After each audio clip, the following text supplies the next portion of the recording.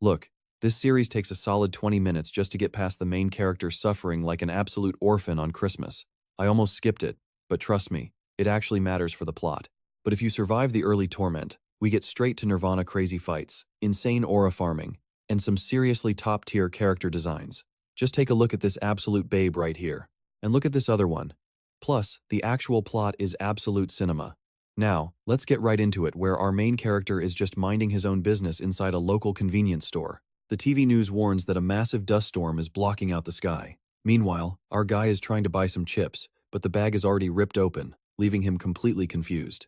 Suddenly, a little girl nearby accuses him of being a thief who sneaked some chips. He quickly denies it, while the news keeps urging everyone to stay indoors because of the terrible weather. Then a sudden emergency broadcast interrupts everything. A massive earthquake is hitting near Seoul. It starts out weak with 0 injuries, but reports warn the tremors are intensifying fast. Before long, the entire ground begins violently shaking, and the news promises that the government is on top of it. But the broadcast suddenly cuts out, as a colossal tower erupts right in the middle of the street. Everything collapses, and our main character immediately lunges forward to protect the little girl. The rising tower completely wrecks the surrounding area. Shielding her from the falling debris, he holds her tight and asks if she is all right. Even in shock, she still calls him a thief and asks what that giant thing is. He looks up to see an impossible structure looming over the city, and identical towers just appeared worldwide. Across the entire globe, these strange structures earned a terrifying name, the Nightmare Towers. Suddenly, everyone gets a bizarre screen notification choosing them as tower walkers to save humanity. Given the choice to accept or decline, one guy instantly clicks accept without a single second thought. The screen glows violently, pulling everyone who accepted straight into the tower's brutal battlefield. They get blessed with game-like items and skills, but they quickly realize this is far from a harmless mobile game. The system announces that the tower's impact will soon reach the outside world. Looking out in absolute horror, they finally witness what is happening beyond the walls. Near the base, a confused worker asks Rio what that massive structure is. But before Rio can answer, they spot something descending from high above. Panic erupts as people scream to call the cops. But the falling shape is a monstrous demon, unfurling its giant wings and claws before diving straight toward the crowd. Bearing rows of terrifying teeth, the beast lets out a deafening roar that summons a flood of other monsters. Sirens scream, but the absolute slaughter has begun, forcing everyone to run for their lives. The military scrambles to fight back, but they get absolutely obliterated by the giant beasts. As endless hordes pour from the tower, a third of the human population is wiped out in an instant. Once again, the cold system congratulates them, asking if they will accept the summons to become tower walkers and save their dying world. Witnessing the horrific disaster, humanity finally chooses to climb. They cling to the system's promise that by banding together to conquer the tower, they can end this living nightmare. Armed with newly awakened skills to prevent total extinction, these walkers begin their desperate ascent. But deep inside the tower, they suddenly hit a massive stone wall blocking their path entirely. A walker suggests just smashing their way through, prompting another to mock him, asking if he honestly believes such a brainless solution would actually work. Except, wait, it actually did work. Someone calls the team leader over to examine a glowing pebble on the floor, which turns out to be the legendary Stone of Return. This item sends you back to the exact moment you were first summoned, keeping all your memories intact. It can even be split up for multiple uses. But honestly, would a killer tower really hand out a time travel cheat code this easily? Let's be real, that is not how these stories usually go. Still, the team is completely shocked that a literal time regression item is sitting right in front of them. How could something this broken even exist? To test it out, their team leader, Hwang In-chan, decides to activate the stone himself. Suddenly, a blinding light flashes before their eyes. Just like that, he vanishes into thin air. While they panic over his sudden disappearance, some start wondering if he rewrote the past. Does he still exist here in the present? But Sakamoto chimed in, suggesting this might be normal. Hwang In-chan might have regressed, but if the timeline split, they will likely never see him again in this world. Sakamoto then starts rambling about complex scientific concepts like the multiverse and parallel dimensions. In their current reality, the universe's timeline has completely split, meaning the version of Hwang In-chan who traveled back is now entirely separate from the leader they once knew. While the group stares in confusion, Sakamoto admits they probably did not understand a word of that. Still, one thing is certain: Hwang In-chan did regress, but his time travel won't change a single thing for their current world. Sakamoto adds that tower items are always brutally honest, so the stone will definitely send whoever uses it into their own separate split timeline. Of course, that's just a theory. They can't rule out everyone landing in the exact same past timeline, since the tower's logic makes zero sense to humans anyway. Right on cue, the second tower impact strikes the outside world, unleashing even more monsters. With humanity on the brink of absolute extinction, the walkers face an impossible choice: either use the stone to flee into the past, or stay and die fighting. Sadly, that choice is made for them as a massive tentacle monster begins tearing their squad apart.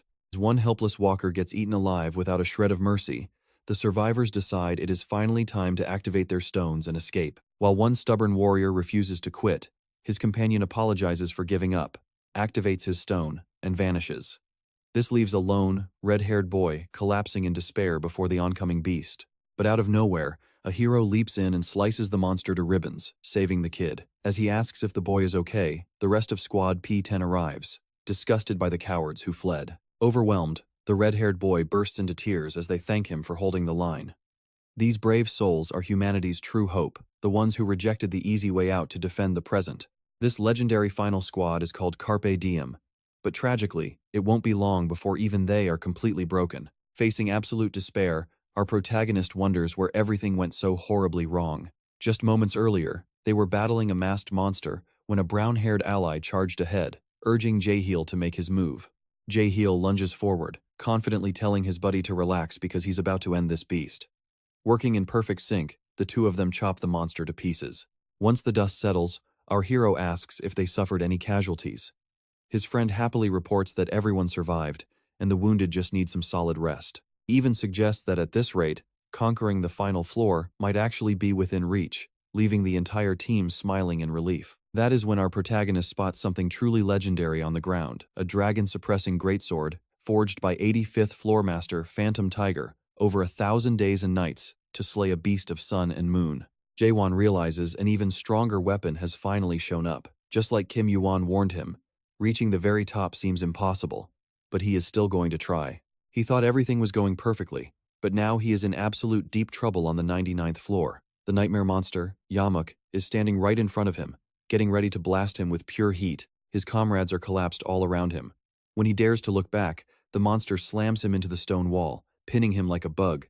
Coughing up blood, Jaehwan genuinely thinks this is the end. Everything they went through, all those painful struggles, it feels like it only led to this one pathetic, miserable death. But looking ahead, he is shocked to see Yunwan charging the giant monster. Landing 2 solid strikes right behind its neck, he keeps slashing and screaming for Jaehwan to get back up, refusing to stop his desperate assault. He admits he can't defeat this bastard alone, but mid-sentence, the monster whips around. It drives its massive horn straight through Yunhuan's chest, piercing his stomach and ending his life in a single second. Seeing this, Jaehwan screams in agony.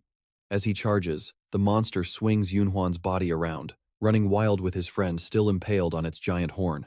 The monster rushes toward a stone wall, slamming Yunhuan into it and crushing any hope of survival.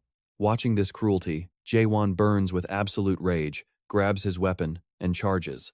Charging forward, he notices a strange energy glowing at the tip of one of the monster's scales. Realizing this light might be its critical weakness, he heads straight for the spot, unleashing a final strike that finishes the beast. The monster is dead. Exhausted, Jaehwan coughs up blood and drags himself over to Yunwan, only to find him collapsed in the corner, totally broken and near death.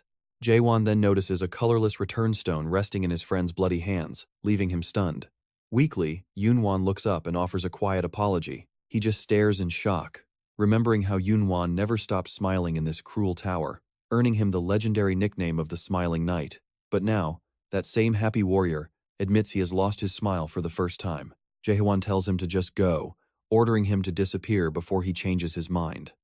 As Yunwan activates the stone and fades away, he quietly wonders if Jaehwan noticed that the return stone was badly worn out. Gathering his remaining strength, Jaehwan stands up alone. He realizes Yunwan was far stronger than he ever imagined, and because of his sacrifice, he is now convinced they can actually conquer this tower. With his friend's memory guiding him, he feels a sense of relief. But in reality, Yunwan did not regress.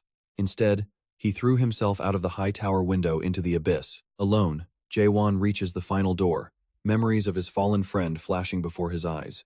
He knows he cannot stop now, stepping forward onto the next dangerous floor. Stepping through, he is greeted by massive glaciers and a freezing blizzard. Out in this unforgiving, snowy wasteland, Jaehwan is immediately forced to fight off a horde of giant monsters, Sharp ice spikes erupt all around him as a massive beast relentlessly chases him down, mocking him and asking if he is finally ready to surrender. Jaehwan just smiles, asking if the monster is done playing around.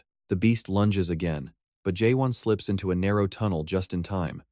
The monsters continue their search outside, mocking him, assuming he plans to hide in the shadows forever. Safe inside, Jaehwan tends to his badly frozen arm.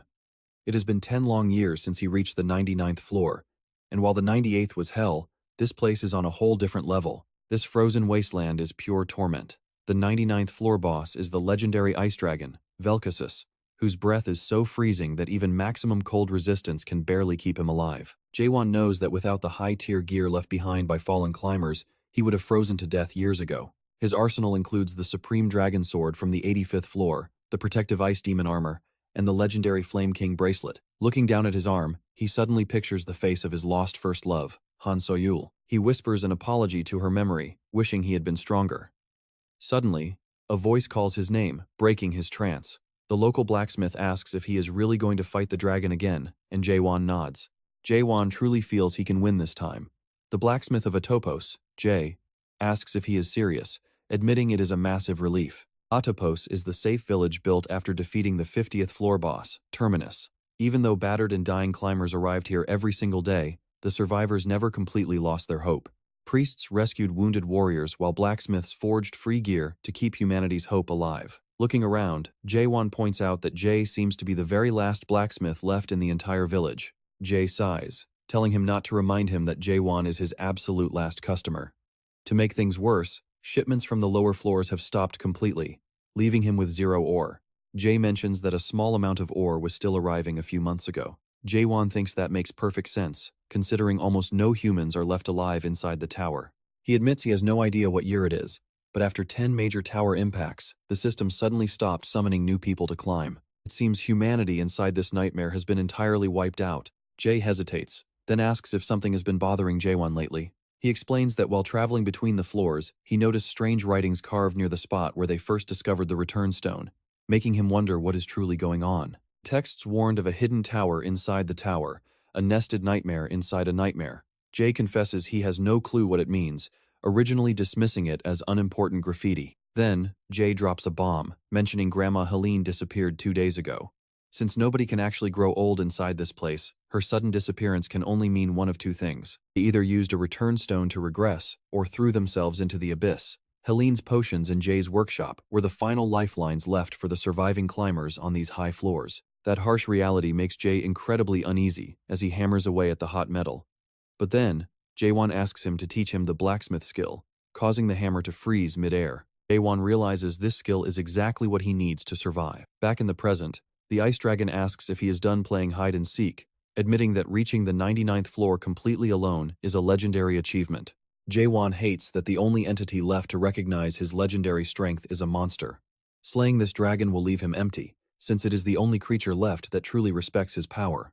The dragon scoffs at his arrogance, but Jaehwan points out that the beast's legendary ice armor is already starting to crack under pressure. This completely enrages the massive dragon. Unleashing a devastating blizzard breath, the dragon declares the games are over. But instead of running away, Jaehwan charges headfirst directly into the freezing blast pouring from its massive jaws. The direct hit sends him flying backward, slamming his body deep into a massive glacier. He is left nearly frozen solid, covered in blood, and utterly broken by the dragon's overwhelming power. The beast mocks his stubborn struggle, warning him that only crushing loneliness awaits him at the top. Suddenly, familiar voices begin calling Jaehwan's name, waking him up as frozen statues of his deceased friends appear all around him while the dragon continues its psychological torment. But get this, Jaehwan snaps out of the illusion, glares at the dragon, and tells the beast that it talks way too much before charging forward once again. He lunges forward with another basic thrust, but the dragon laughs, completely tired of seeing the exact same move over and over. It tells him to give up because that simple attack cannot save him. Jaehwan prepares the exact same move, explaining that since he entered the tower much later than everyone else, he missed out on all the legendary secret skills and hidden classes. So, he abandoned all other flashy skills and focused entirely on perfecting one single move, the basic thrust. After killing over 50 million monsters with that one attack, his companions decided to nickname him the Thrust. Then that thrust started evolving faster, sharper, and hitting way harder. What began as a basic move basically upgraded itself into a full-on secret ultimate skill. Plus, since it technically was not a skill, it did not drain his spirit power at all. Infinite spamming? Sweet. But man, this is still brutal. Scoring only one tiny scratch after hundreds of thrusts is just ridiculous. Still, Jaehwan aims right for the same spot, but the dragon opens its massive jaws to fire another blast. He thinks he is too slow to dodge, but suddenly, a strange sensation hits him, right as the beast exhales its deadly breath. A familiar line of light flashes across his eyes. It is the exact same light from the 98th floor. Channeling every ounce of focus, he prepares to unleash the absolute strongest thrust of his life. The blow smashes directly into the monster's face, absolutely wrecking its health bar. With one eye completely ruined, the dragon roars in pure rage. How dare a mere human do this? Jaehwan is actually shocked the beast is still standing, complaining that should have been an instant one-shot. But then he smirks and brags that he will end this for real now. The furious dragon fires multiple energy blasts, obliterating the terrain as Jaehwan barely dodges the explosions. He cannot believe this overgrown lizard is still spamming attacks from mid-air. Fighting like this is a total losing game. Suddenly, the massive beast crashes down right in front of him. Its size, what a shame. The dragon tells Jaehwan that if 10 more humans like him existed, humanity actually might have won. Jaehwan cuts him off, telling the giant lizard to stop acting tough when its body is literally turning to ash.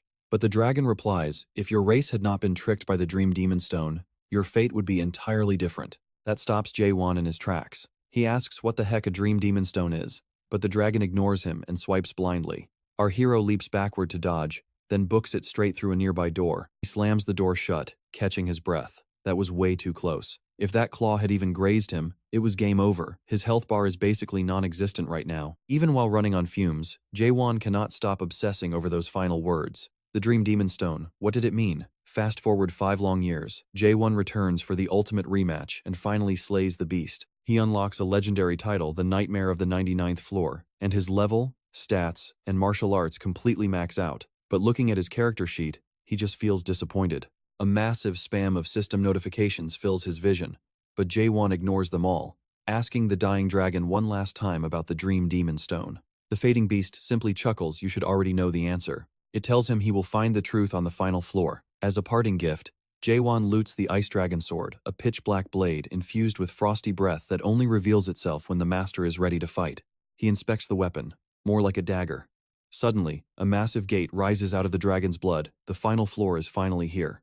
Jaehwan prepares to step inside, but as he approaches, the label on the door shifts from blood to control room. Stepping through the dark, liquid portal, he spots something incredibly bizarre up ahead. The entire room displays holographic projections of his entire journey. He realizes he is staring at a live map of the tower, including the summoning fields back at Topos and beyond. An echoing voice startles him, surprised he arrived so quickly, instead of visiting the starting village first. The speaker tells Jaehwan to relax, admitting they forgot to send an important announcement. They ask him to wait a minute, complaining that the control panel looks fancy but is actually a laggy piece of garbage. Suddenly, a system alert pops up, congratulating him on being the very first person to clear the entire tutorial of World 294. His achievement is now engraved in the legendary Akashic records, visible only to the monarchs of the Great Lands. Jaehwan is completely stunned. How could all this horror be just a tutorial, especially after all his friends died for it? The devastating truth leaves him drowning in despair. The voice asks if the revelation was really that shocking, hoping Jaehwan does not stay frozen in disbelief for too long. Otherwise, his mind might get completely swallowed by his own dark emotions. The speaker chuckles, guess it is too late for warnings. But hey, do not take it too hard. For a squishy human, he did great. Suddenly, the speaker notices something unusual. Jaehwan is still standing tall, eyes locked forward without breaking. He recovered from the mental breakdown way faster than anyone expected. Jaehwan glares ahead, coldly asking who this bastard is. A massive, tiger-like figure steps out, laughing that he talked so much he forgot to introduce himself, claiming he is just happy to meet such a talent. Clearing the 100th floor alone is an unprecedented feat. The beast introduces himself as Beast Lane, the demon master of this tower of nightmares.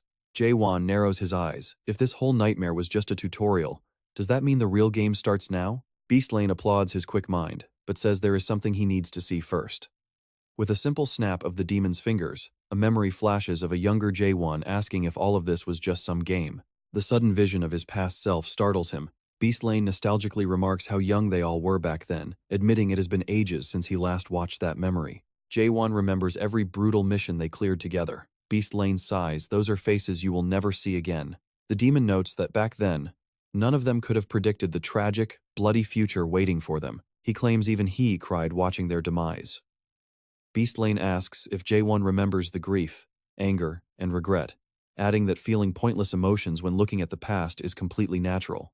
Then, the demon offers a life-changing deal, a complete restart. He pitches it like the ultimate cheat code from a novel, letting Jaehwan go back to the very beginning while keeping all his current memories and overpowered stats. Jaehwan wonders if this is really how his journey ends. He spent years climbing this hellscape thinking it would save the world because that is exactly what the very first system message promised him. Now he sees through the illusion Beast Lane played him from day one. Everything was built on a pile of lies. There was never a way to stop the tower's destruction. Their only real option was to just keep climbing, chasing a false hope of saving humanity. Jaehwan looks up, coldly stating that Beast Lane already knows he has no intention of going back. The demon bursts into a distorted laugh, his mouth stretching impossibly wide as he asks if Jaehwan is seriously still talking about the past. He states clearly that absolutely no item in this tower can send anyone back in time. Such a miracle simply does not exist. Jaehwan frowns. What does he mean? He literally had a return stone. But then, the dragon's final warning flashes back. If humanity had not been fooled by the Dream Demon Stone, their fate would have been different.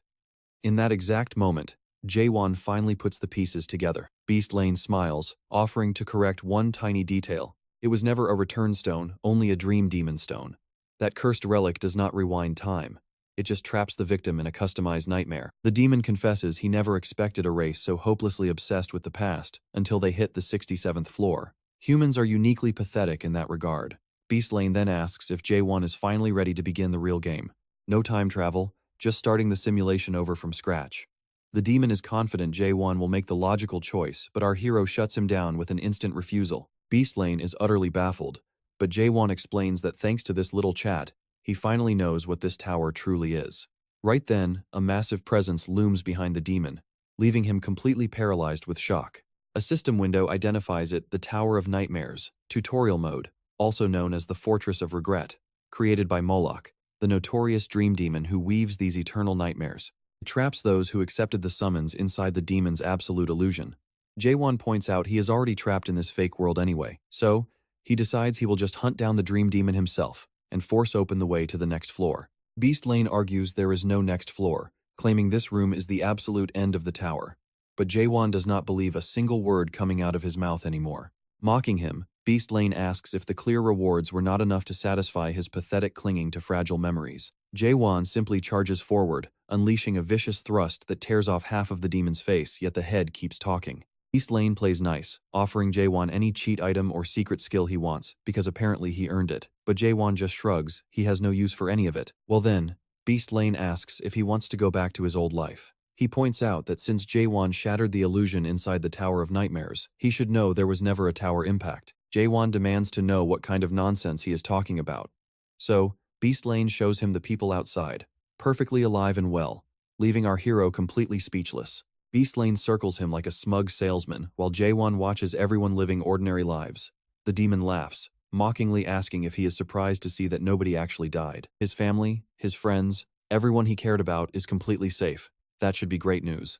But wait, is that a cameo of the main character from another webtoon? And that guy is reading something pretty bizarre. Beast Lane quickly pulls him back, saying he almost forgot to show him the absolute most important part of the truth. Jaehwan is suddenly dragged into a hospital, where doctors are whispering about patients who will not wake up.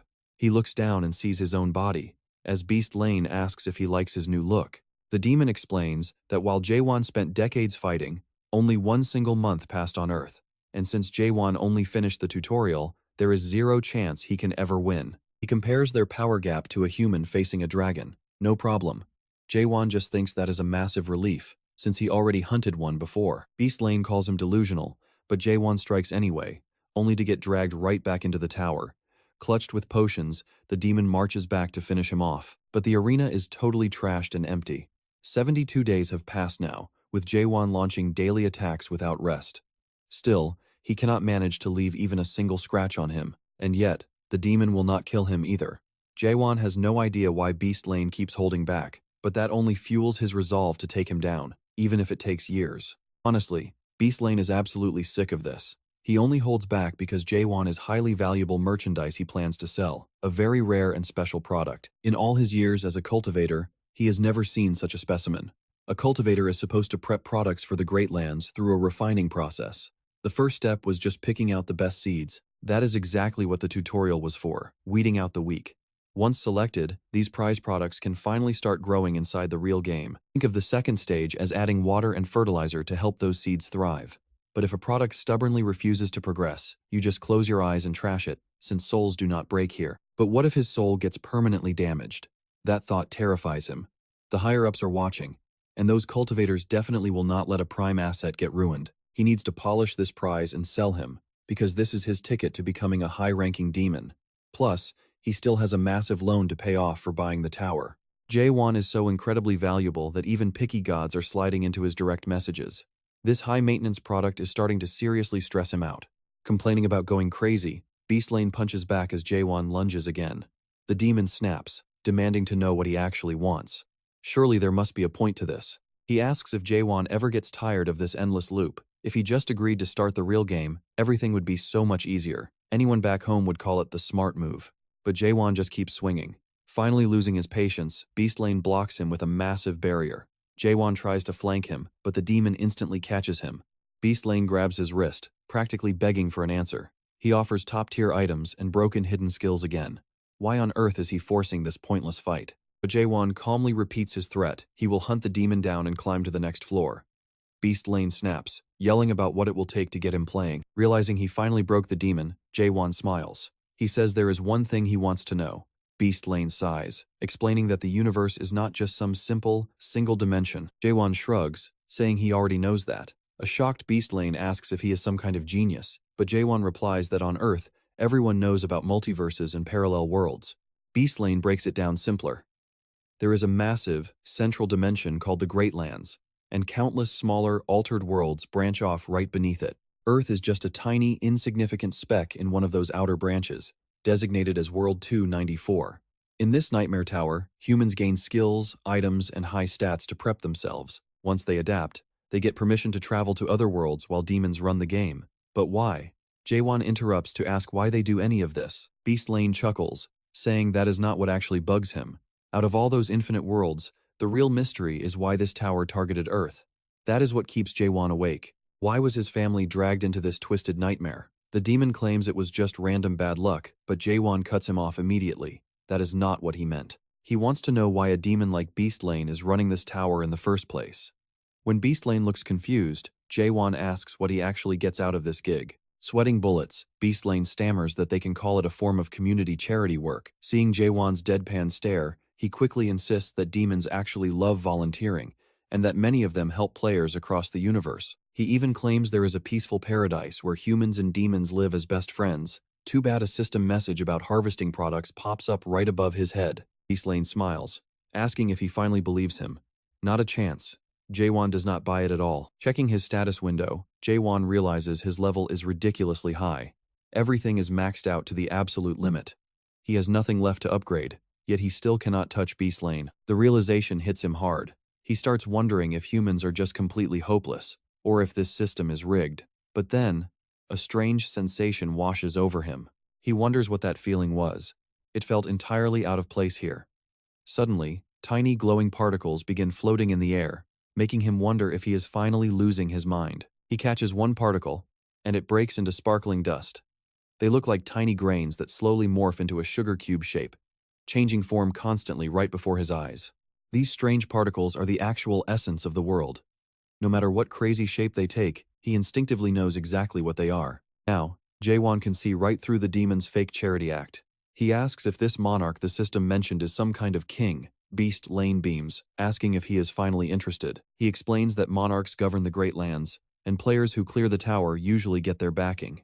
Jaehwan asks what kind of support they actually offer. Beastlane replies that his entire future depends on this choice. If Jaehwan listens to him, the demon swears he will use every connection to land him a top-tier monarch. Jaehwan deadpans, saying he sounds like a sketchy insurance salesman. Beastlane is deeply offended. No way. He would never pull something that sleazy on a client. Jaehwan shrugs and agrees, promising to leave in exactly 10 days. 9 days pass in a flash as our hero trains like an absolute madman. Beastlane watches him, completely over his non-stop thrusting nonsense, but he keeps telling himself to stay patient. They are almost at the finish line anyway. The only reason he even bought this garbage tower was because some scammers tricked him into it. Just thinking about those dirty scam artists makes his blood boil. They literally swore to him that this exact tower was built by a legendary master. Supposedly, it was some ancient, priceless, first-generation relic. If he had actually bought a modern third-generation model, he could have easily forced this tutorial to end without losing any precious rewards. Since this cheap knockoff completely lacks that exit feature, he has to bargain with Jaehwan just to close the game. This whole annoying situation makes him despise the kid even more. Still, he tries to stay positive. He will just keep using the kid since it still works. But as he promises that tomorrow will finally be the end, several weird messages pop up for Jaehwan. The first is a summary of the Great Lands, explaining how to adapt, how to become an official adapter, and listing 12 deadly zones he absolutely must visit to survive. Then a direct message pops up stating the admin wants to officially end this tutorial, return him to World 294 with his memories, and start the real game. Beastlane asks if the kid memorized the instructions, and Jaehwan politely thanks him. Thrilled that his nightmare is finally ending, Beastlane urges him to hurry up and hit that accept button. Instead, Jaehwan swings his sword and slices him into digital dust. Reappearing nearby, a furious Beastlane screams, "What the hell do you think you are doing?" Jaehwan calmly points out he should already know, because from this moment on, he is hunting him down. Launching another attack, his sword starts reacting weirdly to those strange floating particles, making every strike feel incredibly awkward. His senses wake up. He keeps thrusting, killing Beastlane over and over. He begins to feel truly alive, but his thoughts are cut short. Beastlane summons massive tentacles from the 91st floor black iron tree to bind him, admitting he has never met a human quite like this. Honestly, life would have been so much simpler for both of them if they had just started with violence. Beastlane asks him if he agrees. Jaehwan asks how Beastlane plans to finish this, since the game cannot end without his player consent. Beastlane admits he gave up on getting that signature ages ago, but now has one simple question. Here's the twist. The tower is programmed to self-destruct exactly 100 days after a clear. The truth completely stuns Jaehwan. Beastlane sneers that he just needs to restrain him and drag his unconscious body into the real world. Jaehwan fires back, asking if his real name is actually the Temple of Provocation. Beastlane freezes, completely rattled. Jaehwan points out he has lived 784 years, invaded 128 worlds, and still uses trash tactics on targets. Beastlane demands to know his source. Jaehwan exposes him further, mentioning his plan to sell him to the Black Monarch, known as the Mathematician. Absolutely terrified, Beastlane gasps, asking who Jaehwan really is. All this crazy secret data is literally floating right above the monster's head, which even surprises Jaehwan. He asks who Beastlane thinks he is after all. He is the prize he spent years raising. Jaehwan declares their little game is over, ripping through the giant roots holding him. Instantly free, he lunges forward like a bullet and drives a devastating thrust straight at Beastlane. This strike terrifies him. Sweat pours down as he barely parries. Then, disaster strikes. Beastlane's left shoulder takes a direct hit, forcing out a scream of pure disbelief. The eerie blue glow wrapping around Jaehwan's weapon makes him panic even more. Beastlane wonders if this kid somehow reached hyper-adaptation. He has, and his sword reshapes into a massive blade. Jaehwan is operating on an entirely different level now. Ever since clearing the 100th floor, he kept doubting if this was all a dream, wondering if this system could ever actually be destroyed. He wondered if his humanity meant he was trapped in an endless loop of restoration. As the world around him begins to crack, his constant questioning finally leads him to a single, absolute answer. Zero doubt remains. Jaehwan has found absolute clarity, and with that understanding, he launches another devastating strike at Beastlane. Beastlane fights back like his life is on the line because it literally is. Desperate, he screams for an emergency connection, immediately removing all system time restrictions. Transforming into his massive, terrifying prime form, the demon declares playtime is over and demands Jaehwan's surrender. He rains down slashes, admitting that adapting this fast to round 2 is actually impressive. But this is the absolute limit for mere humans. Declaring that Jaehwan can never defeat the great Bezdroheim, he summons giant ground spikes to impale him. Jaehwan refuses to let it end like this, gripping his sword with everything he has. His attack counter rapidly climbs as he strikes, soon passing 9,999,000. Bezdroheim mocks him, saying he will be forced into the real game regardless. But on his final, overwhelming strike, Jaehwan's thrust count reaches an insane 10 billion. There it is. Jaehwan spots a glowing line pointing directly to his weak spot. Bezdroheim panics as his body starts glitching apart. Terrified, the boss realizes this goes way beyond simple adaptation. Before he can even comprehend how Jaehwan reached this level, a massive strike slices clean through his defenses. The defeated demon crashes hard into the dirt. Towering over him, Jaehwan coldly tells him to listen up, because he is only saying this once humans are not merchandise to be traded. Now shrunken down into a tiny, pathetic creature, Bezdroheim has no choice but to listen. Jaehwan repeats that actual human lives do not carry a cheap price tag. He refuses to play by their corrupt rules anymore. Staring up at the heavily cracked ceiling, Jaehwan vows to shatter this entire fake world and keep climbing until it is completely gone. As the system wipes Bezdroheim's data into complete non-existence, the terrified creature desperately begs Jaehwan to stop. He cries out that the boy is destroying the tower's foundation and that there is no next floor. But Jaehwan knows better. There is absolutely a way up. That conviction petrifies the beast. Jaehwan recalls the mysterious writings left on the 78th, 66th, and 47th floors, proving that someone else has walked this path before. Every single Tower of Nightmares is just a cheap copy of the original demon sitting atop the Tree of Illusion. Recalling those hidden traces, Jaehwan sets his sights on the very peak of that tree. He is certain those mysterious markings belong to the creator of the tower itself, keeping the system's cryptic warnings fresh in his mind. He demands to know if this floor is the root of the Tree of Illusion. If this is indeed the root, then there must be a trunk, meaning breaking through the ceiling is his ticket out. Unleashing a devastating thrust toward the heavens, he ignores the demon's frantic screaming. When the dust settles, Jaehwan opens his eyes in a massive forest, realizing he has finally made it, finally found it.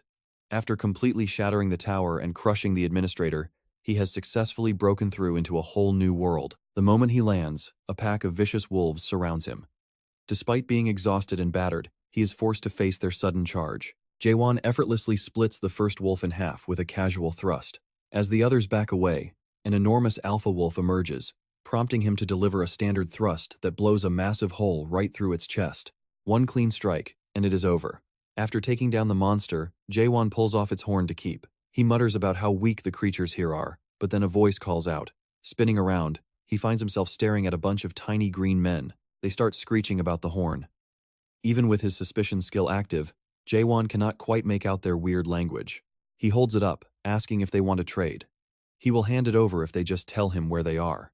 But instead of negotiating, one little guy charges straight at him with a weapon. Jaehwan warns the antenna-headed pest that another move means death for all of them. True to his word, he draws his sword and sweeps through the mob, leaving just one survivor to squeeze for answers. He still cannot understand its squeaking, so he grabs its antenna, making it curse in fury, and tells the creature to start speaking his language. Instead, the creature swears to kill him and bites off its own tongue right there.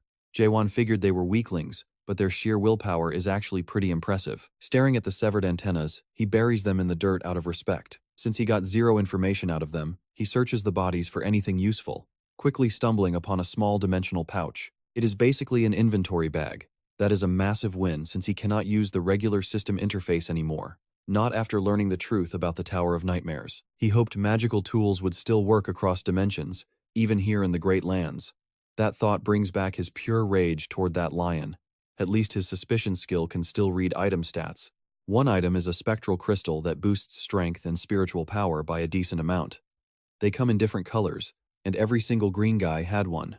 Jaehwan wonders if they were jewelers. Either way, these are highly valuable. He figures he must leave the rest behind because it is just too bulky. But suddenly, his dagger starts shaking and devours the items. Jaehwan is surprised, but then notices a few items left over, including a map. It shows the path from the Tree of Mirage to Chaos, a place that Sneaky Demon never mentioned. So, Jaehwan keeps moving through the thick forest. Nearby, a group led by a striking red-haired girl is busy fighting off a pack of giant wolves. Suddenly, the redhead senses something and flings a dagger to the side, nailing a guy with red dreadlocks. She quickly apologizes, claiming it was an accident, and she meant to throw it the opposite way. She tells him he should probably hunt somewhere else. He decides to let it go because she is pretty cute. She keeps hunting, but then she starts apologizing all over again. The others are confused, asking what she did this time. Then they notice she is pulling a massive monster right behind her, a two-horned beast. Everyone is terrified she actually targeted that thing. They scream at her to stay away, but she keeps running toward them like it is nothing. Facing disaster, they quickly group up to fight. Watching from above, Jaehwan notices the red-haired girl is actually the strongest. He cannot even tell if they are on the same team, since their terrible teamwork could get them killed. He honestly wonders how such weak people survived the Tower of Nightmares. The guy with the dreadlocks leaps in to save them, unleashing a flame attack. Another teammate tries to help, but the red-haired girl only manages to trip everyone up and get in the way. That makes him absolutely furious.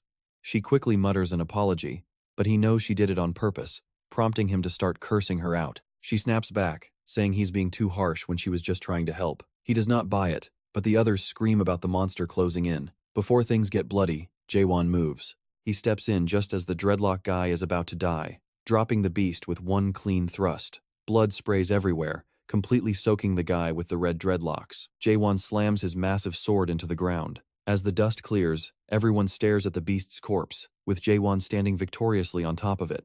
Now they are all demanding to know his name.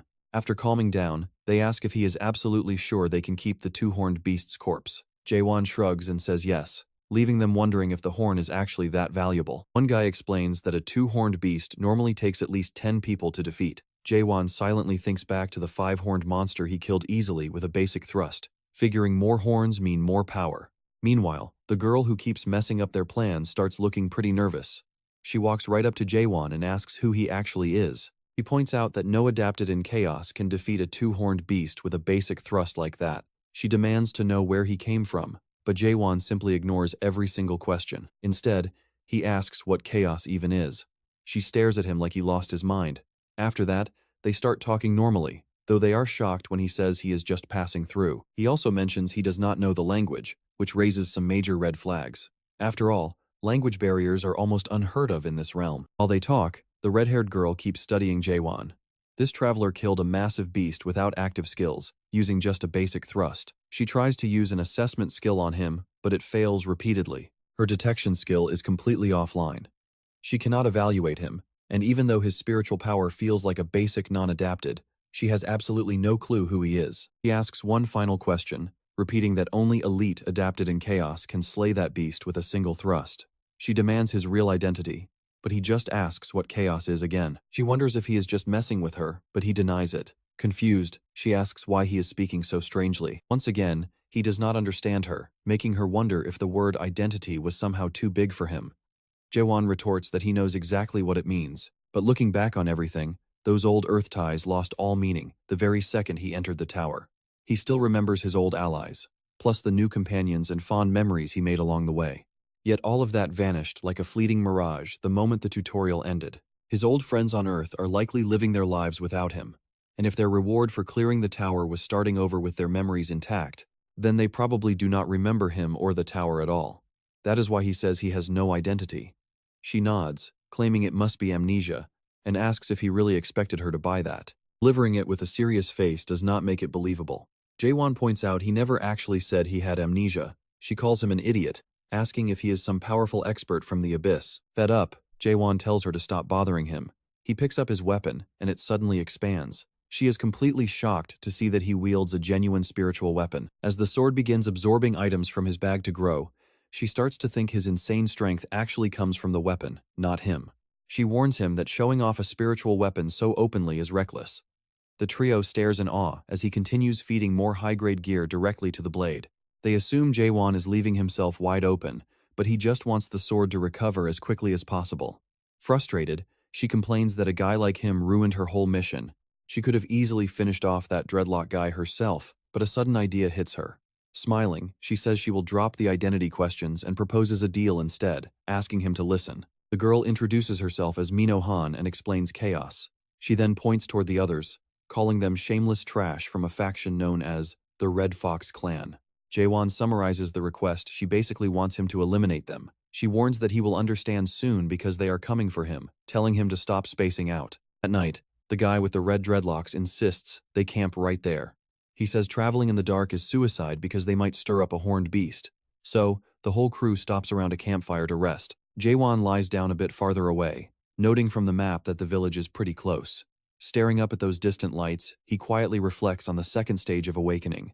As he rests, Jaehwan overhears the crew whispering nearby. One guy tells the captain that the newcomer has the spiritual power of a mere non-adapted, maybe even weaker than his own. Honestly, nobody is surprised, since they all noticed it. Naturally, they assume he only killed that two-horned beast because of his special weapon. Another agrees, noting that spiritual weapons are rare artifacts found only in the deep abyss. When they mention the abyss branch of the Mirage Tree, Jaehwan realizes these guys are definitely plotting something shady. They would completely lose their minds if they knew he just bought it at the root. He recalls the demon calling tower gear mediocre, so it is wild that people are drooling over it. Clearly, this is not the Great Lands. Suddenly, movement stirs the dark forest, and Jaehwan realizes they are making their move. The red-haired girl dashes over, asking what he is doing because trouble is already on the way. She tells him to use the sword that ate the gear earlier to beat them down, but Jaehwan casually says he cannot. He lent it to them because they wanted to inspect it while on watch. She is completely speechless that he just handed over a priceless weapon for a reason that dumb. Honestly, there has to be a limit to how reckless you can be in danger. The dreadlocked guy laughs, calling Jaehwan an absolute fool and promising to put the weapon to good use. Besides, with the Red Fox clan here, even a weapon wouldn't save him. The rest of the gang grumbles about being called out for just 2 targets, urging them to finish it quickly. The red-haired girl curses, asking if they really want to spill blood. Jaehwan is actually kind of amused, looking forward to seeing her real skills since she is so eager to protect him. Suddenly, the dreadlocked leader orders his men to kill them both. The girl whips out a couple of kunai and drives them straight into their foreheads, killing 2 instantly. She drops a third with a swift kick while Jaehwan watches and she mutters a quick sorry. She admits she might have thrown those a bit too hard. Now that she is properly annoyed, she warns them that things are about to get really painful. Talk about a scary girlfriend.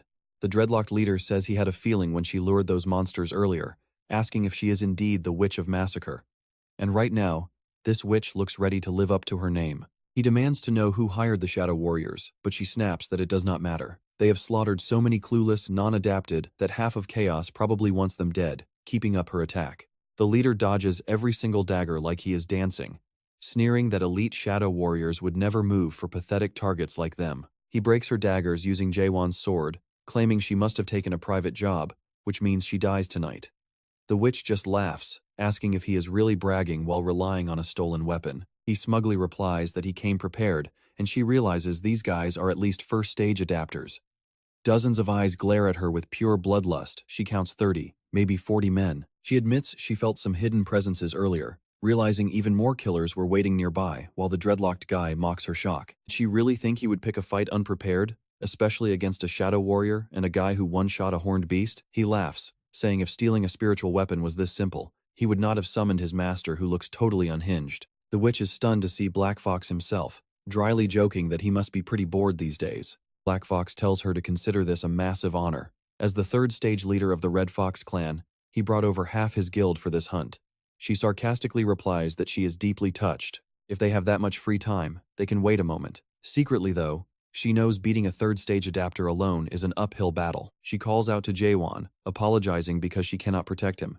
She tosses him a strange item and tells him to run. Recognizing the Nightmare Stone, he asks what it is, and she calls it a return stone. It is his ticket to escape to the nearest castle. Since it is her only one, she is giving it up.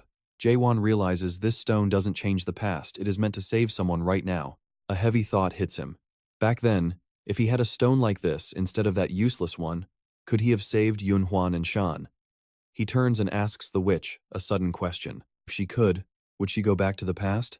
She stares at him like he has lost his mind, demanding if this is really the time for that. But her answer is clear, no way. She has lived her life to the absolute fullest, and if she dies today, so be it. She would never go back. Just then, Jaehwan places a calm hand on her shoulder, drawing another weapon and promising she won't die today. She stands there stunned as Jaehwan charges straight into the enemy, initiating absolute chaos. Black Fox roars to activate the 14th King of Flames formation, launching a volley of fire attacks right at him. Jaehwan activates Lost Enchantment, blasting straight through their ranks with a single, devastating thrust that impales every enemy in his path. Black Fox manages to guard against the strike, but the sheer force still shreds him, and Jaehwan punches a clean hole straight through his chest. Blood splatters across the dreadlocked leader's face as his master collapses dead. Utterly terrified, the trembling survivor holds out Jaehwan's stolen weapon, offering it back like a loyal servant presenting a treasure to his lord. Reclaiming his blade, Jaehwan prepares to sweep the rest. He unleashes Light Thrust, wiping them out instantly and leaving the girl completely speechless. What on earth did she just witness? How could a simple thrust hold that much power? She honestly thought he was just a reckless idiot with zero battle sense, completely blind to danger. But she could not have been more wrong. He is just ridiculously overpowered. Shaking off her shock, she asks who he actually is. Jaehwan jokes that she already knows, teasingly asking if she is the one with amnesia now since he thought that was his thing. Realizing he is teasing her, she grumpily demands her return stone back. But Jaehwan casually shrugs, admitting he already managed to lose it. She cannot believe he lost an item that incredibly expensive. Sometime later, they sit by a peaceful campfire, while she frantically tears the campsite apart, refusing to believe he actually dropped something so valuable. Why does she have to suffer like this over some random stranger? Meanwhile, Jaehwan calmly feeds his hungry sword, reiterating that she should already know. When she asks what he means, he tells her his true identity is simple: he is a human. She asks if he is joking, so he playfully flips the question right back at her. She claims she is mostly human, which he says is good enough. She immediately calls out his suspicious expression, wondering if being human is really all he cares about. The next day, they resume their journey. She asks if he truly has no memories of entering chaos or of the Great Lands. When he confirms it, she admits she is actually quite jealous of his clean slate. Jaehwan wonders why anyone would envy losing their memories, but she points out that most residents here would, considering the grim way everyone ends up in chaos. Curious, he asks how she ended up here. She stops dead, turning dead serious as she warns him that he will regret hearing the answer. Eventually, the two arrive at Gorgon Castle. At the entrance, she sighs that they finally reached a city. Jaehwan notices a nearby structure that looks exactly like the tutorial first-floor summoning arena. Just then, he watches new souls get summoned, a starkly familiar sight. A bunch of people suddenly materialize completely naked, sobbing, screaming, and looking utterly lost. Jaehwan mutters that he's seen those desperate faces before. Mino remarks that a massive crowd arrived this time. She asks if he finally gets her warning because in this place, asking how someone ended up in chaos is a massive taboo. Every single arrival lands here in absolute agony. She explains that this is chaos, the world of the dead. Jaehwan asks if they all ended up here after dying in the Great Lands, and she nods. Here, death is the absolute end, where the deceased merely become food for the mirage tree. Some died so long ago they don't even bleed red anymore. Right on cue, a guard squad marches in. The squad leader barks orders to line everyone up for the auditorium.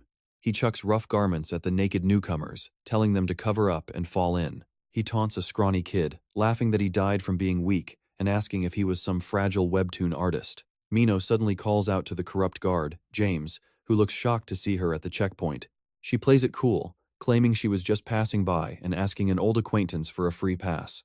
James sighs and apologizes. Things have changed, and now everyone needs a certificate to enter the castle. Mino is stunned, asking if he seriously means that archaic certificate issued by Big Brother.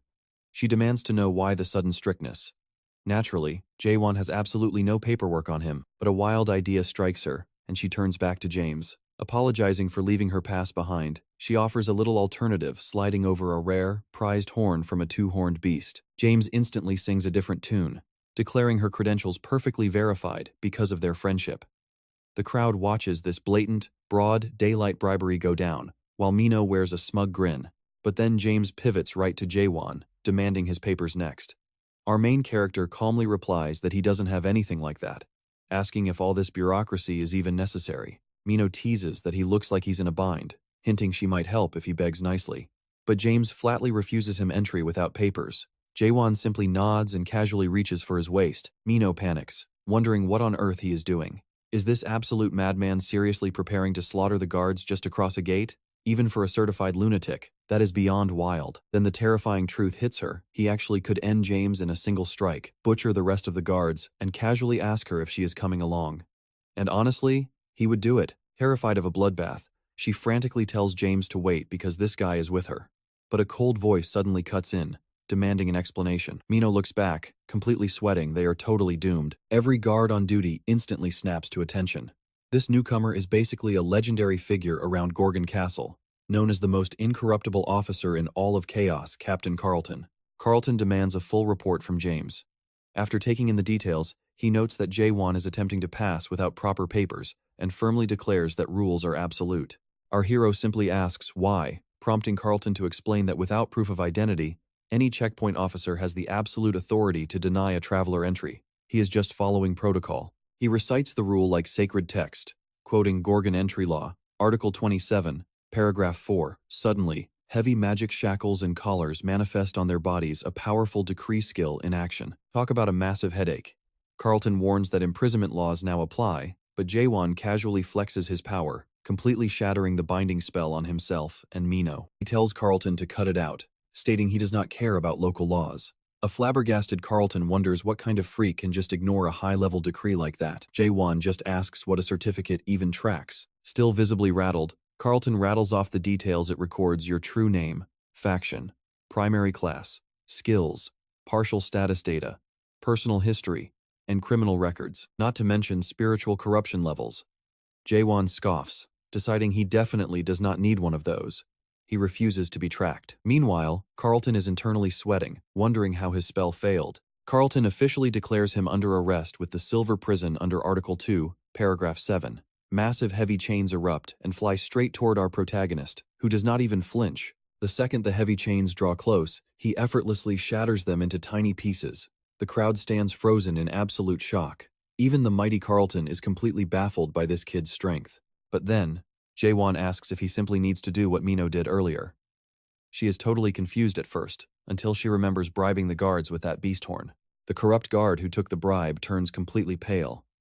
Our clueless hero casually tosses a beast horn directly at Carlton, while Mino frantically screams at him to wait. Carlton catches the horn, and Jaehwan casually tells him to take the bribe and open the gate. James loses his mind, screaming about bribing an officer and begging Carlton to execute him. But Carlton ignores the shouting and asks if his name is Jaehwan. When he confirms it, Carlton reveals he was actually waiting for him as the envoy from the Green Piercer clan. He then scans Mino, showing her spiritual corruption is over 15. The scanner issues an urgent treatment warning. Carlton informs her that her soul is decaying, and she already knows the drill. She quietly nods, saying she understands. Jaehwan is completely clueless about what soul decay even means. Mino sighs, realizing he is genuinely an idiot about this world, and grabs some nearby medicine. She admits she is shocked she survived traveling with him. She explains that soul decay is a chronic disease affecting everyone in chaos. Your spirit slowly rots away, and at the limit, you die. That is why those beast horns are worth a fortune. She points out how crazy the guards went over one. They are the sole medicine capable of slowing down this decay. Fortunately, she harvested a few on their journey. Carlton steps up, announcing he needs to evaluate Jaehwan. Activating a strange glowing eye device in his palm, he points it directly at him, but the scanner suddenly glitches, displaying an error message stating it cannot measure his spiritual corruption. James looks over and gasps. The guy's corruption is sitting at a flat 0. Carlton says he finally gets it now. He glances at Jaehwan's hand and returns the precious scepter crystals, but Jaehwan simply waves his hand, telling him to keep them. Carlton insists that scepter crystals are far too valuable to throw away, addressing him as the Green Piercer envoy. Jaehwan retorts that he is not their envoy or whatever title they are pushing on him. Carlton just smiles, saying he already knows. As they walk away, a confused James asks if this is okay. Carlton asks if James even knows what a scepter crystal actually is. James replies, it is a rare artifact that boosts an adapter's spiritual power. Carlton nods, but adds there is more to it. Pulling off his leather glove, he shows James a horribly scarred, severely burned hand. A terrified James asks if the crystal did that. Carlton explains that only those from the Green Piercer clan can ever touch them. They are the only people immune to their devastating side effects. So even if Jaehwan does not fit their description, Carlton saw him holding the raw crystal with his bare hands. James questions how they can possibly trust him, but Carlton smiles. He doesn't trust the stranger, he trusts his spirit.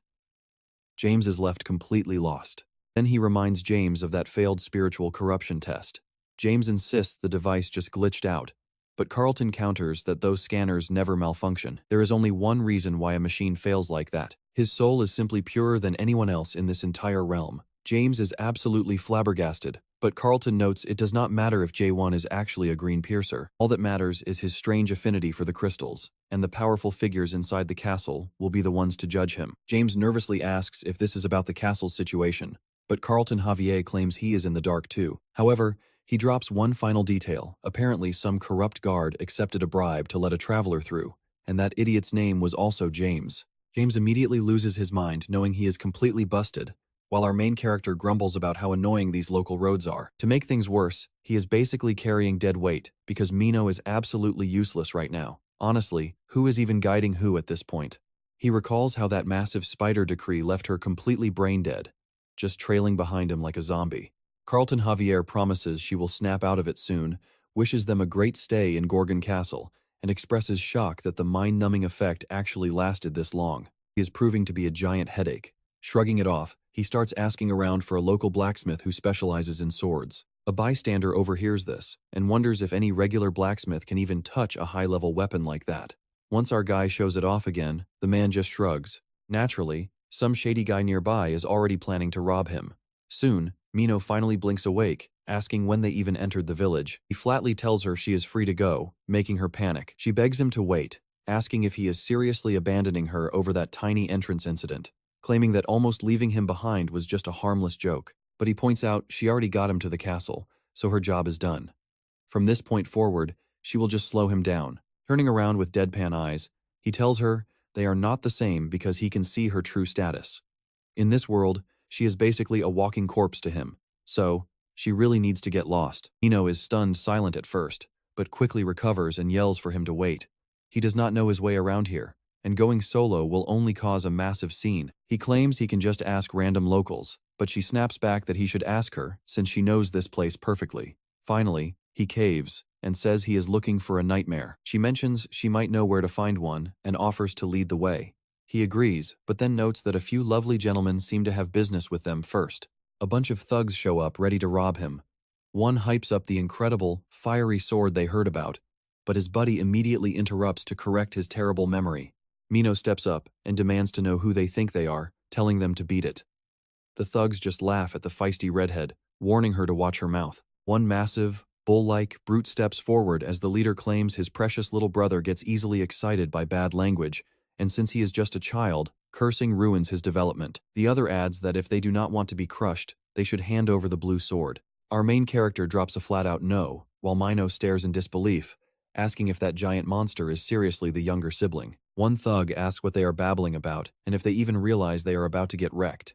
He demands the sword again, but Mino keeps calling them dirty liars, pointing at the massive beast of a younger brother. To be honest, she has a point. That giant looks at least 40. Suddenly, the beast roars and charges her to punish her bad mouth. Before the brute can even blink, our main character rips both his arms clean off, permanently halting the kid's growth spurt. Then he unleashes a brutal strike that completely obliterates the house right behind the remaining three. As the severed arms thud to the dirt, the protagonist mutters that they are way too noisy. He points his blade at the survivors, inviting them to come get some. Still, one thug screams about how he dared to mutilate his precious little brother. He vows they will never forgive him as they immediately turn tail and flee, crying about their dead brother, until another points out the kid is actually still breathing. This whole situation is pure comedy. Suddenly, the remaining trio rushes back, screaming about the ultimate power of brotherly love, but our hero simply lifts his blade. After a quick flash, he is just casually wiping off the strange slime and digital blood. Mino is stunned, asking how he ends every fight with a single stab when he surely has other moves. He casually explains that stabbing is literally all he does. Light stab, heavy stab, serious stab, and some basic combos. We are talking full Saitama vibes here. She asks if he is joking, noting he reminds her of another weirdo who only knows how to slash. That actually sounds interesting to him. But then she asks why his final attack missed, pointing out that if he was aiming for the thugs, he completely blew up the roof instead. She asks if his hand slipped, but he explains that while they were busy fighting, some invisible stalker was watching them from hiding. It annoyed him, so he decided to scare them away. She stares, asking who scares people by vaporizing a roof, but he claims Jaehwan would have done the exact same thing. She then tries to invent some super edgy names for his stabbing technique. He ignores her, but she keeps shouting things like Darkness, Piercing Destroyer, or Asura's Ultimate Strike. He immediately shuts her down, hating cringy names, but she keeps pitching dramatic titles while they walk. Soon, they reach a new district, and she proudly presents the Twilight Workshop. Founded by a nightmare, it is the largest workshop in Gorgon. Suddenly, a young voice asks if they are customers looking to place an order. An apprentice steps out and apologizes, saying any new orders will take a while. He introduces himself as Naven, a local craftsman, prompting Mino to ask if they are fully booked. Naven explains the master is away and the assistant manager is fully occupied with testing the other craftsmen. He suggests they just purchase a pre-made weapon today instead of waiting for a custom order.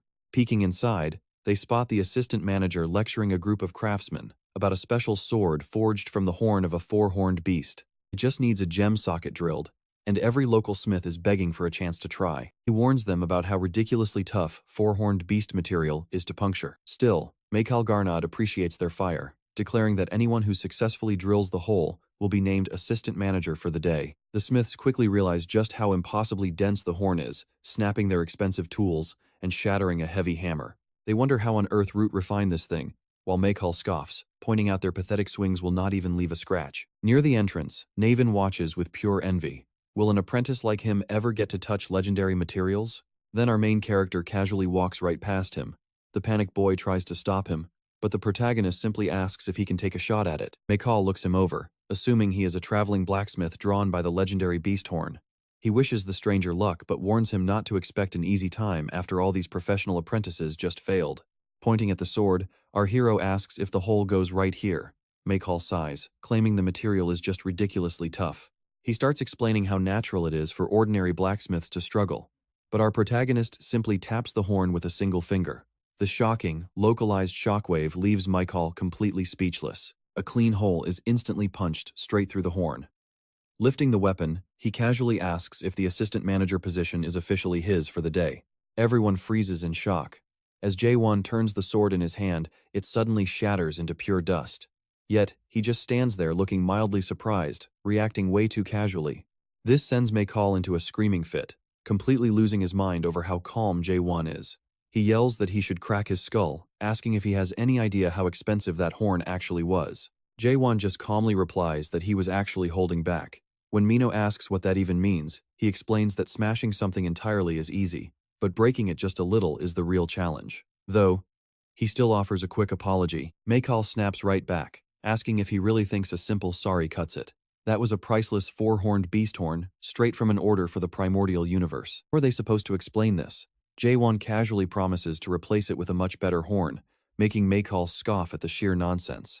How could a lunatic like him find anything superior to that? That's when Jaehwan reaches into his bag. He pulls out a replacement and offers a horn from a five-horned beast instead, which is, without a doubt, something way better. The room goes silent, because that is indeed a legendary five-horned beast horn specifically from Maycall Garnad. Jaehwan asks if they will accept it, since he does not have any cheap four-horned ones lying around. Maycall completely flips his attitude in a heartbeat, enthusiastically accepting it. Now, treating him like a treasured, dear customer, he eagerly lets Jaehwan use his workshop the moment he asks. Immediately, Maycall barks orders to shut the workshop doors. As they comply, he pulls Jaehwan inside.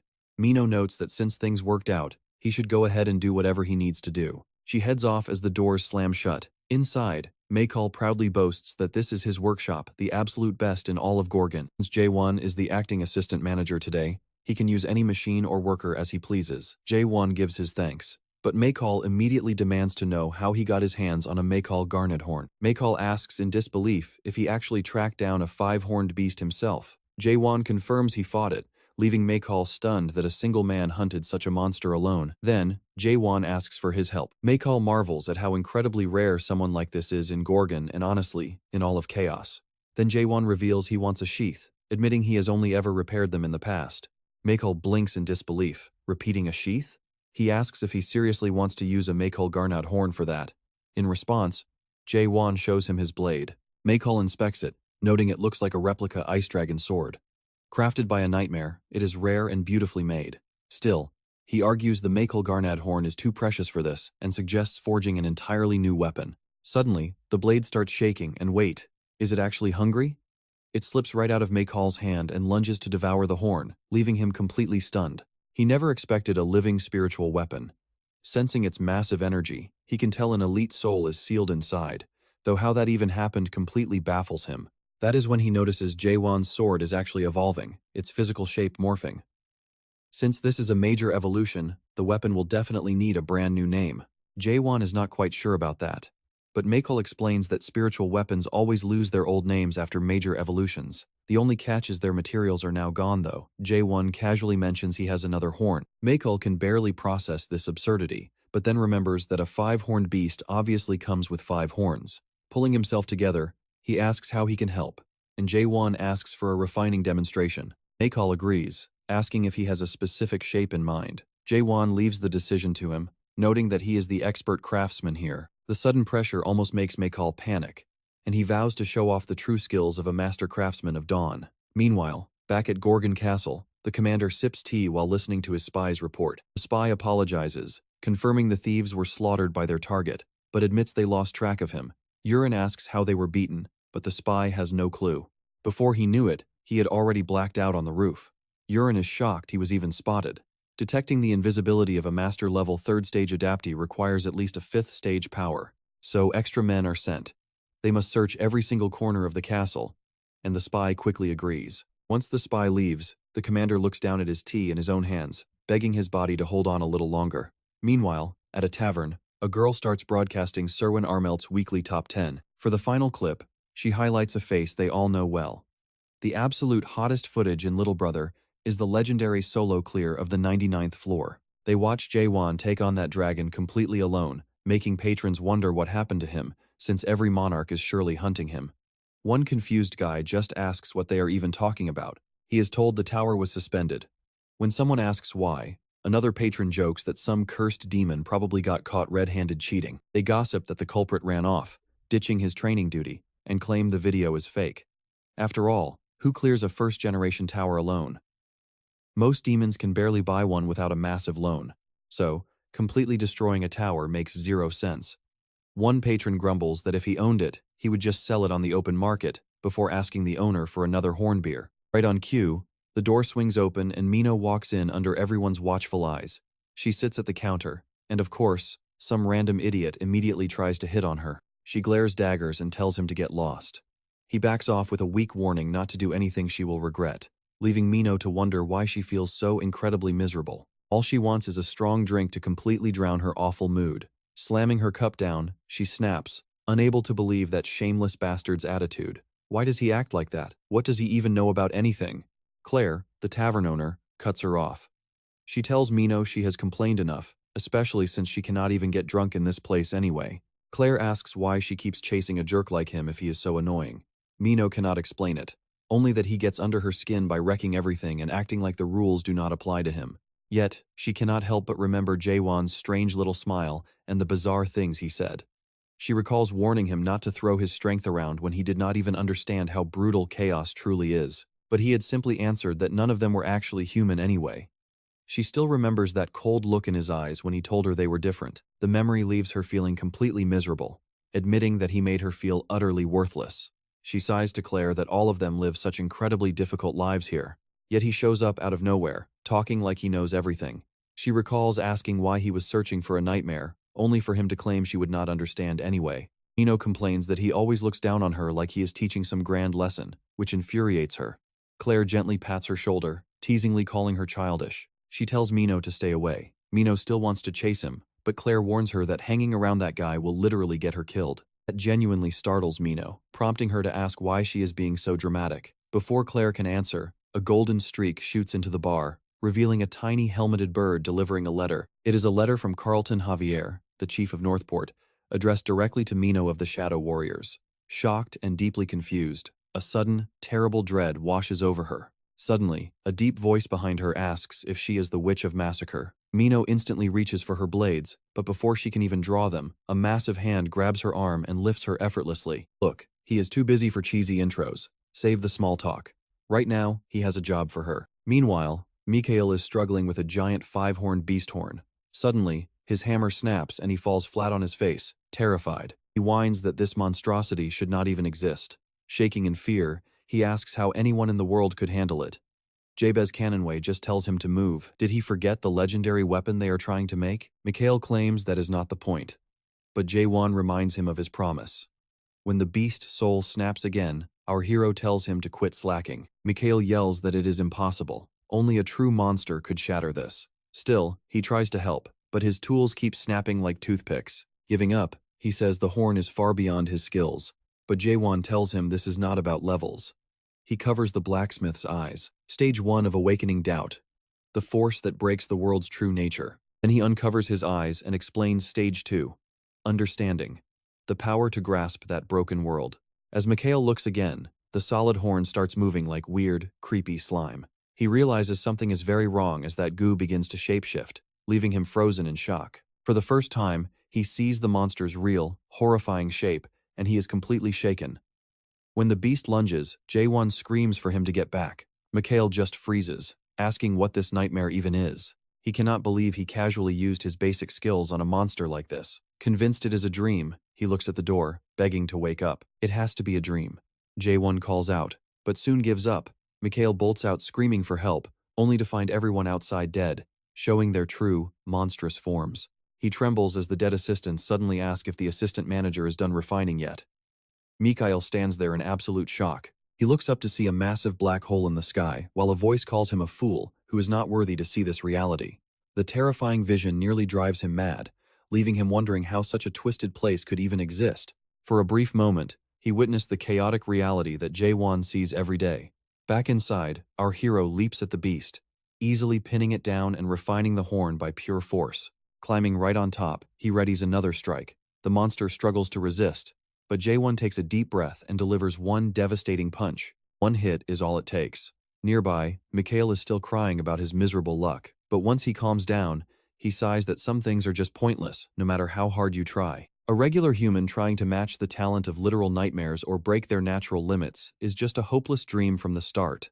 Mikhail admits he is too old to deal with a horn like this and should have recommended someone else sooner. He then explains that Jaehwan was actually looking for the workshop manager, a nightmare who left a long time ago. Mikhail apologizes that only a pathetic human like him remains.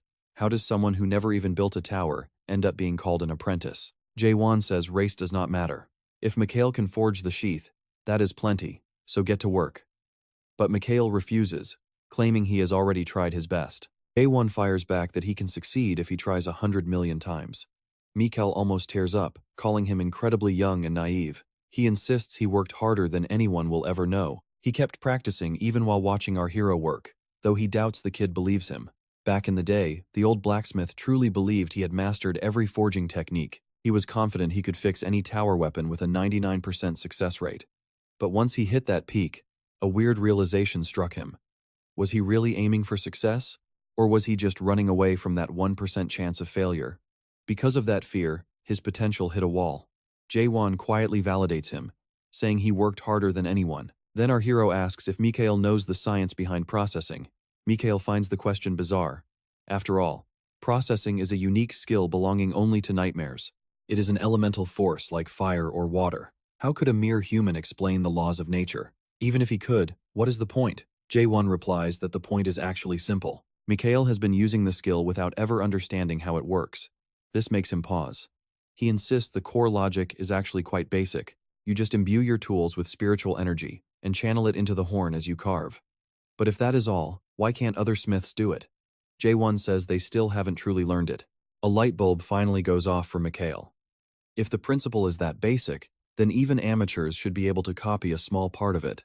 Jaehwan explains that he is using a technique without knowing its true nature, which throws everyone off. Mikhail finds it hard to believe humans can wield powers they do not comprehend. He asks if our hero actually knows the theory behind processing.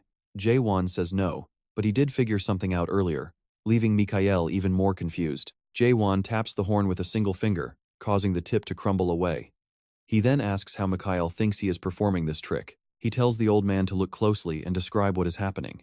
Mikhail guesses the particles are just breaking, but Jaehwan says all that training made the world's elements feel too rigid.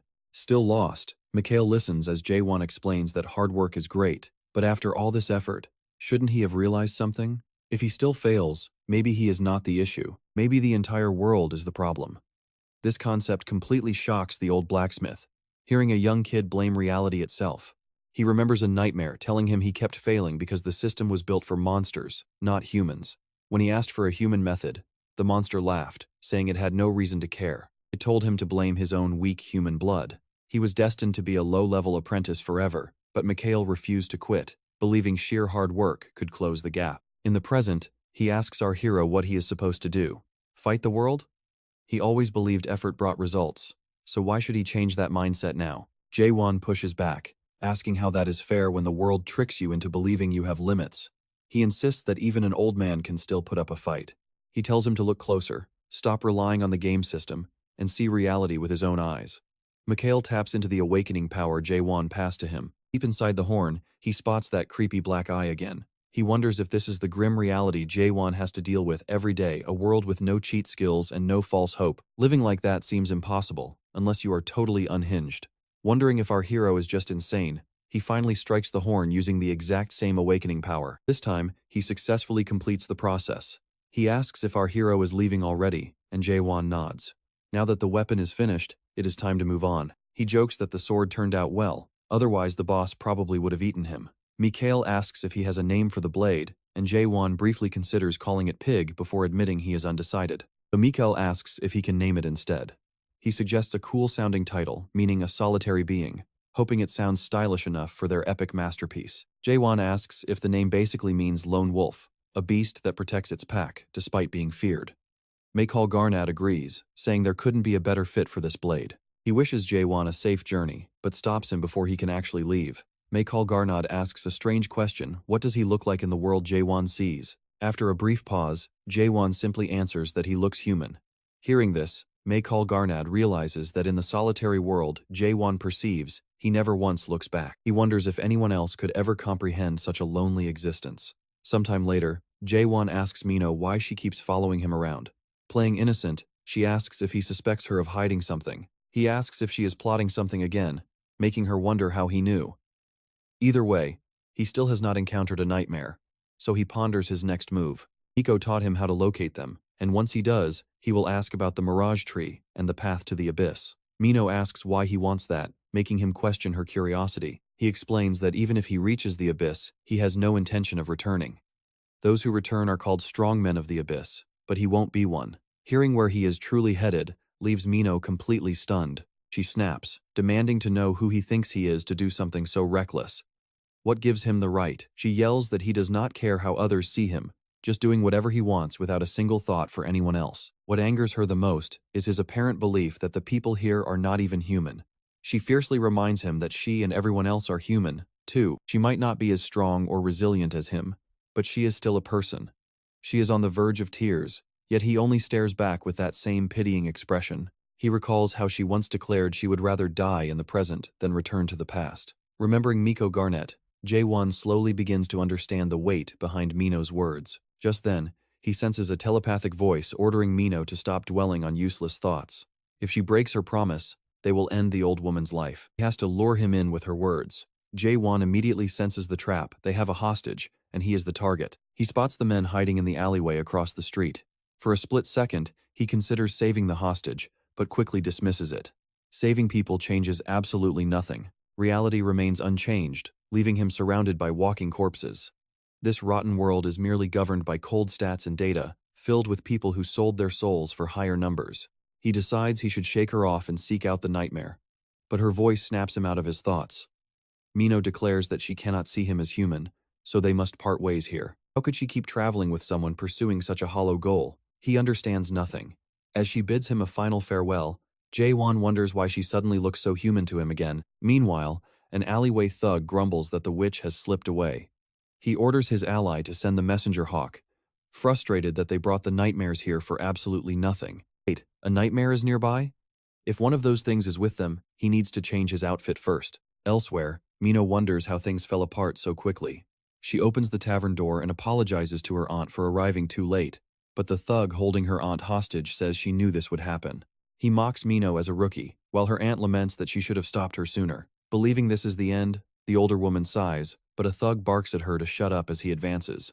Then Janya, the eldest of the three brothers from the Golden Sky sect, spots the masker witch entering alone. He demands to know what happened to their bargain. She calls him a complete idiot, asking if he has ever known a witch to keep her word. Drawing her sword, she declares Jaehwan is busy destroying the world instead. She lunges forward, initiating a chaotic brawl.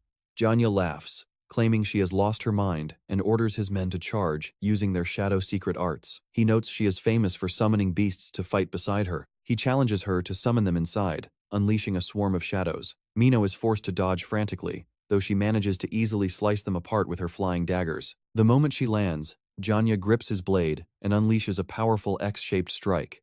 The impact throws her backward. Janya prepares to strike again.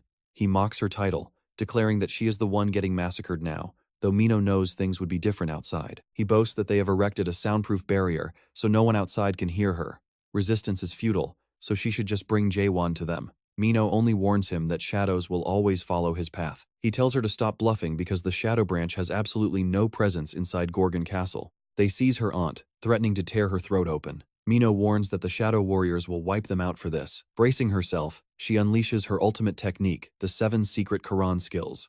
Sub-Zero form. Her daggers fly forward, but Janya easily deflects them in a single swing, mocking the cheap trick. He threatens to rip her apart manually, as Mino staggers, nearly blacking out from sheer exhaustion. As her vision blurs, she can't believe her own wandering thoughts. She suddenly remembers Jaehwan asking her if she would return to the past if given the chance. Now, she wishes she had. Following him might have let her witness the very end of this world. Suddenly, a powerful attack crashes in from the outside, targeting Janya. The projectile grazes her shoulder, and Janya barely manages to block it. Amidst the confusion, Jaehwan casually walks in.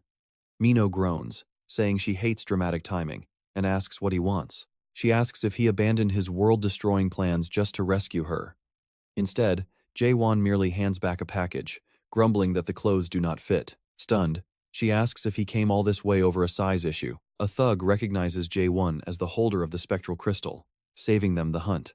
Jaehwan ignores this, simply pointing out that they have brought a nightmare with them. He demands to know its location, telling them to bring the creature directly to him. Jaehwan warns that they had better call backup, because this small group will not be enough. The thugs wonder if he is insane. The rumors of him challenging the entire castle must be true. He is completely out of his mind. Bracing herself, Mino warns him to be careful. They are fourth-stage adapters, meaning they are high-ranking experts who should not be underestimated. But Jaehwan simply asks why she is still standing there, wondering if she actually expects him to lose. After a pause, she admits that she really does not. Calling him shameless, Janya and his men charge to teach him a lesson. Jaehwan answers with a single move, a lethal, lightning-fast thrust. Shocked, Janya jerks his head back at the last split second to keep his head. Even Jaehwan is surprised by the reflex, recalling rumors that Janya was no mere adapter. While Janya wonders if Jaehwan is a strongman of the abyss, Jaehwan notes that only the five-horned beast had ever managed to dodge his basic thrust before. That would rank a fourth-stage adapter near that monster's tier, though these thugs seem far weaker. Ultimately, it does not matter. Suddenly, a painful cry echoes through the room. Mino desperately calls out for Claire. Janya warns that if Jaehwan takes another step, her aunt dies, but Claire screams for him to ignore her and strike. A thug strikes Claire, barked at her to shut up. Mino begs her aunt to hold on, then asks Jaehwan if he can do it. He simply wonders why she is even asking.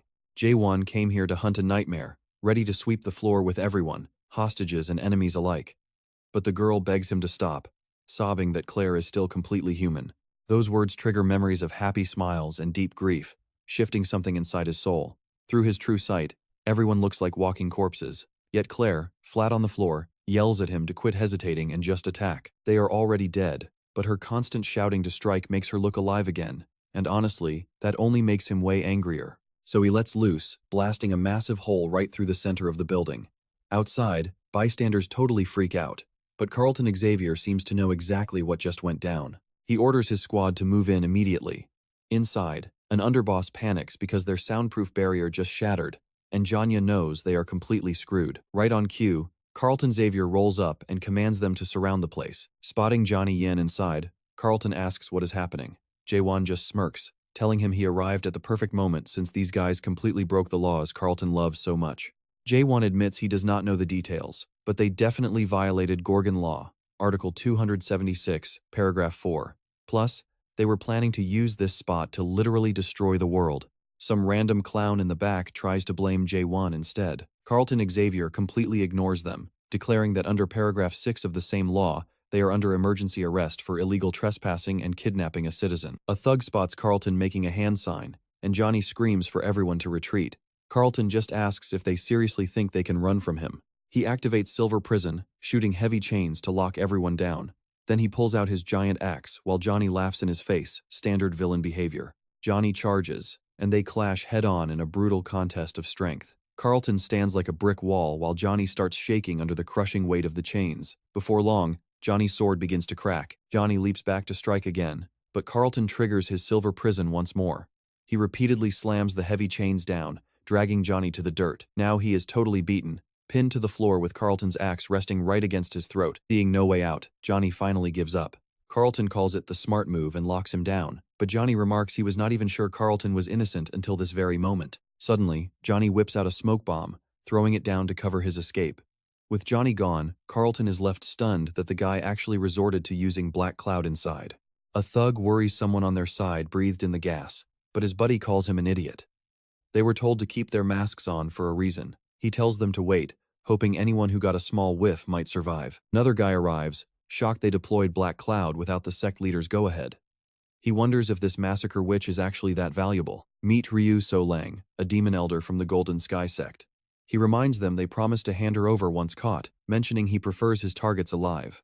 But a thug explains they did not do this for the witch they had to deal with Silver Prison. Ryu So-lang is surprised the chain user is actually inside. Once they confirm it, he muses that watching Carlton deal with Black Cloud would be an absolute masterpiece of a show. Suddenly, he spots someone else. He asks Janya who that idiot is, just standing there maskless like he is daydreaming. In response, Janya Shrin draws his blade and thrusts it straight toward them. Everyone gasps in shock.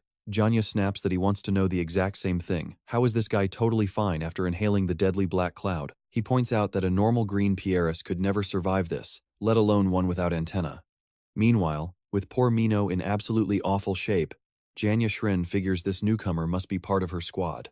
These guys are seriously testing his patience, so he decides to get real. Raising his sword, he grumbles that he hates relying on items, but they leave him no choice. He plunges the blade deep into the ground, unleashing the power of Michael Garnad's dignity. The crowd freezes as they recognize the terrifying roar of the five-horned beast, which instantly knocks out most of the room. Jaehwan immediately charges at Janya and the panicked sect demon, who shrieks about what kind of monster this is. He tells Janya to handle it, then instantly turns tail and runs, which Janya absolutely despises. He glances at Jae-young and Janyan, who are both completely out cold, wondering how things ended up this bad. Jaehwan steps up, telling Janya there is still one way he can be useful by revealing where the nightmare is hidden.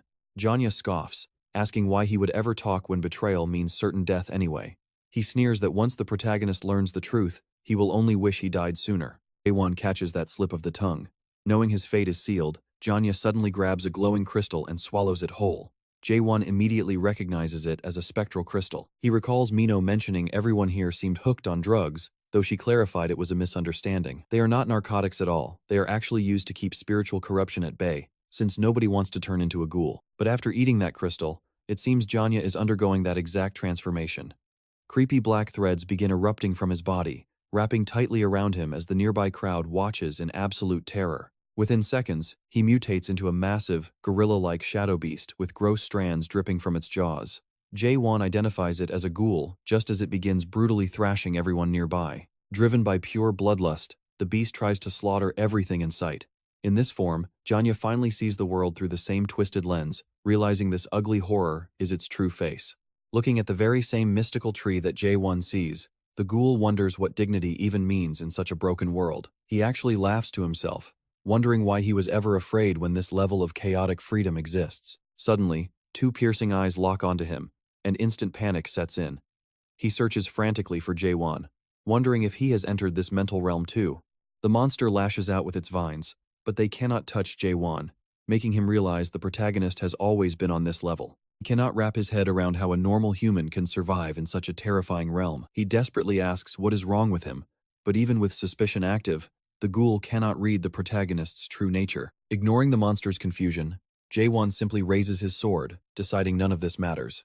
The ghoul roars in absolute rage, but Jaehwan answers with a devastating thrust, slicing the beast's head completely clean off. As Janya's severed head hits the floor, his old memories flood back. He remembers his tragic past, quietly thinking that once again, it is raining, while staring at Jaehwan and the surrounding bodies. With the chaos finally settling down, Jaehwan sheathes his blade, wondering what kind of monster Janya truly was. He can only hope one of the surviving thugs still knows where the nightmare is hidden. He walks away, leaving the ruined building behind. Afterward, guards warn everyone to stay away from Mino, claiming she is still highly contagious. Just then, a frantic soldier arrives, desperately calling out for his boss. Carlton Xavier is in even worse shape, urgently shouting at them to hurry and warn the inner castle. But Mino turns to Jaehwan, desperately begging him to kill her while she is still herself, which causes the protagonist to hesitate. He knows she is human, but he cannot use comprehend on her because his suspicion violently shakes every single time he tries. He wonders why a walking corpse would ever obsess over useless emotions on the dark path he walks. He knows he must not hesitate, but suddenly Claire grabs Jaehwan's hand, pleading that it might not be too late. A paramedic interrupts, yelling that Mino needs a hospital immediately. Claire begs Jaehwan to wait just a bit longer as they carry her away, though everyone secretly doubts she can survive if the ghoulification keeps getting worse. Jaehwan watches silently from afar as emergency sirens echo. A Gorgon Class 4 alert is issued, with lesser ghouls appearing inside the castle. Citizens scramble in complete panic as emergency orders demand an immediate evacuation. One terrified civilian asks where they should go, but he picks the worst person to ask. The guard is already transforming into a monstrous ghoul. The mutated guard lunges, tearing through the crowd in a bloody frenzy. The body count rises rapidly until the elite troops finally arrive to contain the chaos, led by a commander who is clearly not to be messed with. While Jaehwan chill watches from the tent, Claire starts teasing him about Mino's obvious crush. She asks if he's really that legendary rule breaker who only trusts his own eyes and somehow kept his humanity. Claire claims she's seen plenty of guys acting tough like him, fools who just can't fit into society because they have no other choice. But Jaehwan immediately shuts her down, saying they don't lack choices, they just lack courage. She rolls her eyes, asking what they need courage for some high and mighty ideal. She assumes he's one of those righteous heroes chasing lost causes, and honestly, she might be spot on. Claire admits she'll never understand him since she lacks that kind of bravery, but she knows for sure he's dangerous. Meanwhile, Jaehwan is secretly hoping she won't walk away just yet, but Claire tells him it's time to pack his bags. He recalls her warning that his presence makes people hope for too much, and guys like him are the only reason she hasn't completely given up on this world. That triggers a memory of another person begging him not to lose faith in humanity. Suddenly, the serious mood is shattered when someone asks about their remaining medicine. The doctor admits they burned through their stash trying to stabilize the Castellan, instantly killing the vibe. James panics and orders all reserve meds brought out. Watching them prep, Jaehwan wonders if that sketchy main ingredient is a beast horn. He finally sees their desperate healing process in action. The crew laments that even a 3-horned beast horn won't save him, begging their beloved chief to stay strong and hang in there. Jaehwan casually asks if turning into a ghoul is really a one-way trip. James snaps back, screaming that if he had a cure, he wouldn't be crying here. Jaehwan just tells Carlton Javier to wake up. Claiming he has questions to ask, Jaehwan grabs Carlton Javier and slaps him awake. James is outraged by the disrespect, but Carlton actually starts regaining consciousness, and instead of throwing hands, he asks for a favor. He begs Jaehwan to end his life, claiming he's the only one strong enough to do it. Jaehwan dryly asks if most people in this situation would ask to be saved instead. Carlton Javier strictly quotes Gorgon's special law, Article 1, Paragraph 4. Anyone starting to corrupt must be put down immediately. Jaehwan thinks this loyalty is incredibly dumb, but sighs, realizing if he had loyal guys like this, he wouldn't have spent 40 years stuck in that tower. Meanwhile, the alarms blare corruption is at 94%. An urgent voice orders everyone to back away. The cool guy stepping onto the scene is Jaehwan, the elite anti-ghoul commander who has already reached the 5th stage of adaptation. James literally shivers in fear at his arrival.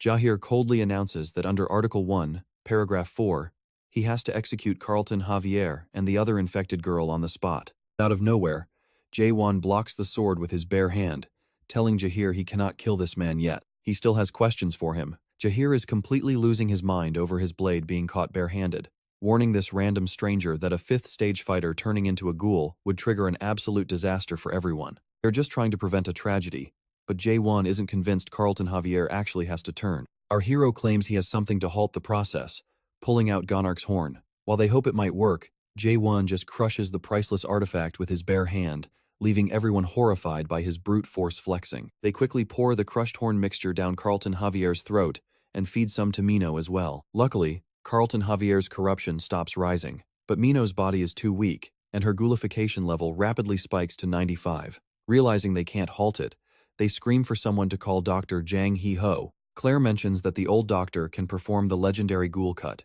Jaehwan listens intently as she explains how this special technique literally slices the corruption away. When a guard says the doctor is too busy in the inner castle, Claire snaps, furious they would dismiss a life like that. Jaehwan refuses to let her die, but the guards demand he back off. Naturally, he does not listen, reaching for his weapon to solve this dispute the old-fashioned way. Our protagonist claims he will be the one to end her life, if it comes to it, just like she requested. Jaehwan silently watches while Jaehwan activates his suspicion skill. Claire panics, telling him to stop, but he spots a shining target right in the center of Mino's chest. He prepares to strike with absolute precision, but suddenly, a strange energy surges from the floor, pulling him into a completely blank, white void. Jaehwan is thoroughly confused by this domain expansion. Then, an eccentric old man materializes, crying over his precious Mino, but his sadness instantly turns to shock when he notices Jaehwan, demanding to know how a stranger invaded his private space. Squinting closer, he wonders why such a noble soul is radiating a weak energy level, resembling a helpless 5-year-old child.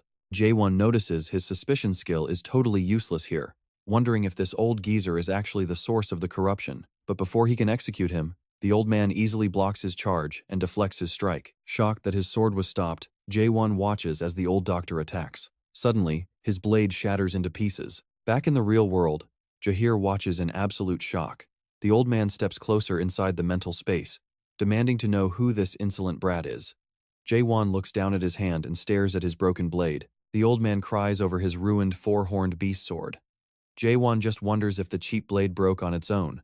The dramatic old man, Dr. Jang Hee-ho, quickly assesses the situation. Outside, Jaehir asks what he is doing here instead of treating the Castellan, but the doctor proudly declares he does not care about the ruler when a beautiful lady needs saving. Jaehir is left completely speechless. Then Dr. Jang Hee-ho shifts his dramatic focus back to Jaehwan, asking how he plans to perform the ghoul cut now that the crucial four-horned beast sword is broken. But as he glares at Jaehwan's personal weapon, he freezes in complete and utter awe. He drools over the rare five-horned beast sheath, but Jaehwan grabs his hand, squeezing it tight. Jaehwan asks if letting him borrow the sword will actually save Mino. The old man acts deeply offended by the stupid question, snapping that obviously it would. Our hero hands over the legendary weapon without a second thought, leaving Dr. Jang Hee-ho stunned.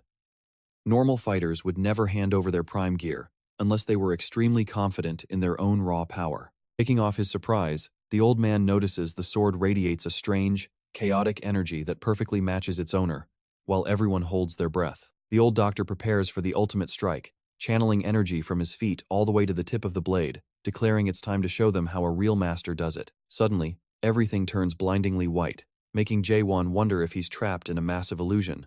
But he quickly realizes this is different. It is the exact same visual clarity he gets when using suspicion. The old man tells him to be patient, promising the show will be over in a flash. This is how the old man sees things. But then, he suddenly drops the sword and collapses, completely drained. Jaehwan rushes to help him, and the old man groans that he's out of mana.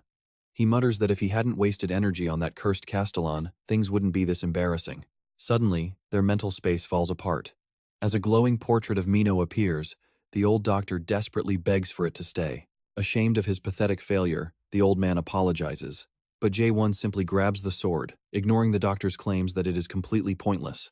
Jaehwan hasn't even synced with his world yet, but he is already trying to copy that ultimate slash. The doctor warns him that he can't do it, but our MC doesn't care. He's going to copy it anyway, even if it is just a cheap imitation.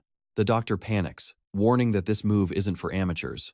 But Jaehwan tells him he's wrong. This isn't about courage, it's about responsibility.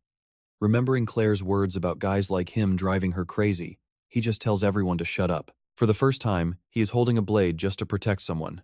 As he speaks, he begins stepping right into the unique world only the old man can see. The old doctor freezes in pure shock, wondering what on earth this kid is actually doing. He focuses on the girl, trying to rebuild her image in his mind.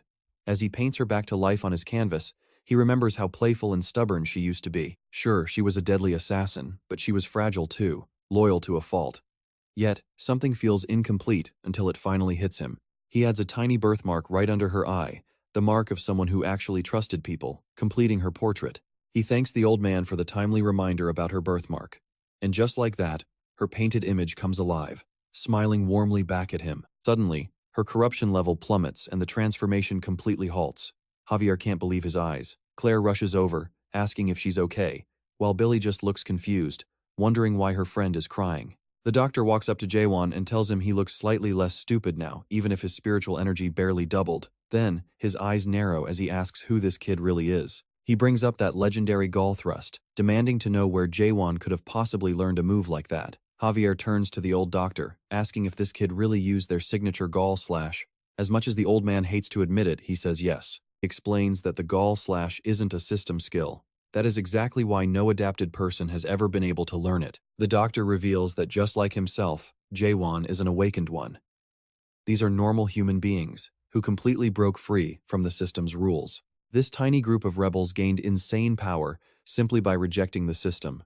They hold enough strength to completely shatter the balance of power in chaos. Even across the vast Great Lands, only a handful of people have ever awakened. Javier finally connects the dots. Since Jaehwan is awakened like the doctor, he could naturally pull off the gall slash. He starts hoping this changes everything, but the doctor tells him to pipe down. They still have no idea who this mysterious kid is. But Javier remembers a rumor the doctor mentioned if another person could master the gall slash, they might actually save their dying lord. To him, nothing matters more than saving his lord's life. But suddenly, Armed guards burst into the room with orders from the inner castle, rudely demanding everyone clear the area immediately. Javier glares at the intruders, recognizing the captain of the Black Shadows, a powerful fifth stage adapted.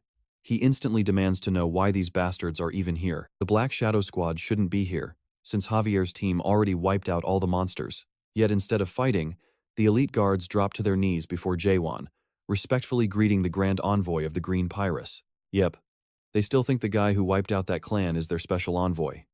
Talk about a massive misunderstanding. The captain politely invites their honored guest to the inner castle, then eyes the others, wondering why they are here. This bizarre misunderstanding leaves everyone wondering if Jaehwan actually is the legendary envoy. Cut to later in the inner castle, where our MC finally stands face to face with the mysterious Lord himself. He stands before the Lord, alongside Jaehir, who calmly mentions that proper introductions are in order before they dive into any serious business. He introduces himself as Urin Xavier, the Chancellor of Gorgon Castle. Skipping the small talk, he asks point blank if Jaehwan is the envoy of the Green Pirates. Jaehwan bluntly says no, and the Lord admits he already suspected as much. The Black Shadow Captain is completely stunned. Meanwhile, the doctor steps up, saying he has a burning question. Those spectral crystals boost spiritual power and serve as exclusive ID badges for the noble Green Pirates clan. So if Jaehwan isn't one of them, how did he get his hands on them? More importantly, why didn't his soul shatter when he used them? Jaehwan casually shrugs, saying he just found them on the ground and used them. This immediately triggers the next obvious question: what on earth happened to the original owners? Jaehwan calmly replies that they are dead. Jaehir gasps, wondering who would dare touch members of the 5 noble clans. Jaehwan looks him dead in the eye and says he killed them himself. Jaehir panics, but Urin tells him to chill out, assuming Jaehwan had his reasons. Everyone in the room is left speechless, as the MC explains they attacked him first over a rare horn, so he simply defended himself. Urin nods, knowing that the Green Pirates clan is famously greedy for rare resources, so the story checks out. He then asks Jaehwan to share what happened after he first landed in Chaos. After hearing the wild tale, Urin sums it up. Our MC just happened to get dragged into Chaos, just happened to pocket rare crystals from a noble clan, and just happened to wander right into their high-security castle. Then he just happened to get pulled into this mess, met the legendary doctor, and pulled off the legendary gall slash after seeing it once that very day. With a smile, Urin claims he gets it all. The doctor asks if he seriously believes this nonsense, and Urin nods. The doctor wonders if the Chancellor lost his mind from stress, but Urin calmly explains that to earn trust, you must offer it first. He asks if he can raise a few more questions, and Jaehwan agrees. Urin suddenly asks if Jaehwan's physical body is still alive back home. Talk about an unexpected twist. The protagonist freezes in absolute shock. He remembers that he never actually entered the main game, having been ejected from the Tower of Nightmares. Since he was just a wandering soul, the Mirage Tree likely mistook him for an envoy and threw him into chaos, so he replies that his real body is likely still back on Earth. Urin and Jaehir trade looks as Jaehir asks how he knew Jaehwan wasn't dead.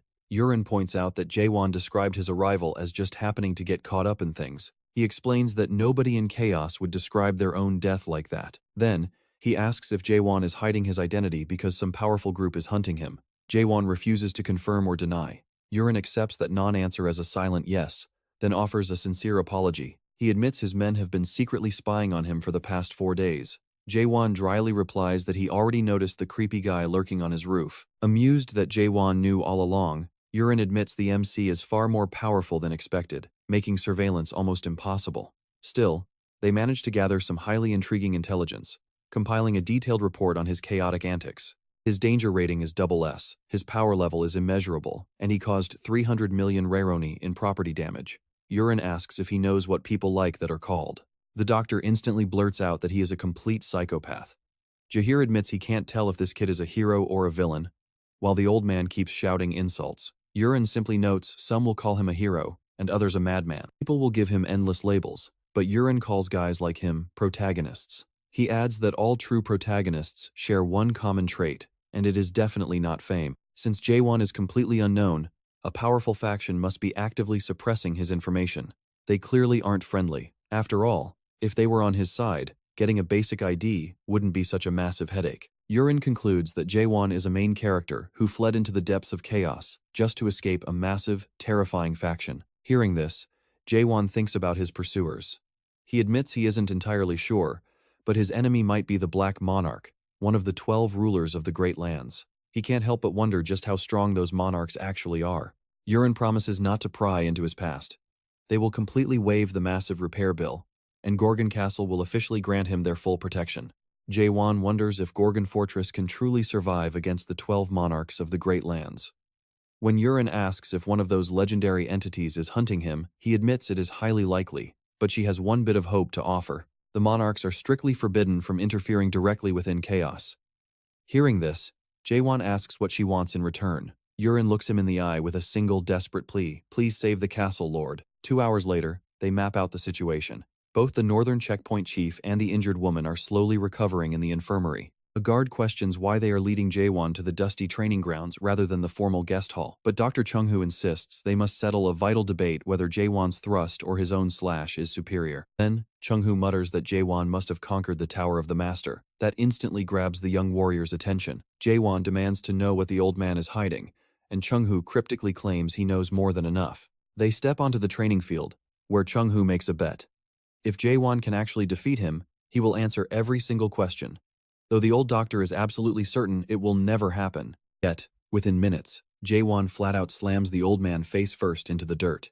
Standing in the fresh crater, a bruised Chung-Hoo calls out to his sword, "Jerum," wanting another round, but the gap in their power is already blindingly obvious. The old man whines that he is holding back his ultimate move out of pure mercy, claiming that if he actually unleashed it, Jaehwan might not survive. But Jaehwan is incredibly annoyed by these endless, recycled excuses. Calling him incredibly rude, Chung-Hoo demands to know his age. When Jaehwan guesses the old man is maybe 60, Chung-Hoo completely snaps. He yells that he is over 1,000 years old, and Jaehwan has only been practicing his thrust for 60 years. There is no way a kid can beat someone who spent 10 centuries perfecting his slash. Jaehwan asks if he truly spent 1,000 years cutting, and Chung-Hoo proudly confirms it. Jaehwan calmly replies that those slashes look like 10 years of practice at most. This completely triggers the old man. He leaps back up, hurling curses and readying a massive strike, swearing the kid won't talk so smugly after this. This time, a colossal dragon of pure energy wraps around his sword. Jaehwan calmly meets the legendary attack with a simple thrust. As their massive energies collide, Jaehwan is actually caught off guard, sliding back several paces alongside the old doctor. Chung-Hoo grunts that he did quite well, though Jaehwan is genuinely surprised a basic thrust got repelled that far. Chung-Hoo notes that the skill is incredibly handy and asks for its grand name, only for Jaehwan to tell him it is literally just a normal thrust.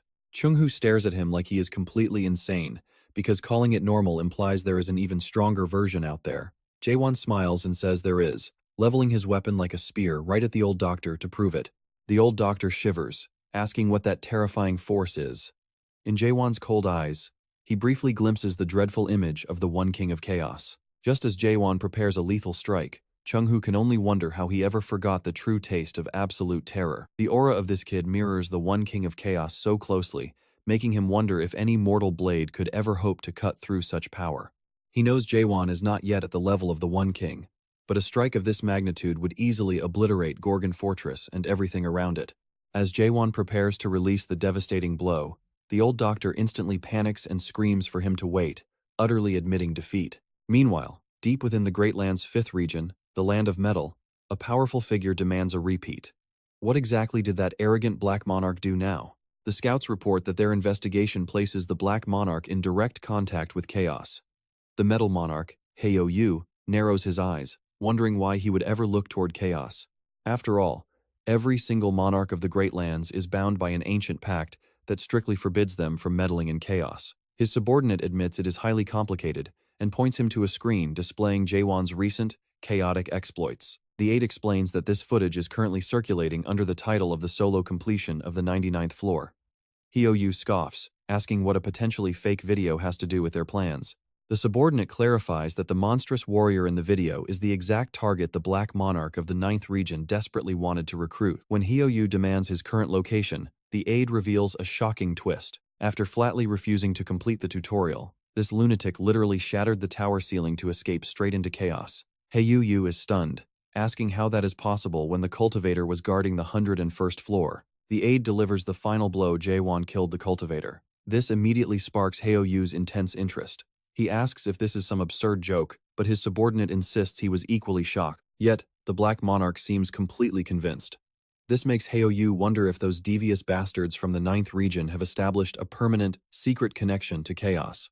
The subordinate reveals that while this is a recent discovery, the Black Monarch has secretly meddled with chaos for ages, maintaining regular contact with several of the legendary 10 sects. Heyu questions what grand scheme the Black Monarch is planning. He then orders them to prepare a portal so he can personally descend into chaos. His hesitant subordinate asks if he intends to violate the pact too. He insists he only wishes to observe and figure out what is happening. He orders 10 elite gold-rank warriors, specifying that 5th stage adapters will be more than enough for the journey. The aide quickly complies, immensely relieved his master is in a rare good mood. Meanwhile, Hyoyu gazes out, wondering how his old acquaintance, Chungha, is faring down in chaos. If not for that legendary short temper, the old man could have lived a highly peaceful life. With any luck, maybe he is staying far away from trouble. But in reality, Chunghu is currently clinging to Jaehwan's sword for dear life, begging him to stop and respect his elders. Jaehwan sighs and tells him to let go, admitting that the old doctor looks exactly like a pathetic little fly stuck to his blade. When Chunghu finally falls to the ground, he asks how this is even possible. How could Jaehwan achieve such godly power after practicing his thrusts for a mere 40 years? Jaehwan deadpans that it is likely because he has performed about 10 billion thrusts. Chunghu tells him to quit lying, because to hit those insane numbers, he would have to skip eating, sleeping, and everything else to thrust at least 8 times every single second. Jaehwan quickly shuts that logic down, claiming he can easily thrust 100 times in a single second. He asks who told him thrusting was limited to swords. His entire body is thrusting. Even right now, Chunghu is utterly speechless. That incredibly heavy, raw pressure he felt from Jaehwan earlier was never just aura or fighting spirit. It was the young man's sheer hostility and his absolute intent to refine the entire world. Bringing a finger near Jaehwan, he feels the terrifying friction against his skin and realizes this is what true thrusting is. He cannot believe it, the kid has literally become the concept of the thrust. Chunghu realizes Jaehwan is constantly piercing the world, even right now. Jaehwan reminds him that he never lied about those 10 billion thrusts. Shifting gears, he asks if the old doctor remembers the piece of paper they signed before their match. It is the binding contract they signed before the duel, stating the loser must grant the winner a wish. Jaehwan reads Chunghu's pledge aloud that the Doctor of Despair promises on his honor and all the world's beauties to obey. Chunghu grunts that he understands, asking if he is destined to become a slave. Jaehwan shakes his head, stating he has no use for a slave. His demand is simple: answer every question with absolute honesty. That is practically all he wants. The old doctor agrees but suggests taking a stroll outside first. Once they do, Jaehwan asks about the mythical tower of the master, but Chunghu counters by asking if he knows of the nightmares that build them. He explains that while towers built by nightmares are usually ranked from F to S, certain nightmares completely ignore those rules. Masters are legendary figures who once turned an S-rank nightmare into an apprentice, becoming ultimate craftsmen. However, just because a master built a tower does not automatically make it a true master's tower. Only highly unique towers constructed with absolutely zero connection to cultivation earn that legendary title. Jaehwan asks why such towers even exist, but Chunghu admits he has no clue either, since no one understands how those masters think. Still, rumor has it they are chasing the ultimate truth of the cosmos. One thing is clear: conquerors of a master's tower eventually awaken. Jaehwan asks if the doctor originated from one, and Chunghu confirms he cleared the 4th tower, Mervalu. That crazy tower is called Mob Ticker. On floor number 1, a massive whale spawns and just starts hunting people down. Sounds ridiculous now, but back then it was absolute chaos. Tons of powerful martial arts experts met their end right there. The old guy claims it was a total miracle he survived. Once he and his buddies finally hit level 100, they face some weird octopus demon. He assumes Jaehwan cleared a major tower too, asking for the creator's name. Jaehwan shrugs and says he thinks it was Moloch. The old man spins around with his jaw on the floor. He cannot believe he is looking at the actual survivor of Moloch's tower. Does he know him? Obviously. He claims they actually traveled together back in the day. This completely throws Jaehwan off. He asks if the old guy is serious about partying up with a literal demon. Shanghar tells him they should walk and talk, leading them right into a lively festival. The old man spots Claire and orders some beast kebabs, teasing her about running a street stall. Claire snaps that it is because a certain troublemaker completely wrecked her actual shop, glaring right at Jaehwan. 2 cold beers arrive next. The old man jokes about how fast she reopened, calling her a money-grubbing merchant. Claire tells him to shut up and drink. Meanwhile, Jaehwan looks around the lively crowd. Things feel pretty off here.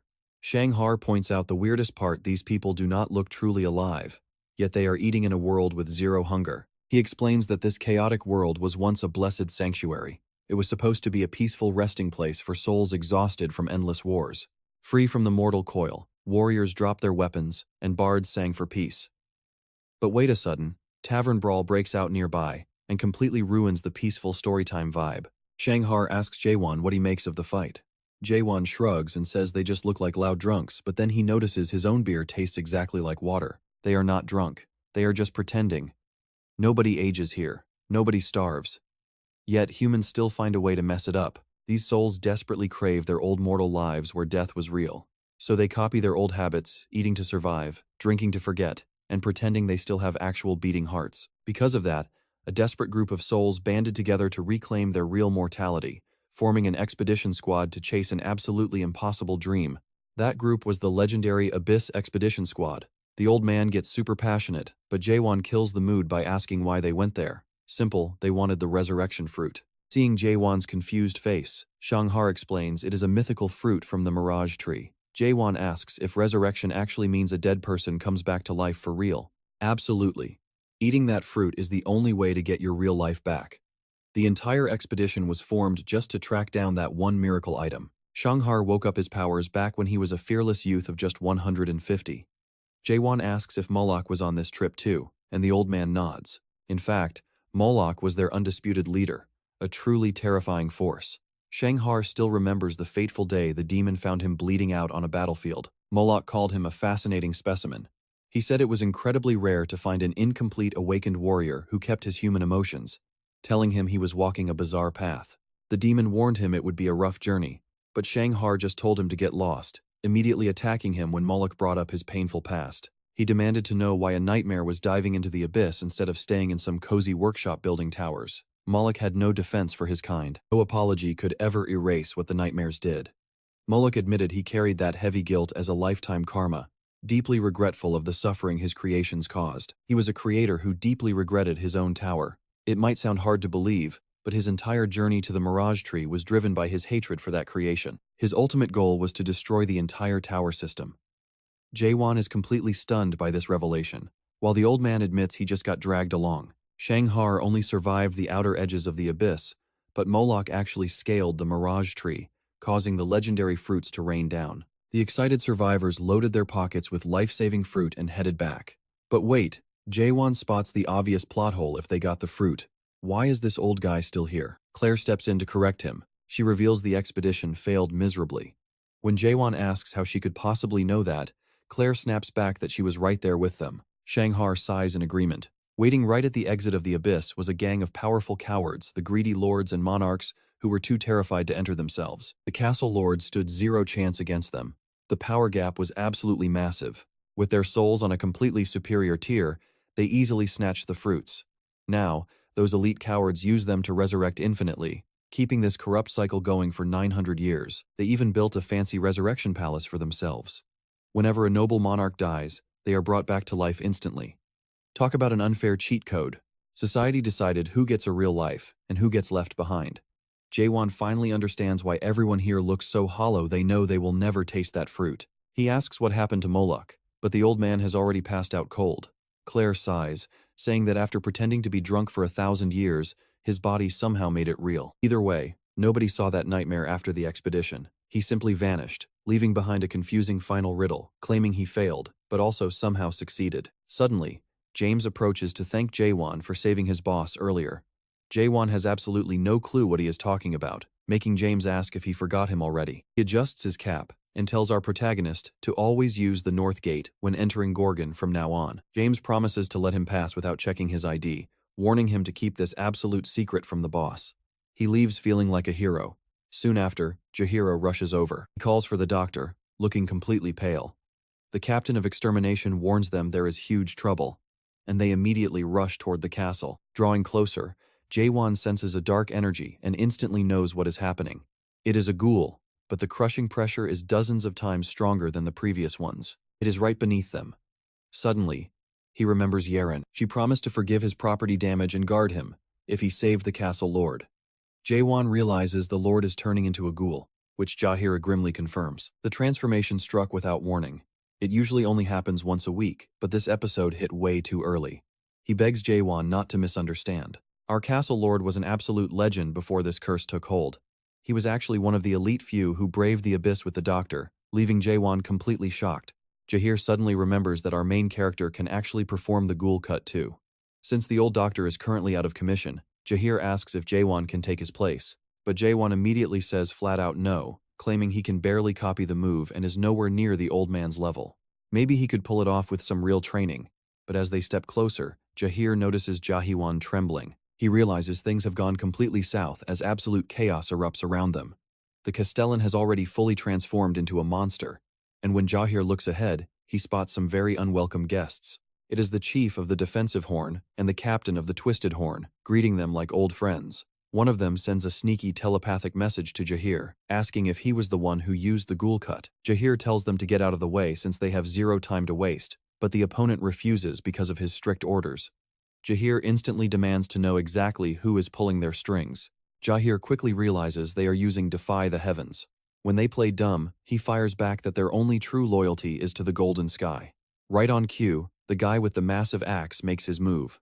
The spearman lunges in too, catching Jaehir off guard with his insane speed. Shouting at Jaehwan to get out of the way, Jaehir shoves the kid back and bracingly blocks both of their heavy strikes without backing down an inch. Jaehwan can tell he held them off pretty well. Even so, Jaehir is quietly panicking. He never expected the Golden Sky cult to have reached this deep inside the castle. Jaehir mocks them for getting way too cocky, asking if they forgot who they are dealing with. They brag that they are not the same anymore, but Jaehir just blows them back, warning them to think very carefully. If they surrender now, the Castellan might actually show some mercy. But the duo just laughs, asking what Castellan he is talking about. They clearly mean that mindless beast locked up in the basement. That thing cannot even control its own energy, let alone tell friend from foe. It is definitely not the leader they once served. They mockingly ask the captain of extermination if he really still wants to serve a literal monster. Jaehir insists he still believes the Castellan will return, but they find his loyalty completely delusional. Suddenly, the hammer guy swings his weapon, nearly taking Jaehir's face off in a massive, earth-shattering explosion. The hammer wielder steps back next to the spearman, mockingly pointing out that if Jaehir had any brains, they would not have to fight. Talk about a bad family reunion, captain of extermination. The impact actually connects, sending Jaehir flying straight through a nearby building. As he struggles to his feet, he remembers these guys are only 4th stage. They should not be matching a 5th stage powerhouse like him. So why are they suddenly faster and stronger? This is not some natural power-up, it looks way too much like ghoulification. Realizing the danger, Jaehir tells the kid to run, but Jaehwan just chucks the unconscious old doctor straight at him. He claims it is sweet payback for being tossed around earlier, leaving Jaehir utterly speechless at his sheer pettiness. Meanwhile, the short hammer guy demands to know if our main character is really the one behind the legendary ghoul cut. Jaehwan sassily asks what he plans to do about it. Seeing an unadapted kid, the villain assumes the rumors are totally fake. He mocks the kid, wondering if a cheap sword really did all the heavy lifting since a tiny brat cannot possibly throw a decent punch. To prove his point, he teleports right behind Jaehwan, asking if he even knows what a real punch feels like. But Jaehwan answers with a heavy fist straight to the short guy's face.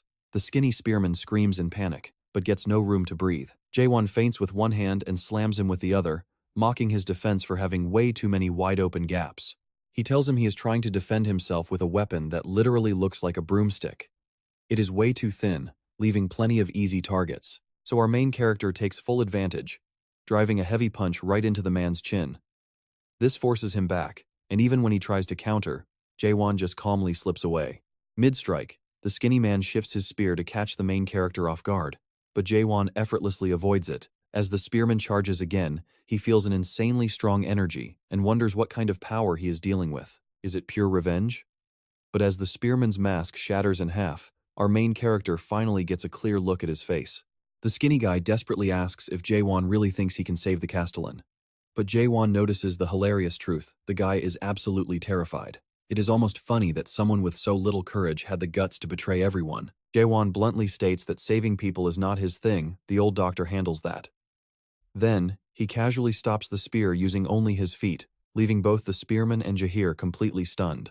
Jaehwan leaps forward, ready to strike, declaring that things are very different when it comes to killing people. Meanwhile, deep down in the underground chamber where the Castellan is kept, Urim gathers with several high-ranking officers. They wonder how he is already losing control when it has not even been a full day since the ghoul cut. Urim insists he saw the recovery himself. The doctor came by this morning, and both the ghoulification and the wild energy had completely calmed down. So why is this happening again? And why right now? Just when they finally had a tiny glimmer of hope for a cure. They might have saved him if the Castellan could have held out for one more month, but the doctor says that is impossible because Jahir's ghoul cut is merely a cheap imitation. Unlike Mino, the Castellan's corruption is incredibly severe. Any normal warrior would have become a mindless ghoul ages ago, and he only survived this long through sheer, unbreakable willpower. Still, in a month, Jahir's ghoul cut might actually become something worth betting on. The doctor admits he has never tried it with two people before, but if our main character is involved, it might actually work. Urim hates hearing this because it means someone among them is leaking info about Jaehwan. Having already suspected a traitor in their ranks, he reveals that people capable of controlling spiritual corruption have appeared. The others are shocked that this is true even without the Green Forest clan. Urim agrees, stating that is exactly why he needs to see it himself. This surprises the others, who quickly remind him that dealing with spiritual corruption is incredibly risky. They ask why Jaehwan will not just send a captain or a minister instead. Jaehwan sighs at their lack of faith, asking if they have completely forgotten who he is. He survived a literal war zone, and even if he lost the battle over the fruit, he will always protect the lives of Gorgon's people. But when the Castellan originally returned from his inspection, Jaehwan could not believe his eyes. The leader had come back completely corrupted by spiritual decay. The witnesses to that event are standing in this very room, and Jaehwan highly suspects mayhem. Addressing the guards, he warns everyone that this is a critical situation. Urim warns that it is too dangerous, insisting they must wait for the doctor. But Mayhem argues that if they delay any longer, Gorgon is completely finished. Urim points out they cannot perform the ghoul cut without the doctor, accusing Mayhem of trying to kill the Castellan. Mayhem counters that they cannot beat him anyway, prompting Urim to ask for his actual plan. Mayhem declares he will use the ghoul seal. A shocked Urim screams that is their absolute final option, but Mayhem insists that waiting any longer will seal their doom. He argues they must at least preserve the Castellan's energy using the seal. When Urim points out they lack the required spectral crystal, Mayhem calls for the commander, declaring there is no longer any need to hide the truth. He announces the man has arrived, and a figure enters with a box. It is the captain of the Black Shadows. Urim can barely believe his eyes since the captain belongs to the commander's faction, making him another traitor. Inside that box is the exact same spectral crystal Jerome once carried. Urim demands to know why they were hiding something so vital to Gorgon's future. More than anyone, they should know the absolute horror of the Castellan turning into a real ghoul. He openly accuses them of wanting to turn the Castellan into a mega ghoul. Urim warns that a single mid-level ghoul caused massive destruction, but a mega ghoul is an absolute disaster that commands an entire army of monsters, leaving nothing but ruin in its wake. Does he actually want that nightmare? Urim is completely speechless. The Castellan is raging, the doctor is missing, and Mayhan's pitch starts making sense. But Urim snaps back. You can't just hand a spectral crystal to anyone. The ghoul seal is the sacred, secret art of the Green Pieris clan. So how is Mayhan going to summon a master right now? Mayhan just smirks, telling him to relax since he already called in some practitioners. Except Urim instantly notices these guys aren't from the Green Pieris clan at all. Mayhan admits it but shrugs it off. They can still pull off the seal and save the day. Urim's gut screams that this is horribly wrong. If they force the seal like this, the Castellan's entire spiritual energy gets locked inside that crystal. Since power doesn't just pass down in chaos, whoever walks away holding that crystal gets a massive upgrade. They'll absorb the Castellan's energy and instantly crown themselves the new master of Gorgon. If Gorgon falls to the wrong person, it's game over. Then a terrifying thought hits him someone besides an irregular like Jerome. There is another way to wield that spectral crystal, without Green Pieris blood. It triggers a memory the Castellan once warned him about people who could actually manipulate spiritual corruption itself. Urim trembles as the puzzle pieces finally lock together. From the Castellan's sudden corruption 6 months ago to his violent rampage today, every single event was orchestrated by the outer commander. He screams at his guards to seize the commander, but nobody moves. They've already been bought out. Urim collapses to the floor in absolute despair, realizing they've been playing right into their hands all along. He's completely powerless. All he has left is a useless apology to his lord. As the sealing technique begins, Urim curses his own weakness for failing to protect Gorgon. Tears stream down his face as he begs for forgiveness. But wait, the entire ceiling suddenly ruptures. Massive boulders rain down as a giant hole tears open, leaving everyone utterly stunned. Urim looks up through the dust. The protagonist has finally arrived, and Jahir is standing right beside him. Mayhan barks, demanding to know who this intruder is. But Jahir tells him to cut the act, tossing a beaten man onto the floor. The game is up. These traitors already confessed everything, sending Mayhan into a silent rage. Meanwhile, Bastinio is sobbing on the ground, begging for mercy. when he suddenly explodes into bloody mist right before their eyes. A stunned Jaehwan demands to know what the commander just did. The commander coldly explains that since their cover is blown, the trash simply cleaned itself up. Why should anyone feel guilty for letting a criminal take his own life? Jaehwan snaps, "What kind of sick joke is that?" He draws his weapon, warning him to prepare himself. But if that ritual keeps running, the commander's coup will succeed anyway. Instantly, every guard in the chamber turns their blades directly at Jaehwan's throat. They apologize to their captain, but tell him he can't oppose Commander Manhwa, or rather, the Golden Heaven sect. He just needs to wait for the seal. But Jaehwan roars back, "You traitors!" The protagonist turns to Jaehwan, declaring their old deal is void, since Gorgon can't protect him anyway. Jaehwan looks confused, asking what he means. The protagonist simply offers to rewrite the terms, leaving Jaehwan completely baffled. He promises to rescue the Castellan and slaughter every single traitor here. In exchange, Jaehwan must hand over that old man and let him bring back the Abyss Exploration Squad. With them, they stand a real chance. The three are left speechless by his wild terms. Manhwa just laughs, mocking the kid's massive ego. Sure, he heard the rumors about a guy killing Janya with one thrust. He assumed it was just fairy tales, but maybe there's some truth to it. If so, they'll just have to go all out. The entire mob rushes forward as the protagonist slowly raises his blade. Before they can even reach him, he unleashes a flurry of thrusts in every direction, shredding through the crowd. Their captain's arm is severed in a flash. The surviving guards realize they're totally outmatched, but the protagonist shows no mercy, slicing down anything that moves. He mutters that they just keep coming, even broken and bleeding. They still crawl toward him. Realizing there's no other choice, he fires a massive frontal thrust, completely wiping them out. There are just way too many of them. Manhwa tries to step in, but immediately realizes there is no way he can block this. He tries to deflect it instead, almost blasting the Castellan, making Yurin absolutely panic. Yurin realizes that if Manhwa had actually tried to take that hit head-on, he would be a goner. That sheer, terrifying power has him shaking. So, they ask the Elder Chief what the genius plan is now. Keeping their little scheme afloat is getting way too hard. If they lose that gold seal, they have to pivot to Plan B. He straight up orders them to unleash the Black Cloud, even if it ruins all of Gorgon. Too bad for them. Our protagonist hears every single word. He calls out Manhwa directly, revealing he knows he is Gorgon Castle's external commander and the big boss of the Golden Sect. Our guy admits he has no clue what Manhwa is plotting or why they are infecting spirits, but he definitely loves a good villain. As the protagonist gears up for a massive strike, Manhwa realizes he is in deep trouble. Manhwa screams that they need to block this attack no matter what. Meanwhile, our protagonist calmly mentions how incredibly grateful he is that bad guys like Manhwa actually exist. See, now he does not have to feel bad about completely erasing this world. He lets loose the most ridiculous thrust he has ever used on this planet, shooting into the sky like a massive firework display while everyone stares in shock. Yurin is completely frozen. Jaehwan tells him to snap out of it, but it is no use. He remembers the Castellan saying people here need an unshakable, overwhelming hope. Well, he is finally feeling that exact hope now, even if it is coming from a guy who literally just talked about wiping out the entire planet. Talk about an unexpected twist. After that devastating blast, Manhwa gets chopped in half actually, sliced into so many tiny pieces you could never count them all. Even in pieces, Manhwa admits the kid is a total monster, but gloats that the Castellan is already doomed. Unbothered, our protagonist walks right over to finish the job, driving his blade straight into the man's face. Jaehwan calls out to our guy, who casually asks if the old man is still napping. Jaehwan complains they have shaken him repeatedly with zero luck. So, our protagonist just hurls the old man straight into a wall, making everyone scream in pure panic. As his pelvis screams in absolute agony, the old man thinks this painful wake-up call feels hilariously familiar. Jaehwan sighs that he should have just woken up on his own, calling him over quickly.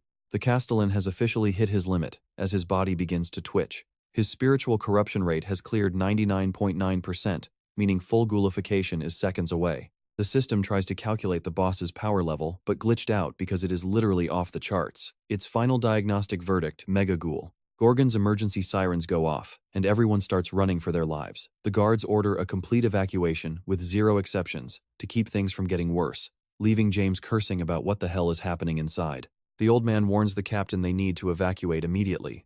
He begs the protagonist to assist, noting his crazy sharp thrust is not exactly built for saving lives. Our guy asks when he got a new sword, prompting the old man to angrily remind him who broke the last one before snapping to stop talking. The old man dives back into his painted world to save the Castellan.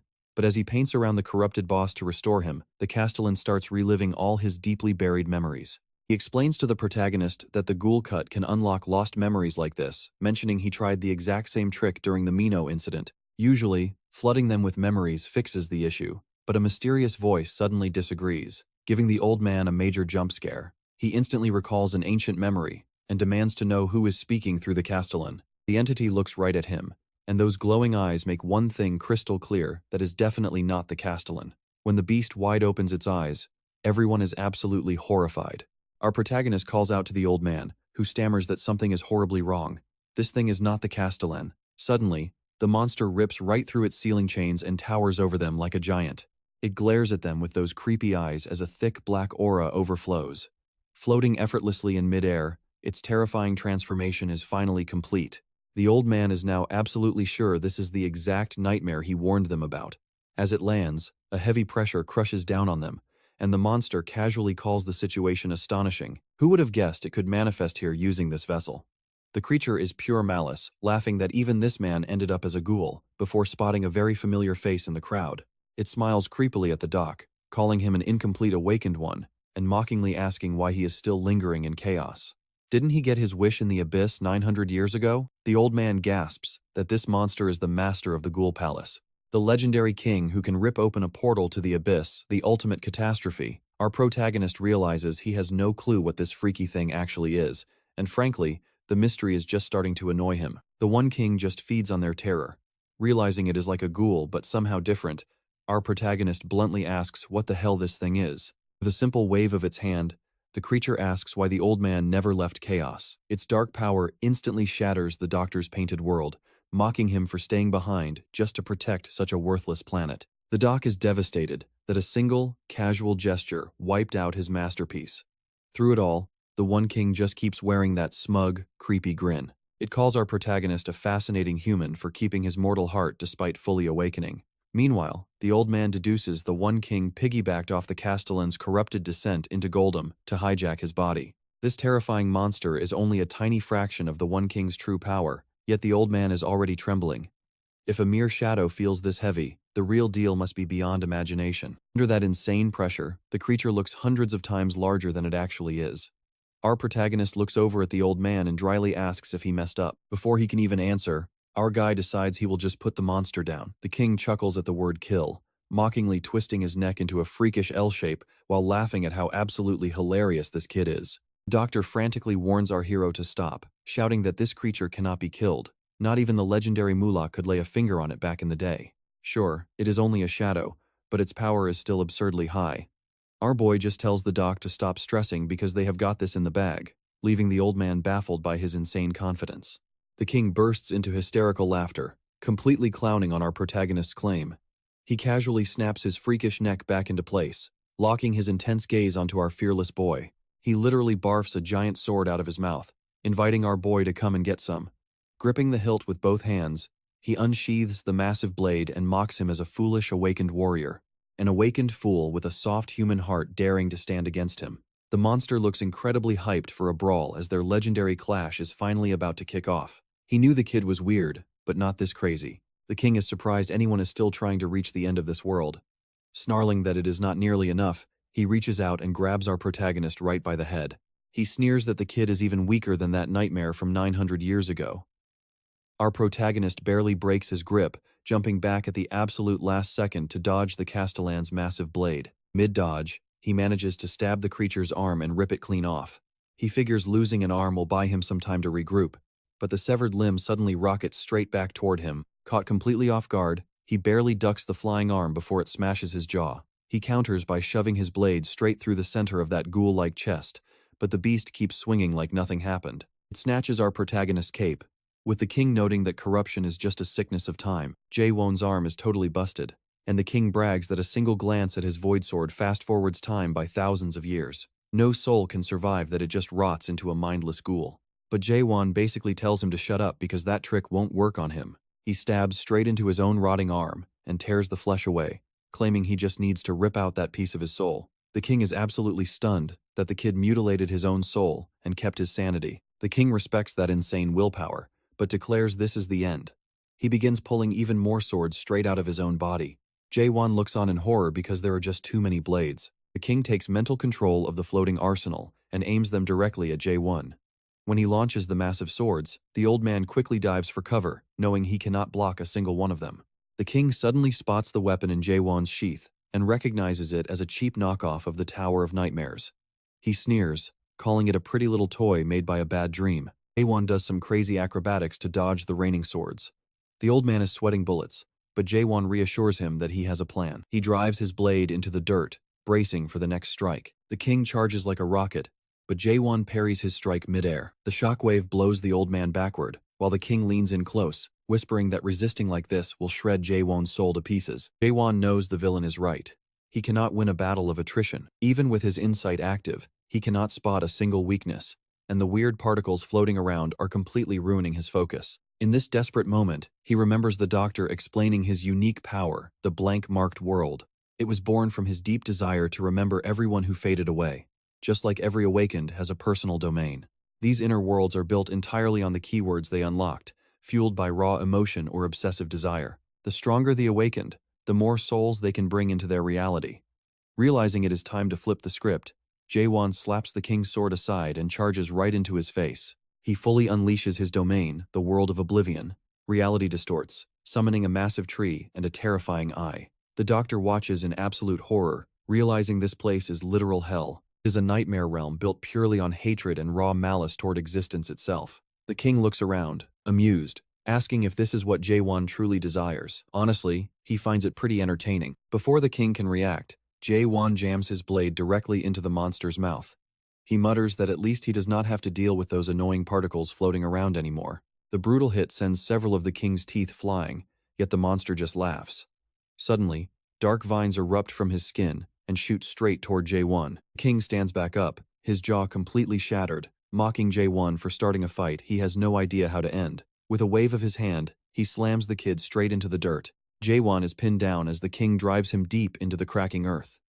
The doctor watches, terrified, as water floods the crater. The king steps on Jaehwan's chest, saying that finding someone who clings so tightly to hatred is a rare treat these days. He draws his weapon, preparing to run Jaehwan through. The king admits this was highly entertaining, making it almost sad to end it here. Before the final blow lands, Jaehwan snaps his eyes open with absolute main character energy.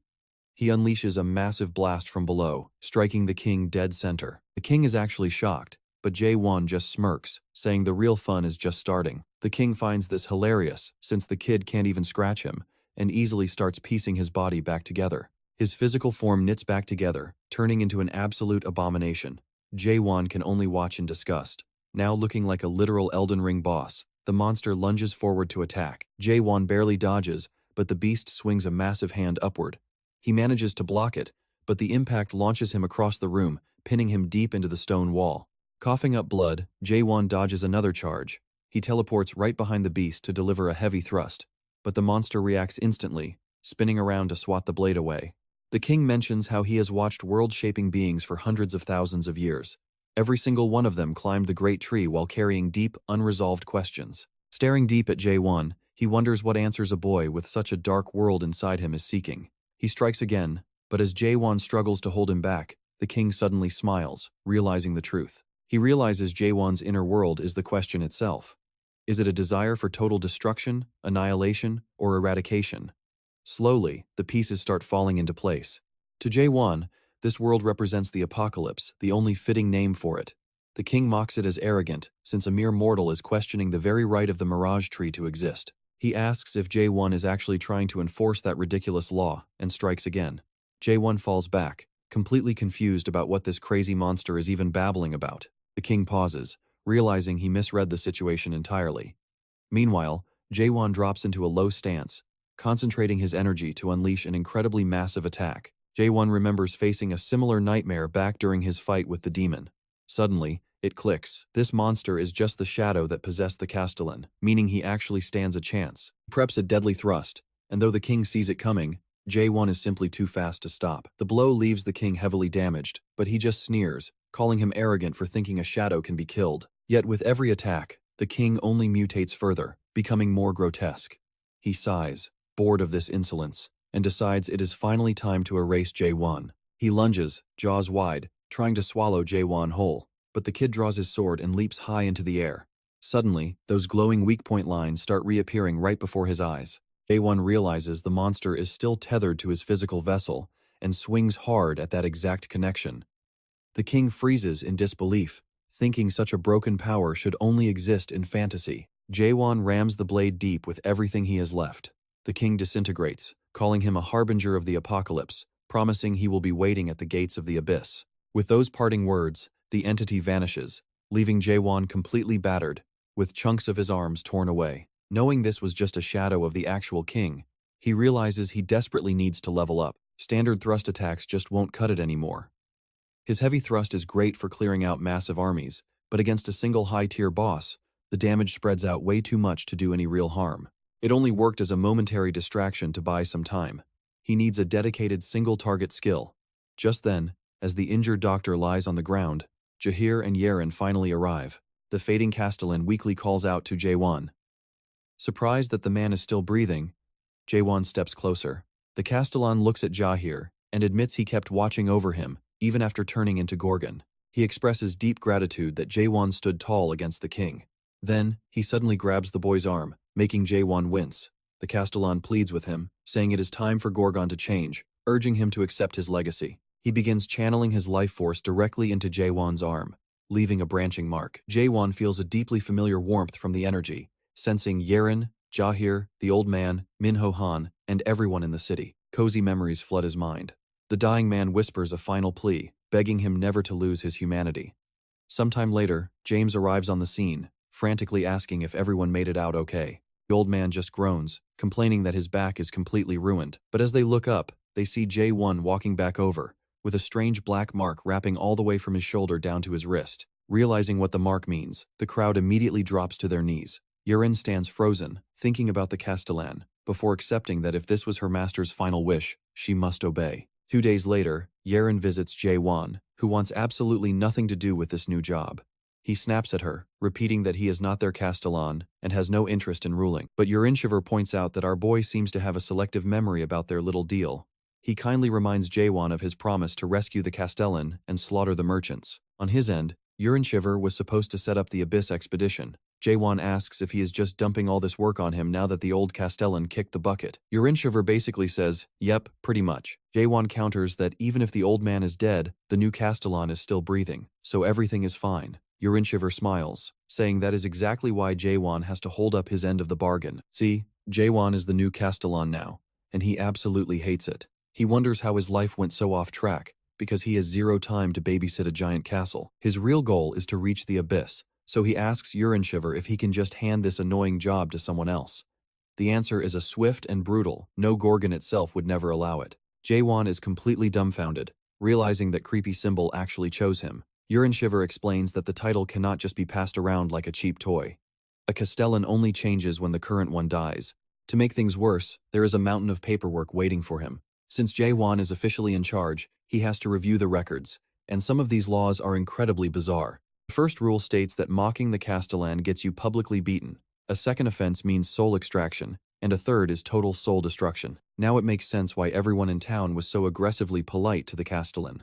Yurinshiver tells him to make himself at home, then heads off to organize the library, leaving him alone. Digging through the desk, Jaehwan finds a crumpled paper ball left behind by the 17th Castellan. It is a congratulatory note, written way before the old man even knew who would find it. Since Jaehwan found the letter, he is officially the boss. A little magical paper doll starts moving around stiffly, mockingly telling him he must be stressing out about how to run the castle. Jaehwan wonders if this is some kind of weird psychic doll, but the paper messenger tells him to relax. He says a Castellan really has only one main job to have a good time. A great leader is just someone who plays hard. The administrative division handles safety, the internal commander runs the inside, and the external chief takes care of everything else. They already do the actual work anyway. This brilliant advice has been passed down for generations, making Jaehwan realize every single leader here was just a lazy slacker. The note explains that half of the previous leaders died from overwork, which corrupted their souls. Jaehwan realizes this advice is actually a survival guide to keep him alive in this weird place. The message warns him not to be greedy. He shouldn't try to change things or work too hard, because everyone here already knows this broken world is beyond saving anyway. Out here, survival is the only thing that matters, not progress. So instead of fighting for change, A leader should do absolutely nothing to keep the peace for everyone else. The doll gives off a creepy vibe, begging him to stay lazy. Seriously, who tells a hero to just slack off? Jaehwan finally understands what this job is really about. It is about throwing away hope just to survive, blocking any real change to protect fragile lives. Just then, Urinshiver walks back in and asks what has him looking so stressed. Jaehwan bluntly states he is going to destroy the very concept of the Gorgon Castellan. A baffled Urinshiver asks what he means by that, and Jaehwan responds by asking him what a castle truly represents. Urinshiver finds the question odd, but explains that a castle is simply a fortress built to protect allies from their enemies. Jaehwan counters by asking what happens if they run out of enemies, and no one ever attacks again. Urinshiver is stunned without a threat. The fortress and its leader have no reason to exist. He insists that is impossible. But Jaehwan declares he will make it happen by uniting the chaos. In this realm, normal funerals do not exist. Instead, they perform floating soul ceremonies to bid farewell to those who are gone forever. While funerals are meant to remember the dead, this ritual is designed to completely erase them. They recount the stories of the departed over and over, so that once the ritual concludes, their name is never spoken again. It is the final, tragic gift this world offers the dead. Urinshiver notes that even though they knew Amalgroshek, they cannot bury him. He is entirely gone from this world, leaving behind no body or soul, only becoming nourishment for the tree of mirage. That is why they must forget Amalgroshek. During the week-long ceremony, they will speak his name for the last time, repeating it until there is nothing left to say. Jaehwan realizes he finally knows the name of the old geezer who forced this title onto him, Amalgroshek. Just then, he overhears nearby onlookers, completely shocked to see him wearing the Castellan robes. They whisper in disbelief, wondering if someone under 100 years old is really their new leader. Some even cry, asking if Urinshiver is up to another one of his schemes. Suddenly, a woman approaches Jaehwan and tells him he looks like someone she would love to fight. When he looks up at her, he is genuinely surprised. Right on cue, another man steps up to ask if Jaehwan is indeed the new leader. The female vice leader of the Sacred Servant Guild sighs, annoyed that the old guy from the school forest guild beat her to it. Amused, she asks her companion who he is betting on, but he dryly responds that a wager only matters when there is actually something worth betting. The newcomer asks Jaehwan how old he is, expecting a tiny number. When Jaehwan replies that he is around 60, the man is stunned, wondering if the castle has adopted a hereditary system. He dramatically asks if Jaehwan is the dead leader's son, which everyone thinks is absolutely absurd. Still, the man notes that no matter how young the kid is, he must understand how people end up in this chaotic place. Hoping they can get along, the man reaches out for a handshake, introducing himself as Jang Gohan, the vice leader of the school forest guild. Externally smiling, Jang Gohan secretly rejoices that the rumors were true. This rookie is completely unadapted, meaning he can finally get revenge for the humiliation he suffered 10 years ago. Back then, his boss ordered him to open a branch here. But while trying to bribe the guards at the northern outpost, he was caught red-handed by their incredibly arrogant commander. The strict commander, Carlton, locked him up on the spot. Later, the Castellan refused to allow a branch run by a shady briber. That rejection left Jang Gohan absolutely furious. He was humiliated by a leader just as stubborn as the guard chief.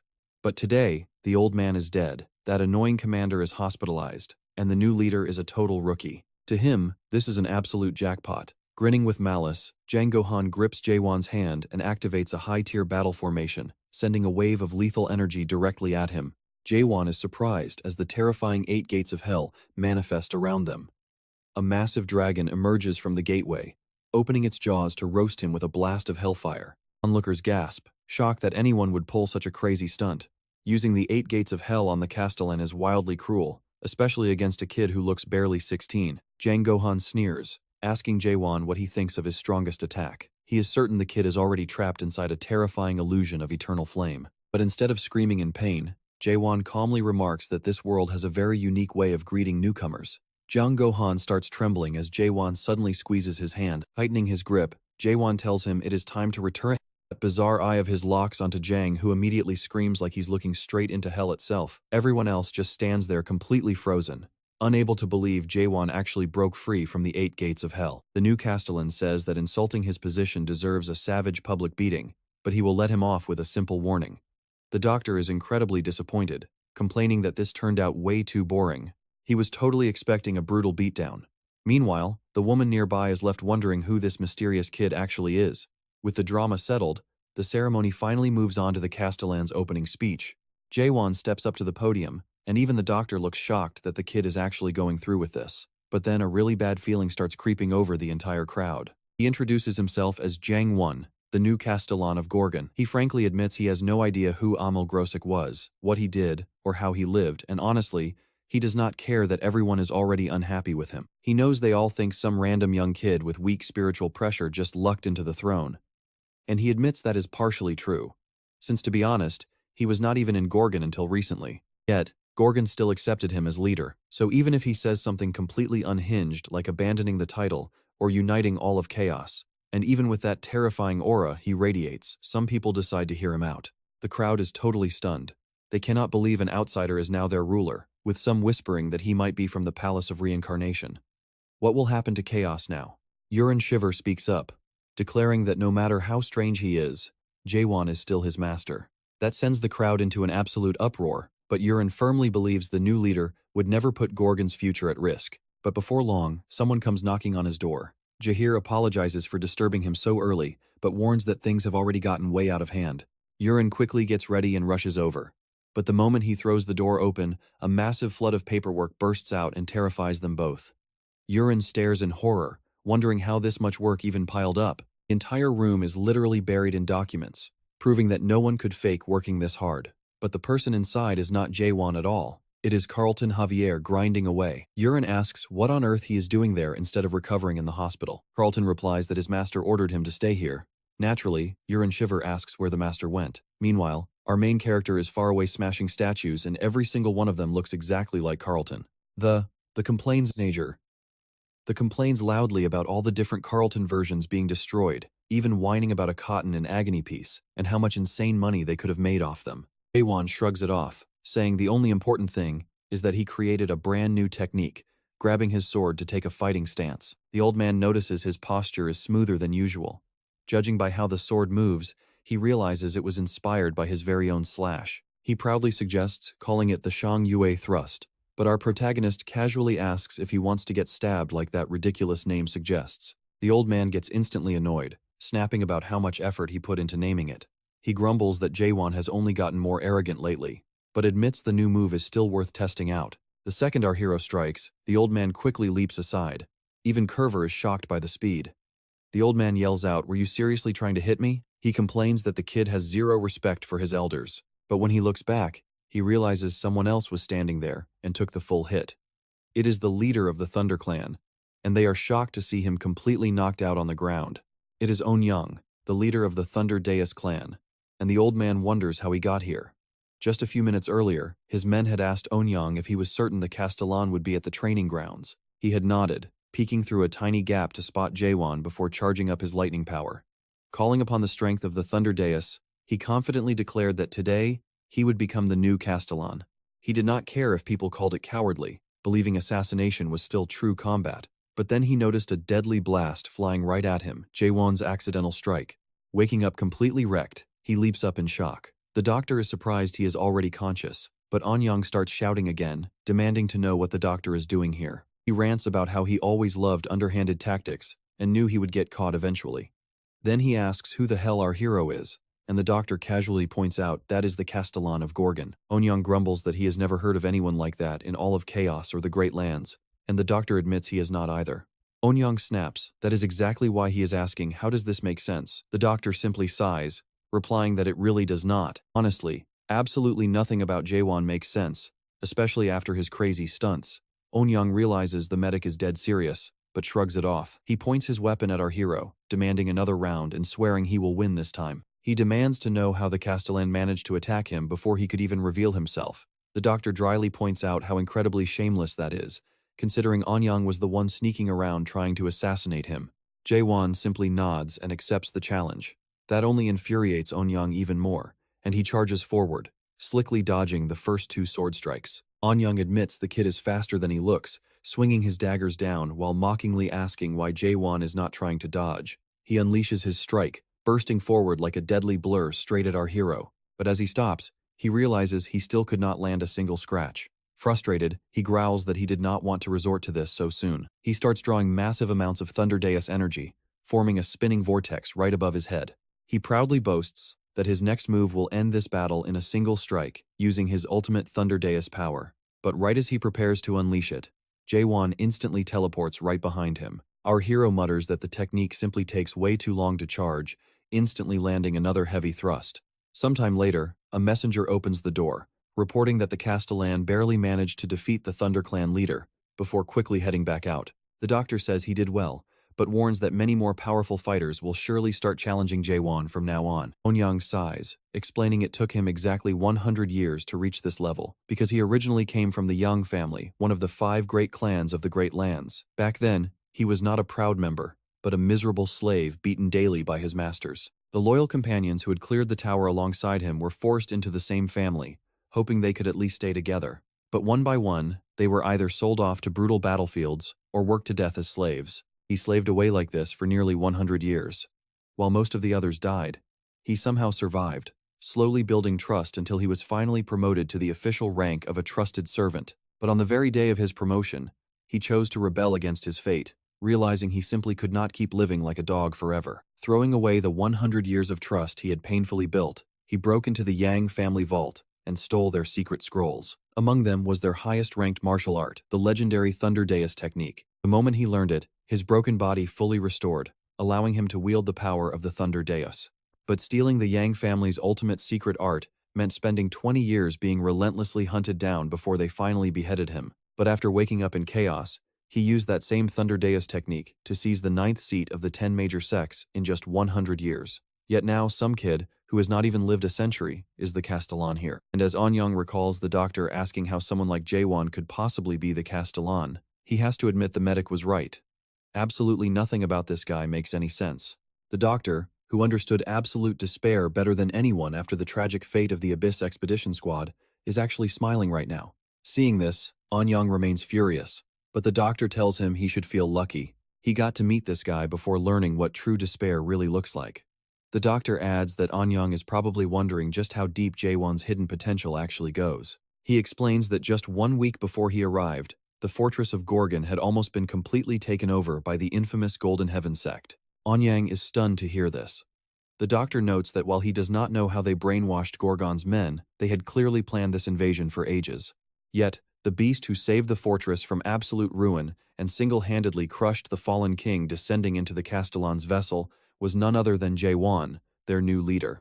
Yang is completely stunned and grumbles that the doctor should have warned him sooner. The doctor snaps back, asking who tried to assassinate him before even listening to a single word, so don't go blaming others for your own dumb mistakes. Suddenly, another visitor crashes the scene and startles them both, announcing he's here to challenge the Castellan of Gorgon to a duel. He claims he arrived with Cayman, the Sun Sea leader, but wants a match of his own first.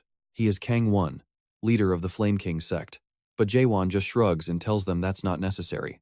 He wants both of them to attack at once since he's busy practicing and has no time to waste. Doctor sighs, muttering that a lot of people are about to get hurt today. The challengers scoff, warning him he'll regret that arrogant talk. Instantly, Kang Won charges, igniting his blade with raging fire to strike. At the very last second, Jaehwan smoothly slips away to dodge. The explosive blow completely tears through the wall behind him. The doctor worries he'll burn the whole training ground down, while Yuan notes he's too hyped to hear anything. Kang Won keeps attacking, but Jaehwan catches the burning blade, locking them in a clash of raw power. Kang Won asks if he's terrified of his flames, but Jaehwan isn't bothered at all. Even with his hand catching fire, he slams a heavy punch straight into the blade. That forces Kang Won to shift his grip, as Jaehwan tells him to let him know later if he feared this strike. In a flash, Jaehwan hits him so hard he blasts right through the wall. Our guy just sighs, thinking control is still tough. The doctor wonders how to explain this mess to Yurin, while Yang stares in pure disbelief. Meanwhile, Cayman floods the room with water, dousing the fire completely as he pulls his glowing sword from the depths. He assures them Kang Won will survive, while Jaehwan reminds him he asked for a 2-on-1 fight. Cayman calmly replies that he just hates the heat. Then, raising his sword, he politely requests a duel of their own. They stand face to face. Seeing him summon all that water, Jaehwan muses that between the lightning, fire, and water, they have a literal Pokemon lineup going on. All jokes aside, he can feel this guy is on a totally different level. Jaehwan strikes first with a quick thrust, but Cayman blocks it and counters with a swift sideways slash. Jaehwan realizes this man is different from the rest. There is no trace of despair in his eyes. Honestly, it feels like Cayman is holding back. Jaehwan attacks again, but Cayman dodges, only to be caught off guard when Jaehwan drops from above with a massive downward thrust. Kamen barely evades and guards himself, realizing that if Kangwon had tried to block that, he would have been completely obliterated. Kamen quickly admits defeat, but Jaehwan notes he is clearly hiding his true power. Kamen smiles, replying that some outcomes are clear long before a fight actually ends. Having lost, he agrees to discuss joining the Abyss Expedition Squad. Later, a bruised Kangwon wakes up, immediately cursing Yong, utterly shocked that he lost by such a tiny margin. The doctor dryly asks if he intends to blame others for his own loss, which only fuels his rage. Then, Yong chimes in, saying the real question is what the two sect leaders plan to do now. Since they lost, they are bound by honor to join the expedition squad. But Kamen admits he actually came here intending to sign up from the very beginning, confirming it with a nod. Kangwon watches Kamen, remembering he has always been this type of guy, a loyal friend of Emil, the former Castellan. Though back in those days, he simply lacked the power to join them. Back then, the entire squad lost all strength and hope in an instant, and Kamen witnessed that horrific end firsthand. 900 years have passed, and he has kept sharpening his blade with absolute vengeance in his heart. Kamen explains he was planning to head into the abyss soon anyway, leaving the doctor surprised. The doctor sighs and says fine, then asks what the Flame King will do, with Kamen noting his defeat leaves him no choice. Then they turn to Yong, who calmly states he has made up his mind and begins to walk away. As they call out to ask where he is going, the doctor demands to know if he is seriously going to challenge them again after seeing that massive power gap. But instead, he drops straight to his knees at Jaehwan's feet. Wait, what is he even doing? He formally declares that as Yong, leader of the Thunder Deus sect, he swears absolute loyalty from this moment onward. Jaehwan flatly tells him he does not need any loyalty oaths, but Yong stubbornly insists on it. Yong vows to serve with absolute devotion even in death. Jaehwan dryly points out that Yong has already died once, leaving him completely stunned. Yong then desperately begs to join his family in any role, even as a captain. Doctor asks what family he is even talking about, but Yong quickly promises he will not steal any secret techniques, he just wants to be accepted. Apparently, he once belonged to the renowned Yu family and fled after stealing their moves, and now he is trying to pull the same trick. The doctor asks if he truly lacks shame, especially as a high-ranking sect leader. Did he even consider his clan's future before throwing away his pride? Yong quietly reveals that the Thunder Deus sect no longer exists in chaos. The doctor is taken aback, as Yong explains only 7 of them survived. He reveals that exactly 1 week ago, his entire sect was completely annihilated. The doctor gasps, asking if the famous Thunder Deus clan is truly gone, and Yong sadly nods in confirmation. When the doctor asks for the timeline, Yong repeats that it happened a week ago. Connecting the dots, the doctor realizes that right after their destruction, Gorgon coincidentally announced a duel to decide the next Castellan. So Yong rushed over here to seize the Castellan's seat, thinking it was his ultimate golden opportunity. Too bad that when he actually faced Jaehwan, he got absolutely obliterated. His clan is wiped out, his bid for Castellan failed miserably, and now he is begging to be a follower simply because he has absolutely nowhere else to go. Yong shamelessly confirms that is exactly right, making the doctor realize this guy has zero pride left. Even so, the doctor wonders why rumors of the Thunder Deus clan's fall haven't spread yet if it happened a week ago. Yong notes that even with the vast distance between Manticore and Gorgon, a full week is plenty of time for news to travel. He then asks if Jaehwan really saved Gorgon, and the doctor says he already explained that. The kid saved them from the Golden Heaven sect, which suddenly makes Yong connect the pieces. Kangwon gasps, wondering if it was really them, while Kamen realizes the chaos inside the inner castle last week was caused by that exact same faction. The doctor realizes they were the ones who wiped out Yong's entire clan, and Yong confirms it immediately. And it wasn't just the Thunder Deus sect that fell. The third-ranked Shadow Clan and even the elite Sky Dragons were wiped out, with none of them able to stand against the Golden Heaven sect, leaving everyone horrified. The doctor anxiously asks about the state of Manticore Castle, and Yong reveals it was entirely seized by the Golden Heaven sect last week. That makes everything click for the doctor. There is no way such massive news stays quiet for a week unless the castle itself is compromised. They must have put up a massive barrier, allowing the Golden Heaven sect to hijack the system. Jaehwan begs them to slow down, since he cannot follow any of this fast-paced plotting. He asks if 3 of the 10 elite sects of chaos were crushed simultaneously by the 10th-ranked Golden Heaven sect. Yong nods. Kamen notes he heard rumors of their rapid growth, but wonders how they gained the power to conquer Manticore in just a few short years. That is when Jaehwan cluelessly asks if a lower-ranking number actually means they are stronger, causing everyone to turn and stare in absolute shock. Yong laughs and starts teasing him, asking how the Castellan is only figuring this basic ranking logic out now. Jaehwan flares up with a murderous vibe, instantly turning half the room pale white with fear. Feeling that terrifying killing intent, Yang drops the attitude and desperately begs for mercy, promising to explain everything clearly. Our main character immediately calms down, leaving Yang gasping and thanking his lucky stars he survived. The doctor points out he barely survived. Meanwhile, Yang explains that Jaehwan should already know about the 4 great castles and 10 sects of chaos, but those 10 sects definitely are not created equal. They are ranked from 1 to 10, with rank 1 at the top. The power gap between them is massive, and those top 3 are on a whole different level. Yet, the 9th rank Thunder Day sect, the 3rd rank Shadow sect, and even the top-ranked Sky Dragon sect were all crushed by the 10th rank Golden Heaven sect. Even Manticore Castle fell. Wrong suspects, some insanely powerful entity is pulling the strings behind them. While everyone else was paralyzed with fear, those guys already marched toward Gorgon right after snatching up Manticore Castle. They are forcing everyone under their boot, taking castles one by one. Their ultimate goal is the same as ours. Jaehwan wonders if those nightmares and that creepy hymn are locked inside Manticore. That thought makes his blood boil. Elsewhere, a total madman loses his mind. His men report they failed to retrieve the Guardian's horn, claiming they had no other choice. Such a creature would have slaughtered everyone in the hall. Listening to this is Jin Hong, leader of the Golden Heaven sect. Honestly, the guy looks completely unhinged. His lackeys add that the Sky Dragon sect leader was captured and brutally dismembered. Meanwhile, the leader of the Dark Forest sect is still holding out, though his time is running out.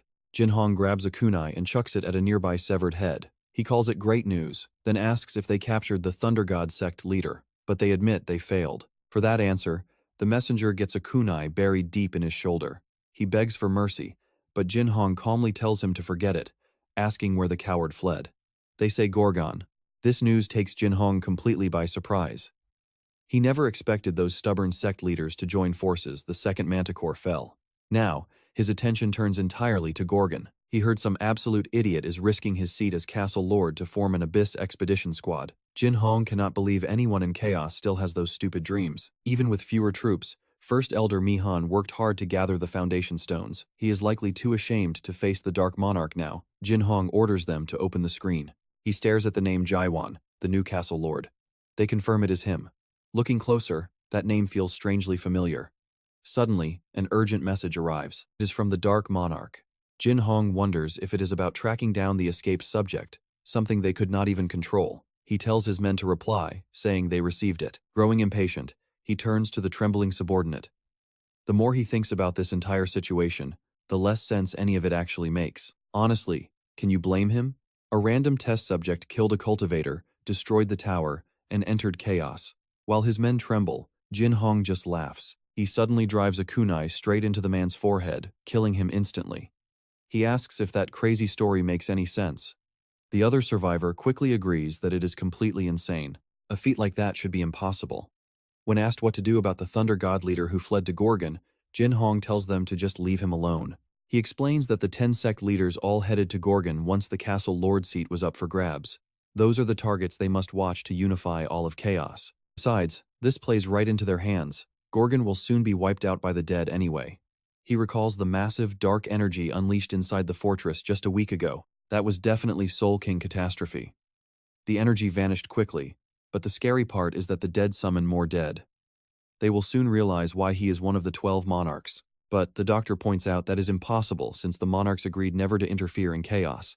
Yang asks who else could possibly grant power immense enough to oppose the 10 sects.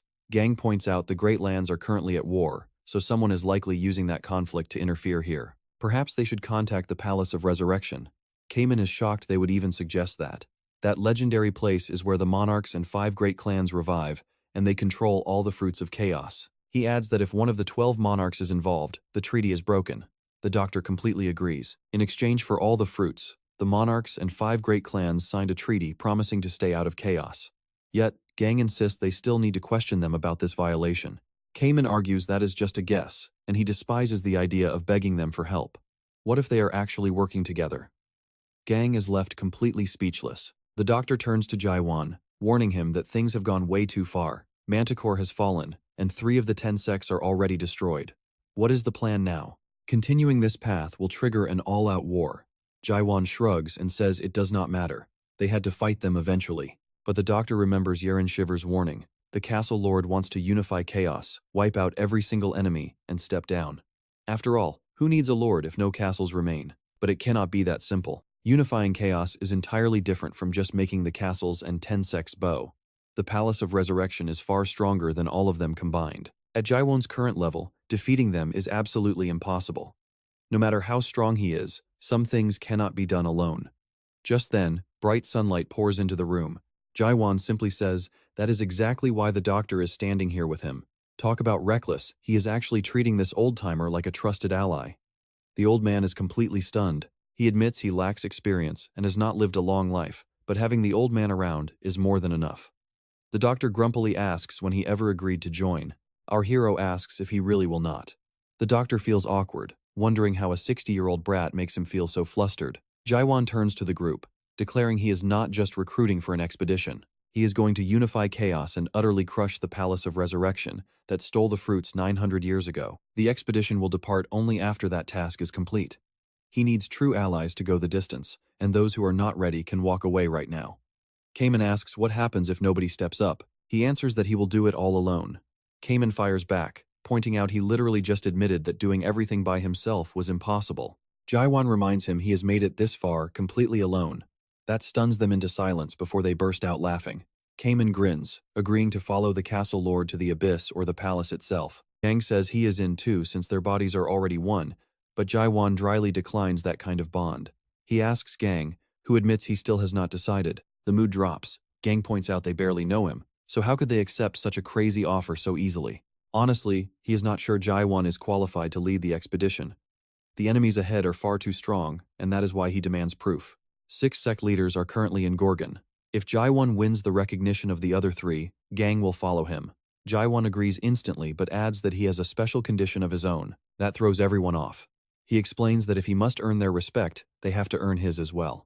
When they ask what he means, he simply smiles and proposes a tournament. The Castellan is throwing a tournament with his own title on the line, and they must reach the top 8 just to get recognized. He will play by their rules first, but then, they play by his. Kang Wang demands to know what is going on, and Kanan totally backs him up. Leading a sect does not make you the strongest in chaos. So, when does this tournament actually kick off? But before they can even finish, a crazy, heavy aura blasts down the hall and slams the door wide open.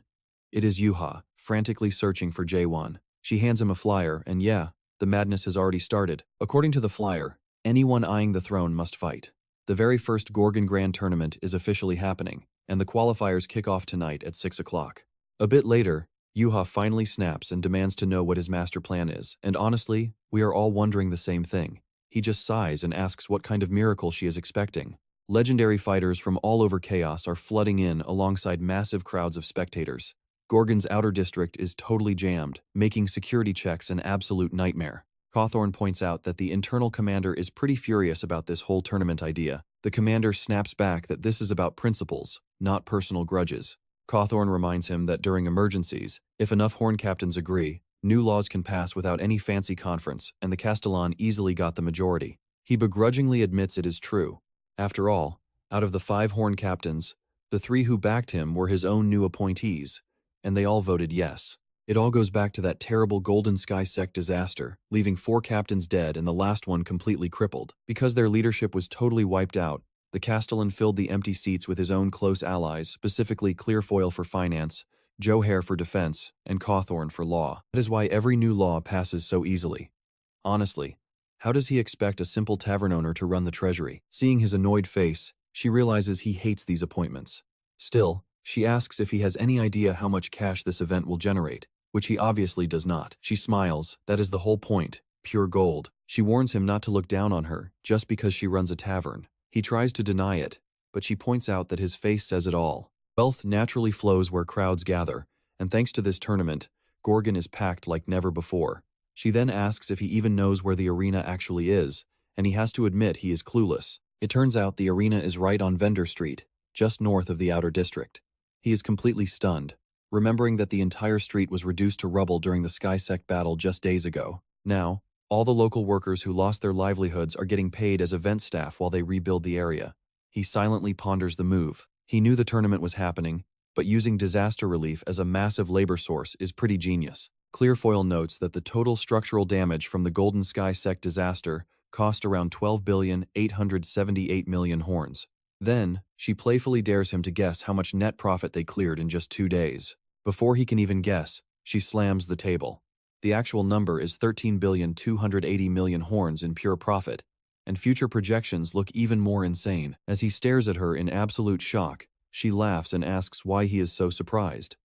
To her, counting massive stacks of gold has always been second nature. She honestly still has no clue what the Castellan is actually plotting, whether he really wants to launch an Abyss expedition squad, or literally start a war against the entirety of chaos. But one thing is absolutely certain: from this moment on, everything is changing. Meanwhile, far away from all the noise across the vast southern seas of chaos, stands the beautiful and isolated southern castle of Dryad. This massive natural fortress is grown entirely from the roots of a giant guardian plant, designed to draw water from the great castle. Inside, the Castellan of Dryad senses a terrible omen approaching, and Linkrop quickly steps up to discuss this creeping dread. Activating her ultimate clairvoyance skill, she peers across incredible distances, and trust me, what she spots next is about to change everything. An army of ghouls is marching straight toward Gorgon, led by the legendary Margaret Reversewalker. The instant he senses her magical eye watching him, he turns and stares directly back. His sheer, dark gaze hits her soul like physical pain, making her realize she must warn the Lord of Gorgon immediately. She quickly dispatches a magical crow messenger to Jaehwan. Meanwhile, back in the freshly built Colosseum, the massive arena crowd is absolutely roaring. A man remarks that they have somehow reached the round of 16 in just 3 days. That observer is Shin Mugiwoki, the powerful master of the Primordial Universe sect. Suddenly, the doctor approaches, chuckling that it is all because Kang Wang went absolutely berserk in the qualifiers, breathing columns of fire and trying to incinerate the competition. Mugiwoki is genuinely surprised to see the old healer and notes it has been a long time. The two warriors share a deeply tense, silent look. The doctor remarks that Mugiwoki seems to have grown quite a bit stronger. Mugiwoki returns the compliment, but the doctor quickly pivots, noting how surprising this whole situation is. Since he is a total battle maniac, it is shocking Mugiwoki did not sign up. Mugiwoki scoffs, explaining he only cares about honorable duels, not these cheap theatrical matches. The doctor jokes that if Kang Wang hears that, he will start blowing fire again. Right on cue, Kang Wang lunges directly at Jaehwan, throwing a massive wave of raging fire at him. But the blazing blast hits absolutely nothing. When Kang Wang looks up in confusion, his opponent is already hovering right above. Dropping like a meteor, Jaehwan delivers a devastating overhead smash that craters Kang Wang into the dirt, totally overpowering him. The entire arena falls deathly silent. Mugiwoki notes those incredibly fluid movements look awfully familiar, asking if it is a specific high-tier skill. The doctor confirms it, revealing it is the Cloud Steps technique belonging to the Metal Monarch Huyo. Mugiwoki wonders why such an elite subordinate is here, and the doctor sighs, saying he wants to know too. He suspects some of the legendary monarchs are plotting a major move behind the scenes of this event. Just then, Ji-hyuk loudly announces the round of 16 is finished, and the highly anticipated quarterfinals are starting right now. Shocked by the rapid pace, Mugiwoki mutters that jumping straight into the quarterfinals is way too fast. The doctor just chuckles, noting that the Castellan has always been incredibly impatient. Up in the stands, spectators cheer wildly as the master of the Forest School sect finally steps up. Everyone is eager to see the brilliant tactics of Chaos's greatest strategist, Sugimyong, who struts into the ring looking smug as hell. Watching from the VIP box, the doctor spots something incredibly annoying. Sugimyong is looking right at him, laughing and even throwing a playful wink. The old man grumbles that he will definitely have to beat him up later. Telling the old healer to relax, Mugiwoki points out Sugimyong is under 400. Just then, Jaehwan enters the ring. The doctor chuckles, saying the kid is about to beat Sugimyong in his place. As the two fighters stand eye to eye, Sugimyong boldly sneers that he knows all about the Castellan's grand plan, and it is completely impossible. Shockingly, that young man is actually the new Castellan, which the doctor quickly confirms. Watching Jaehwan closely, Mugiwoki silently wonders if the kid stands any chance against Sugimyong. Sugimyong remarks that the boy's strange energy feels oddly similar to the doctor's, mockingly asking if he is his apprentice. But before he can even laugh, Jaehwan simply unsheathes his blade and swings once, leaving the entire stadium utterly speechless. Even Mugiwoki is left completely stunned. With just one clean blow, Sugimyong is sent flying and pinned directly to the wall. The doctor smugly asks Mugiwoki if he seriously believed a monster like that could ever be his mere apprentice. Peeling himself off the rubble, Sugimyong mutters that he knew the quarterfinal slot was left empty. Learning the mystery fighter was actually the Castellan himself made him incredibly relieved. He only joined this crazy tournament to teach that arrogant brat a lesson. He growls that there have always been charismatic fools who offer empty hope to desperate souls, giving fake meaning to lives that have lost it. But when that hope inevitably fails, it only breeds an even deeper, soul-crushing despair. To prevent that inevitable rot, he came here to shatter their false hope, just as he has done for the past 400 years.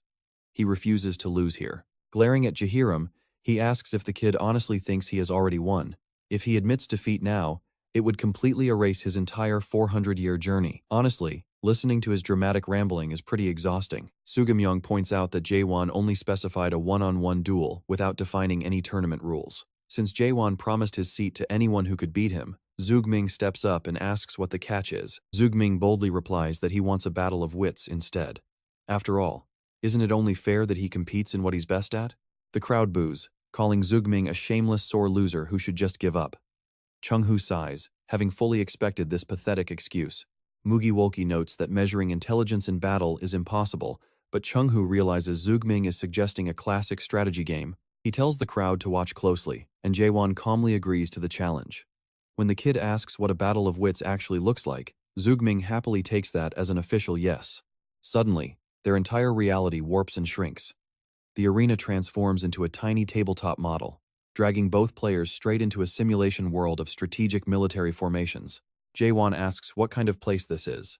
The system responds that as a total noob, he can read the rules in the game manual. Zugming chuckles, explaining that despite the fancy name, it's really just a game. He reveals that the Nightmares built this simulator based on a game from the frontier, and even top-tier strategists play it to test their brains. Secretly, Zugming gloats because he's actually the undisputed champion of this game in the Abyss. He smugly offers Jaehwan some extra time to read the tutorial, but Jaehwan declines because the system looks incredibly basic. Jaehwan realizes this frontier-based simulation is just a classic three-race turf war. To win, players must harvest resources, produce army units in real time, and wipe out all enemy bases with superior tactics. The crazy thing is, Jaehwan knows this exact setup. This legendary frontier game is definitely StarCraft from Earth, and almost every single person back home has heard of it. He's played it over 1,000,000 times himself. Honestly, what is wrong with these nightmares? This is total plagiarism. Meanwhile, Zugming asks if he likes the map terrain. The system declares that Zugming has chosen Lost Garden as the official map. Jaehwan tells him to pick whatever battlefield he likes, locked in as the humans while his opponent chooses the nightmares. Zugming notices he picked the weakest faction.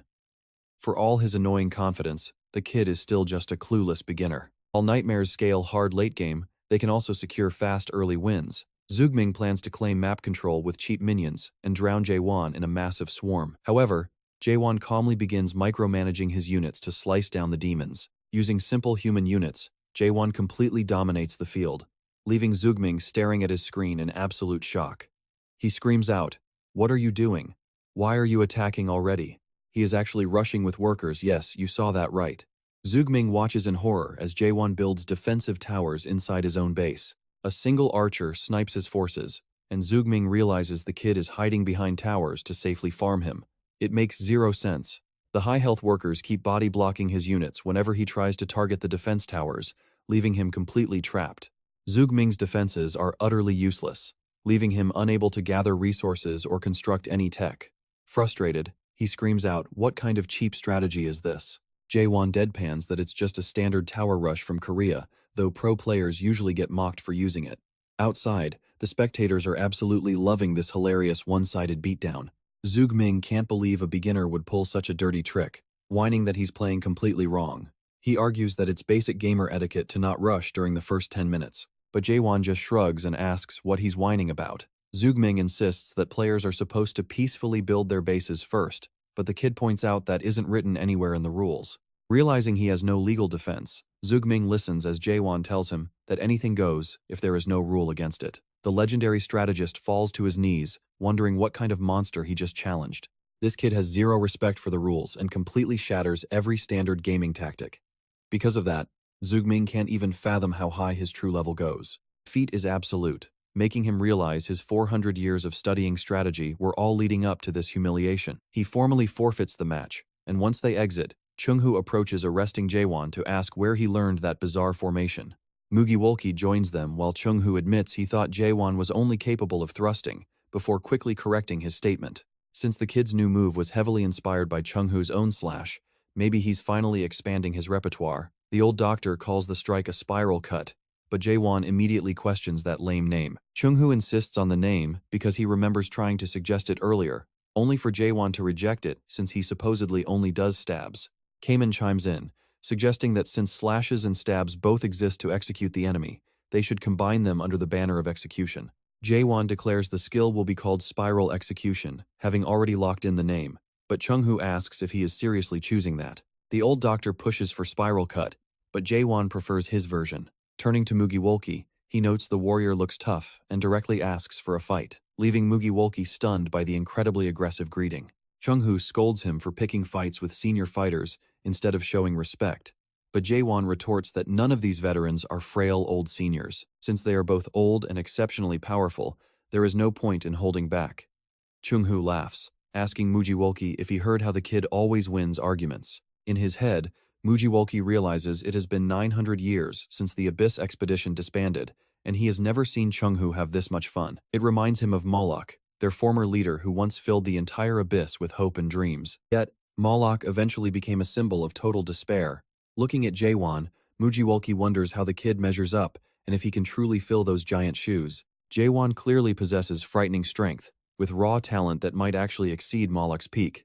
However, his attitude is completely different, showing absolutely no obvious sense of justice. He's the exact opposite of their former gentle leader. Furthermore, a deeply unsettling wave of pure killing intent begins to radiate from the kid, feeling incredibly bizarre. Staring at Jaehwan, Mugiwolki senses the chilling gaze of a massive unseen eye. He looks over to Chung-hoo, asking if the old doctor has also awakened, and Chung-hoo jokes that he took long enough to realize Jaehwan is indeed a fully realized awakener. Just then, the announcer calls for the next quarterfinal match, immediately catching Jaehwan's interest as he steps toward the ring, prompting Chung-hoo to ask why, since it is not his turn. Mugiwolki stands frozen in shock over Jaehwan's full awakening, but the kid simply mutters that standing around doing nothing is a total waste of time. This confirms that Jaehwan has already breached the third wall of awakening.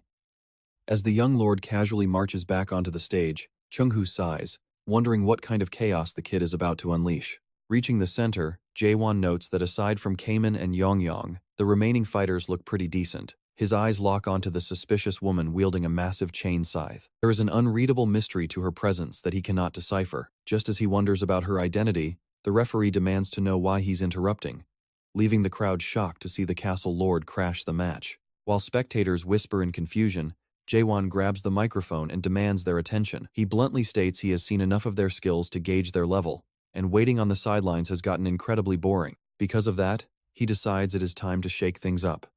Suddenly, a voice commands Jaehwan to halt, demanding to know what he thinks he is doing. It is Jago Kryong, the fierce leader of the Sacred Servant sect. She demands to know by what authority he alters the event and how he plans to change the setup. Jaehwan replies that he is scrapping the one-on-one rule, leaving her wondering if he wants a team battle. He tells her straight up, but she's not buying it. She starts poking holes in his plan, demanding to know how teams are divided and how a winner is even decided. But he just sighs. She completely misunderstood. There are no teams. It's just going to be one squad, the 6 of them together against him. Talk about a massive flex. The entire crowd goes dead silent, and Jaehwan makes it clear he's dead serious. He is going to take them all on at once. He even promises that whoever lands the winning blow gets the Castellan title. Honestly, nobody in the arena can believe the absolute madness they're hearing. Even so, they realize this is a golden chance to test the Castellan's legendary power and egg him on. That's when one of the fighters starts laughing, admitting she was already wondering what he was actually plotting. He looks genuinely surprised, smiling as she admits she knew something wild was about to go down. Right after dropping that bombshell, Jaehwan realizes he desperately needs the people's trust. Sure, true bonds are built over time, but time is the one luxury he doesn't have. So he needs a shortcut fast. And what's faster than showing off some absolute, overwhelming strength? Right on cue, a mysterious girl struts up to Jaehwan, getting uncomfortably close to stare him right in the eyes. Plot twist, she looks weirdly like his long-lost twin. The crowd is totally stunned, with some even whispering about a romantic tension in the air. She smiles, saying she likes him too much to kill him today. So, she just walks away. Jaehir stands there completely bewildered. How did someone already quit when they had such a massive numbers advantage? She mutters that it's too annoying and warns that a certain thing is coming. Jaehwan is left scratching his head. To make things worse, Nin Yang drops out next, admitting his skills aren't ready for the Castellan. Our protagonist chuckles, realizing this crazy sect leader is about to become his underling but still wants to save face. Then Jaehwan steps up, makes a flimsy excuse, and bails on the fight as well. He readily admits he is no match for the Castellan. Meanwhile, Jaehwan realizes the proud leader of the Sun Sea is actually stressing over whether this fight is even fair. Talk about a letdown. People seriously never change. At this rate, everyone is going to chicken out, and beating whatever's left won't even make for a cool story. Go Kyung-won mocks the MC, saying it is a shame things aren't going his way. The MC just shrugs if they're short on fighters, then the remaining three should just jump him together. That completely triggers her, making her yell about his sheer arrogance. Even if everyone else chickened out, she is still ready to throw hands. That's when Nessa of the Black Veil chimes in, saying they should use this perfect opportunity to teach this guy some respect. Go Kyung-won agrees he couldn't survive a combined strike, but quickly tells her vice leader to cool it. After all, they didn't actually come here to pick a fight with the Castellan. But the hot-headed vice leader is still itching for a brawl. Jaehwan listens closely to their whispering. Since he was complaining about missing the action, they turn and ask what Captain Ryong plans to do next. He decides to just sit back and watch. He suspects the Metal Monarch is actually Gil, since some powerful player is clearly pulling the strings behind the Golden Sky Sect leader. Go Kyung-won shuts that down, saying she can't share secrets, and he just needs to do his job. Once they're on the same page, she asks about the princess. The man explains they're just testing the Castellan's personality, leaving her completely stunned. She realizes they just want to see if he is a useful chess piece, so she plays along. Turning back, she announces they won't fight, prompting Jaehwan to ask if that's a fancy way of surrendering. He quickly corrects him, saying that's not it at all. Declining a fight and actually surrendering are two entirely different things. The protagonist raises an eyebrow, and she explains they're actually choosing to join his Abyss expedition squad of their own free will. Cue the entire arena, looking absolutely bewildered. Jaehwan narrows his eyes, demanding to know their real angle. But Go Ryan insists there's no hidden trap. They just want to help bring hope back to the suffering souls of chaos. The audience is absolutely losing their minds. Instead of an epic blade clash, these powerful ladies are suddenly giving a charity speech. Go Ryan smiles, saying she might as well be completely honest, since everyone is listening anyway. She never actually cared about taking the Castellan title. And honestly, she's not wrong. From day one, this entire tournament was never about finding a new leader for the fortress anyway. It was always a massive recruitment drive for the Abyss Expedition Squad. She admits she's genuinely impressed by Jaehwan's wild scheme, since nobody has dared to dream this big since the grand failure 900 years ago. That's why she's proud to stand by his side, claiming the audience must feel the exact same way. Turns out, the Castellan title isn't the only prize people care about anymore. Suddenly, she tosses her veil into the air, unleashing her dazzling eye technique on Jaehwan. Pink butterflies flood the entire arena, as she dramatically declares she wants to hear everyone's absolute, honest truths. This visual hack pierces right into the soul, forcing everyone to confront their deepest desires. She asks if they truly came just to watch a bloody brawl, or if they actually care about the future of chaos. This is her ultimate trump card, the eyes of justice. She dramatically pleads with the crowd, hoping they haven't forgotten true passion. And just like that, her pink mojo starts working on the dazed audience. They all start questioning their life choices. Watching them look completely spaced out, Jaehwan immediately suspects some sneaky mind control skill is at play here. He seriously considers slapping them back to reality with a few sharp sword thrusts. But before he can, an imposing figure raises his hand, declaring he didn't travel all the way from the frozen north just to watch petty squabbles. It's the legendary Honorable Sword, leaving the crowd completely shell-shocked. Go Ryan locks eyes with him, while Jaehwan stands there completely baffled, realizing these guys are clearly running a coordinated play on him. Meanwhile, far away in the quiet castle corridors, Carlton Javier spots something odd ahead.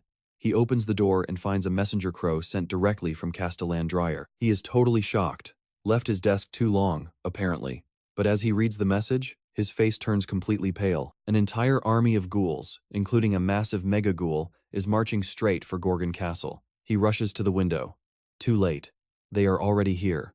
Back at the arena, Jaehwan also notices the sudden shift in the weather, but Gokor Young just uses it as a point, arguing they need absolute harmony right now. Their main goal is already achieved anyway.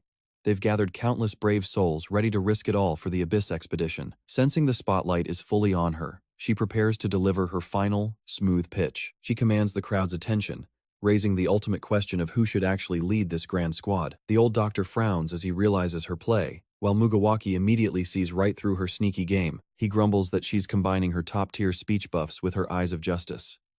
Now that all the other techniques have shut down, He can't help but wonder what this sly sect leader is actually planning. But her choice shocks everyone. She nominates the Castellan of Gorgon to lead them, hyping him up as stronger than all 10 sect leaders combined, with a mind sharper than the forest school leader. She declares him the single most gifted warrior in the history of chaos. The gullible crowd falls hook, line, and sinker, praising her selfless nobility for lifting someone else up instead of chasing power herself. But right on cue, Honorable Sword objects. He steps forward, loudly arguing that leading the legendary Abyss expedition requires much more than just sheer brawn and a sharp brain. She calmly asks what other traits he thinks are missing, and he firmly replies that a true leader must have the perfect personality to guide thousands of warriors into the dark. He proposes a test of the Castellan's character, naming her as the absolute perfect candidate to judge him. When she plays dumb and asks how, he suggests putting him through a full-blown justice inquisition. Her master plan is working beautifully, and she is absolutely loving it. Everyone finally realizes they can use the Justice Inquisition to judge his real character, and they press her to start the test. Gakor tells the sect leader that since she demanded this trial, everyone besides the Castellan has to clear out. There is no avoiding it now. If that is what they want, she will deliver. Activating another skill, she asks the Castellan if he will actually take the leader role if he somehow survives this test. The doctor suddenly panics, realizing they have completely backed him into a corner. Mugiwaki points out that everyone knows about this legendary trial. In fact, top-tier adapters actively seek it out just to gain enlightenment and break through to the next level of power. The doctor knows that if Jaehwan had just blasted everyone away like his usual overpowered self, dealing with the expedition squad could have waited. Nobody wants to follow a leader who literally slaughters his own allies. But if he does nothing, his character gets put under a microscope, and with a personality as chaotic as his, this test could easily ruin him. The doctor anxiously wonders what Jaehwan will do next. But our main character just calmly nods. She asks if he is accepting the challenge, and he simply says yes. It brings a smug smile to her face, while a bystander wonders why they are just standing around. He expects some massive spell, but then he spots a boat out of nowhere, with Jaehwan already standing on deck. She explains that this trial takes place on the unforgiving open sea, where things get messy fast. Suddenly, he is trapped on the boat as a massive wave crashes down, throwing the entire scene into absolute madness. She notes that this is exactly why ships go down. On deck, a panicked man screams for everyone to hold on while he desperately pulls them up. But luckily, a rescue boat finally arrives. A voice on the rescue boat shouts that they must save one last survivor. But there is a catch. The boat only holds 10 people. If they take another, they all go under. Someone else argues they must leave them behind. Suddenly, a survivor grabs Jaehwan and begs him for help, calling him captain. Startled, he wonders how he even got onto this life raft. That is when the ultimate moral question pops up right in front of him. Do you abandon one person to save the majority, or do you try to save everyone and risk sinking the entire boat? Jaehwan just stares at her as she tells him to make his choice. Now he finally gets how this twisted game is played. She asks for his choice, and Jaehwan knows that picking the first option will make everyone view him as a cold-blooded monster. But if he goes with option 2, they will call him a reckless fool. No matter what he selects, his worth as a leader is totally compromised. But then, he casually declares that he is choosing option 3. She completely freezes, pointing out there are only 2 possible answers. But he calmly repeats that his choice is option 3, save everyone and keep the ship afloat. She is stunned, wondering if he somehow unlocked the mythical secret path, the one that only triggers when you forge your own path. Option 3 says he will rescue every single person, throw himself into the sea, and wait in the freezing water for help.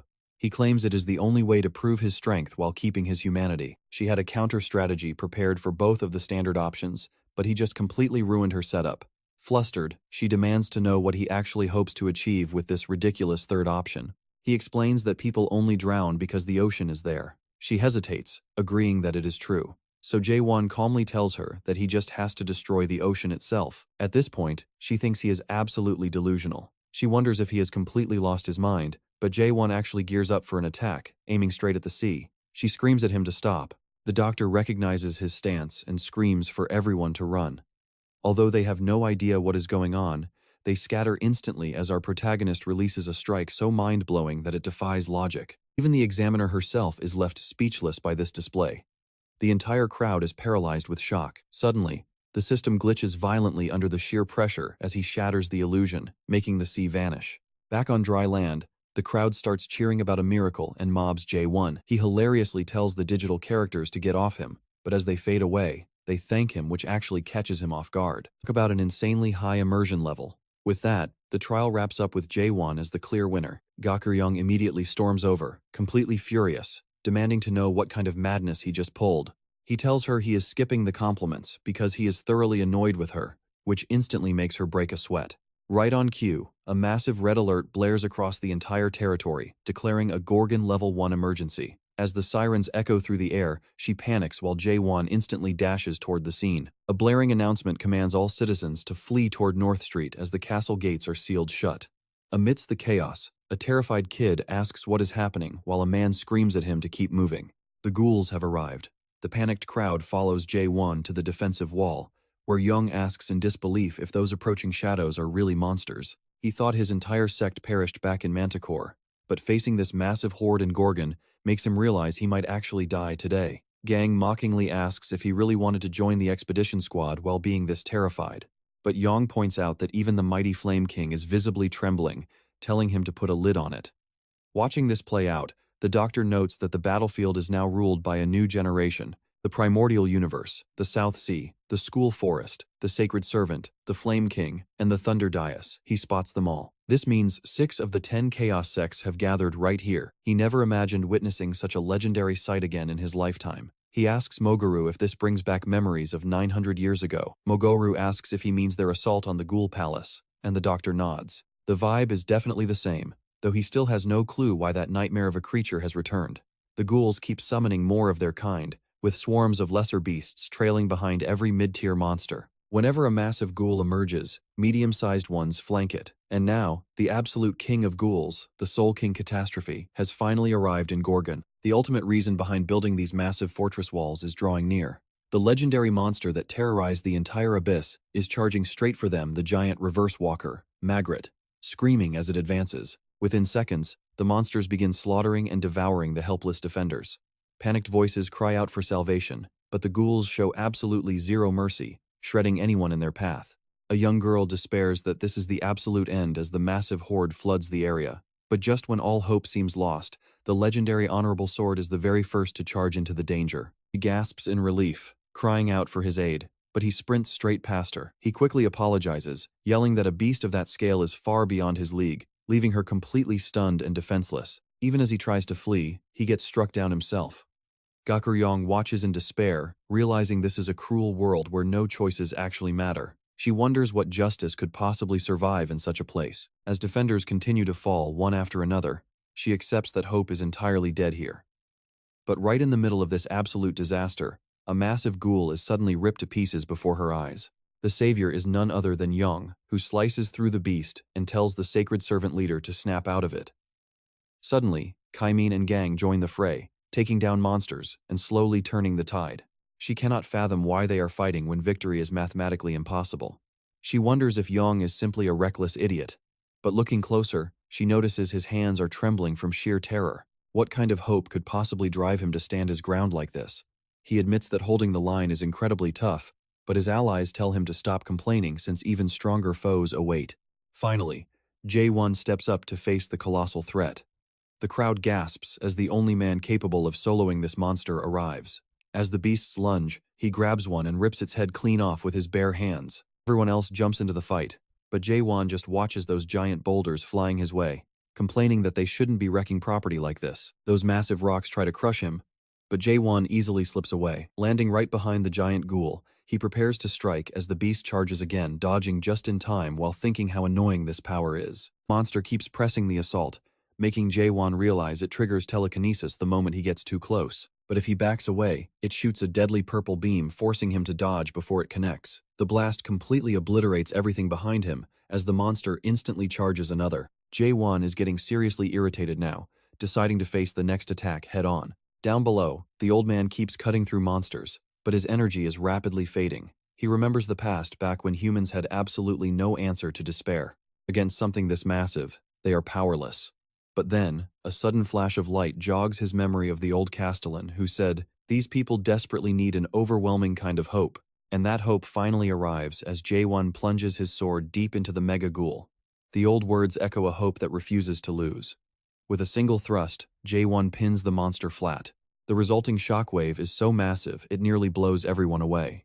The Doctor can only stare in sheer disbelief, while Jaehwan stands on the beast, thinking he should have done this sooner. Asking what he just did, the doctor is quickly cut off as Jaehwan looks back at more ghouls rushing his way. Kimmin tries to cover him while the doctor freezes, watching the surrounding enemies. Briefly pinned down, Jaehwan thinks this is incredibly annoying.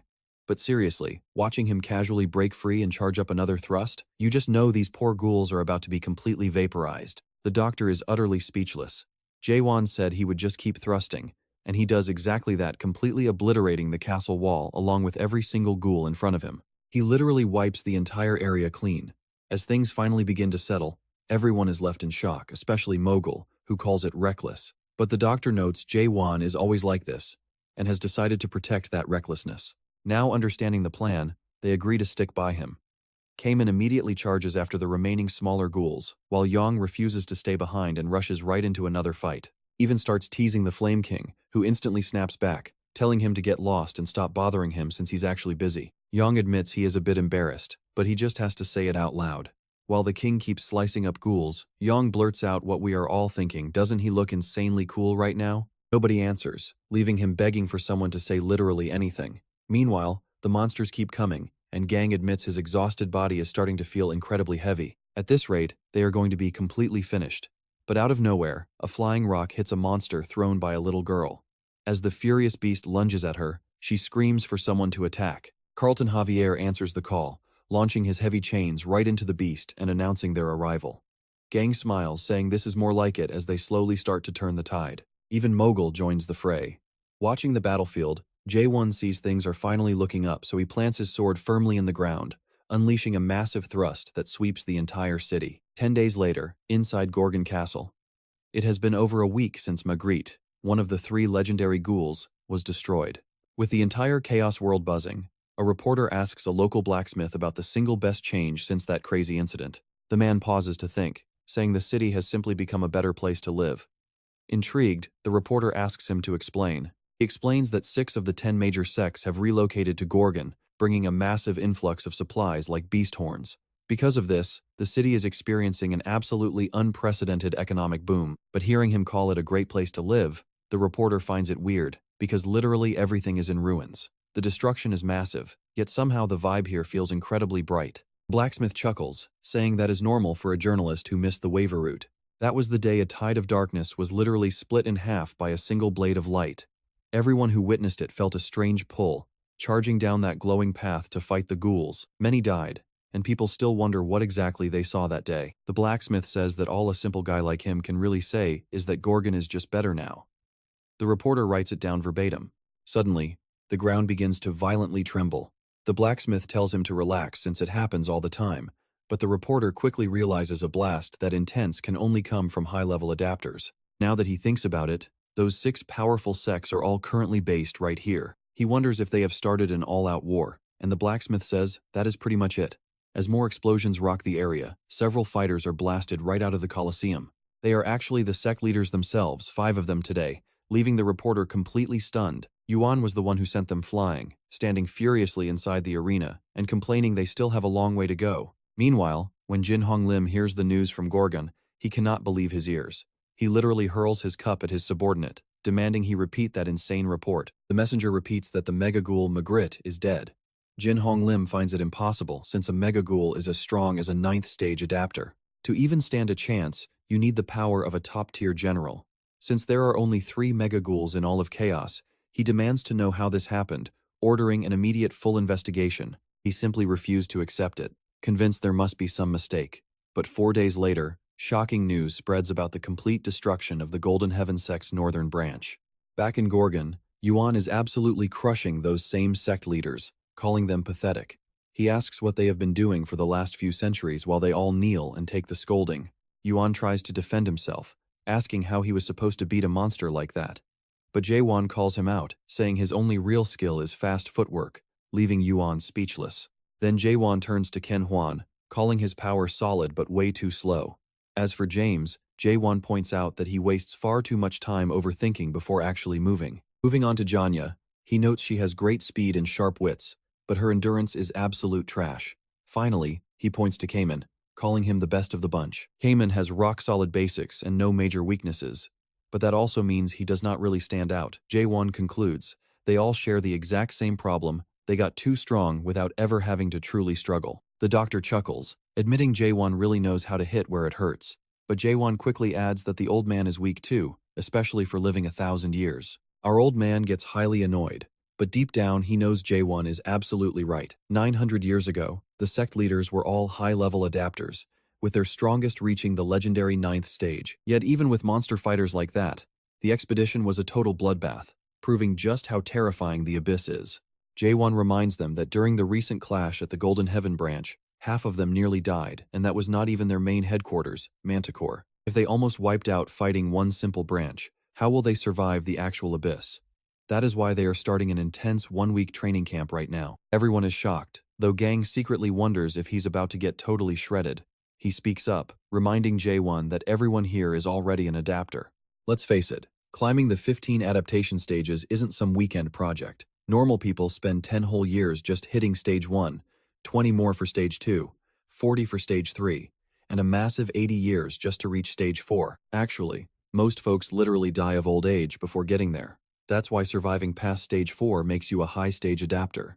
Jaehwan asks what point he's even trying to make here. Then comes the ultimate twist. Is he actually trying to turn them all into awakened ones? Everyone gasps in shock. Jaehwan mentions he's heard these guys don't level up the normal way at all. Nope, they just cheat the system through random moments of pure genius. Jaehwan nods yes, he'll make them awakened, but only if they totally abandon their own worlds. Of course, nobody has any clue what that means. As Jaehwan demands an explanation, the doctor steps in to explain that a perfect awakening has 3 phases. Step 1 is literally shattering the very world of adaptation they've survived in up until now. Do that, and you get cheat code eyes that can rip reality apart to see its core. Someone asks if that just means doubting everything. Jaehwan's confused, and Young still has no idea how to destroy their world. Wait, what? Jaehwan clarifies that it means throwing away all system perks like skills and status. Young is absolutely horrified, while she instantly roasts him for being so slow, despite leading one of the 10 legendary sects. He snaps back, hey, he might be a brainiac, but he's still a hyper-adapter. See, hyper-adapters are system-blessed golden children who level up 10 or even 100 times faster than regular folks. Every single powerhouse, including the 12 monarchs, is built just like that. No way. Kang Wang basically calls him a complete clown, pointing out that everyone in this room is a hyper-adapter. To them, throwing away that kind of massive talent overnight sounds like absolute madness. Surprisingly, Kangmin speaks up and admits he is not a hyper-adapter. He declares that if throwing it all away makes him stronger, he will gladly discard his skills and his world, keeping only his burning hatred for the monarchs. The others ask if the South Sea sect leader has lost his mind. This isn't just about giving up their hard-earned powers. Have they seriously forgotten the legendary event known as the Great Disappearance? Jaehwan casually admits he has zero clue what that even is. So, Janya starts story time. It all began 700 years ago with the sudden, terrifying arrival of a mysterious entity called the Fisher. The moment the Fisher arrived, they declared absolute war on cultivation itself. They brutally slaughtered any regional monarchs who stood in their way and issued a chilling decree to the world. To awaken, people had to travel to the Forbidden Lands and literally deny existence. Back then, tens of thousands of warriors gathered there, but no one knows what happened next because they literally vanished into thin air. Young gasps, they all just disappeared? Janya nods, explaining that only a tiny handful ever returned, and one of her own companions was among them. Broken souls. Her companion awakened to stage 1, but Jaehwan asks what happened to those who returned. Janya sighs, every single one of them was completely ruined. Some went completely mad, while others lost their memories entirely. Their symptoms differed, but the terrifying common thread was that none of them knew who they were anymore. Jaehwan processes this and tells Janya 2 quick things. First, he is definitely not with the Fissure. Sure, he gets why they'd suspect an awakened guy like him, but facts are facts, he's a solo player. Second, awakening is indeed a high-risk gamble. Because of that, he's only taking willing volunteers. She asks what happens to the cowards who decline, and he smiles, he'll still make them strong. Wait, really? When she asks how, he replies they just need to boost their adaptation stages. She looks at him like he's crazy, was he even listening? The forest sect leader literally just said ranking up in 1 single week is impossible, and they're fresh out of time. Jaehwan just chuckles, he's got a cheat code for that. He tells everyone to follow him outside. They pull up to a majestic purple castle where the resident blacksmith greets them. Jaehwan asks if they can start immediately, and the smith nods. Meanwhile, Shang is losing his mind, realizing this whole place is built from beast horns. The blacksmith tells them to watch closely. He taps the wall, and the entire castle instantly shifts colors. Suddenly, a massive system notification pings in front of everyone's faces. Classic Jaehwan. It asks if they accept the summoning of the Tower of Nightmares, Carpe Diem. Even the doctor is flabbergasted. Why is a literal tower here? This absolute madman went and built a whole tutorial ground. Just like that, they're sucked straight into Carpe Diem. Looking around, nobody can believe their eyes.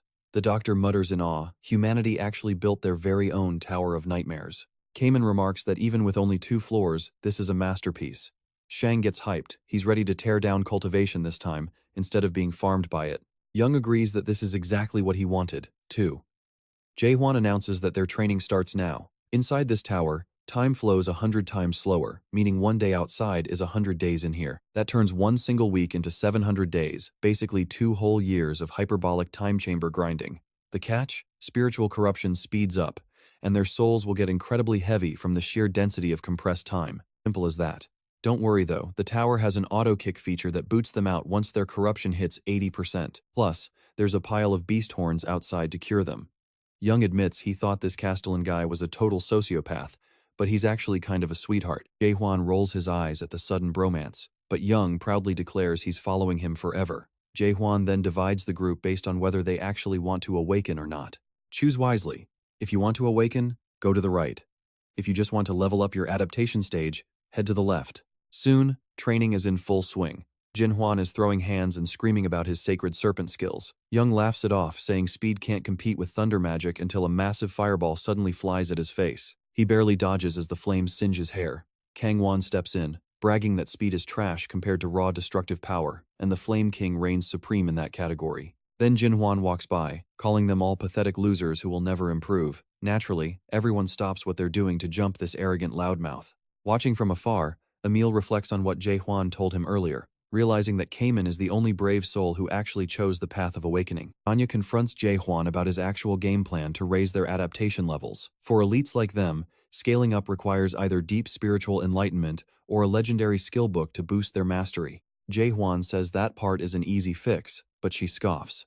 Legendary books are incredibly rare. Did he seriously rob the vaults of the 5 great families or something? Hit too close. That comment hits way too close to home for the guy who actually did exactly that. Sweat dropping, he says books are overrated, a good teacher is plenty. She asks if he'll teach them, but Jaehwan says no. Confused, she asks who then, and suddenly gasps as she finally puts 2 and 2 together. From now on, they are going to teach each other. Mugwoki thinks it is a genius plan, since these arrogant sect leaders would never willingly share secrets. Still, execution is a complete mess. Every single master insists they are the ultimate powerhouse, which instantly causes chaos. Poor Zug gets caught right in the crossfire of their petty arguments, despite being completely innocent. Mugwoki doubts this chaotic circus is what Jaehwan had in mind. Meanwhile, he wonders how Kamen is holding up on the 2nd floor, where he is training alone with Jaehwan. He has lost count of his swings. 100,000? A million? Maybe even 10 million times already. Jaehwan barks at him to go faster, and Kamen just keeps swinging without a single pause.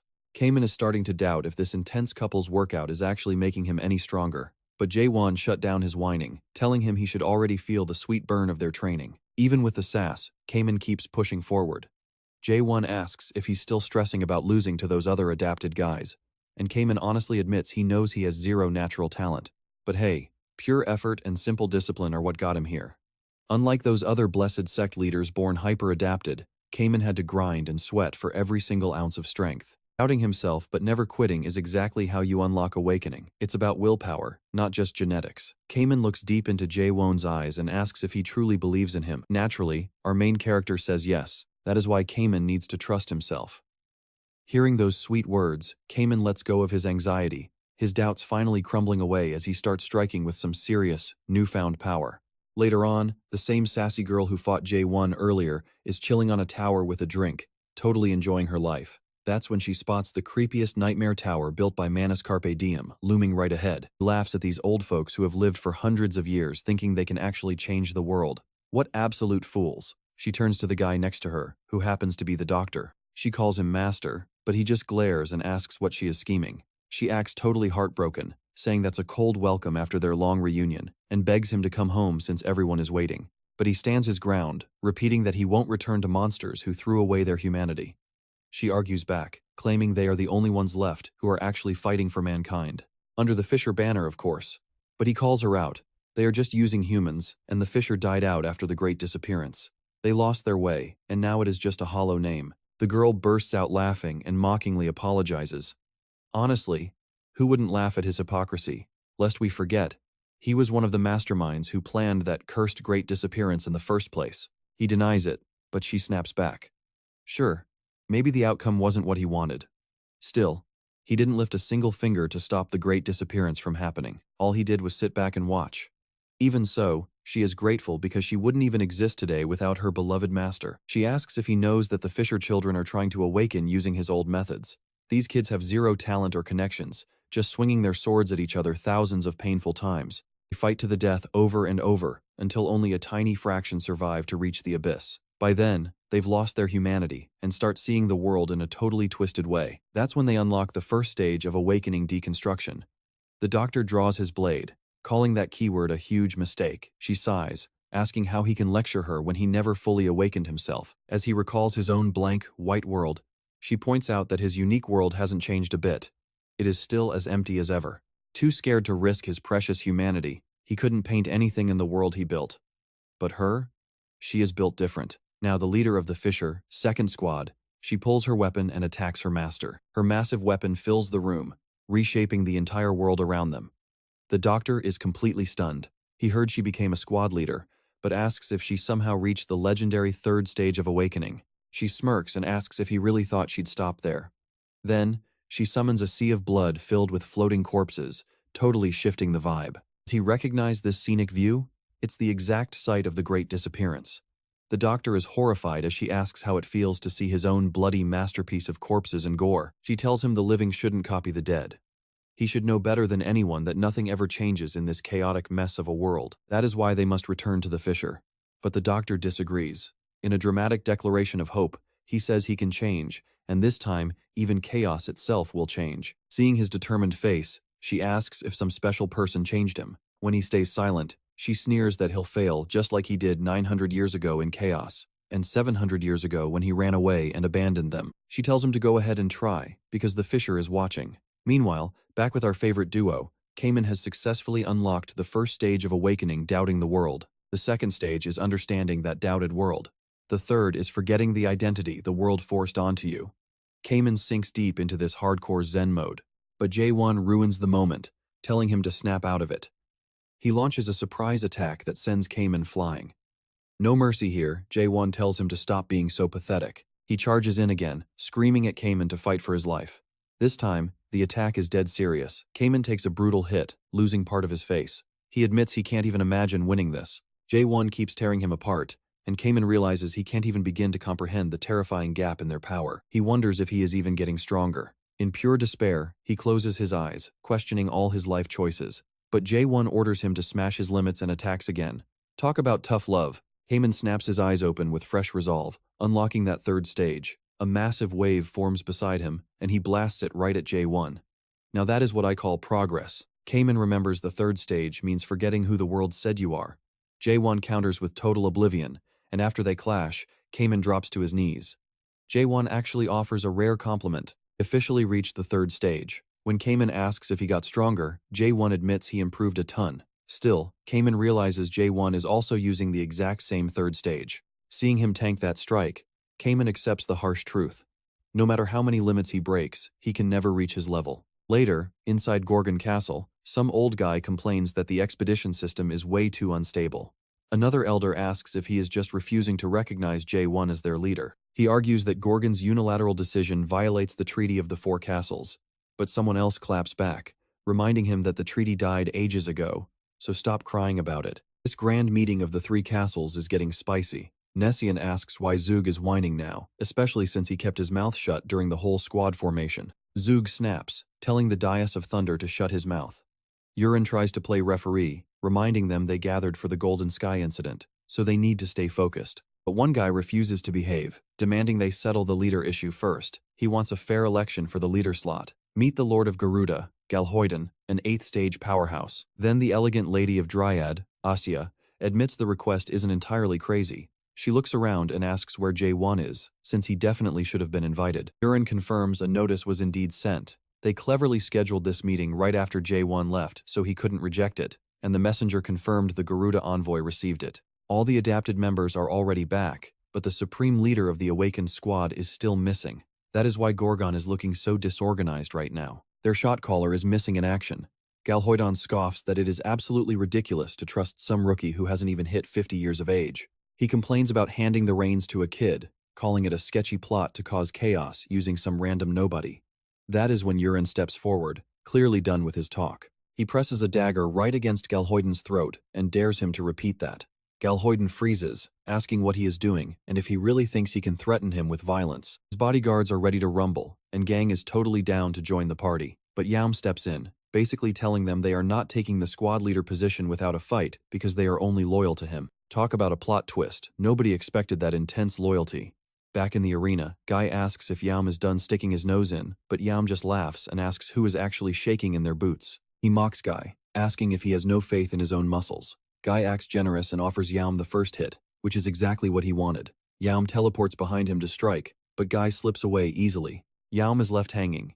He curves his strike and teleports behind Guy again, but the older man stays cool as a cucumber, admitting that the kid has some serious speed. Still, Guy keeps his eyes glued to him like a clingy ex. But when Yaum leaps high, Guy gets a little rattled.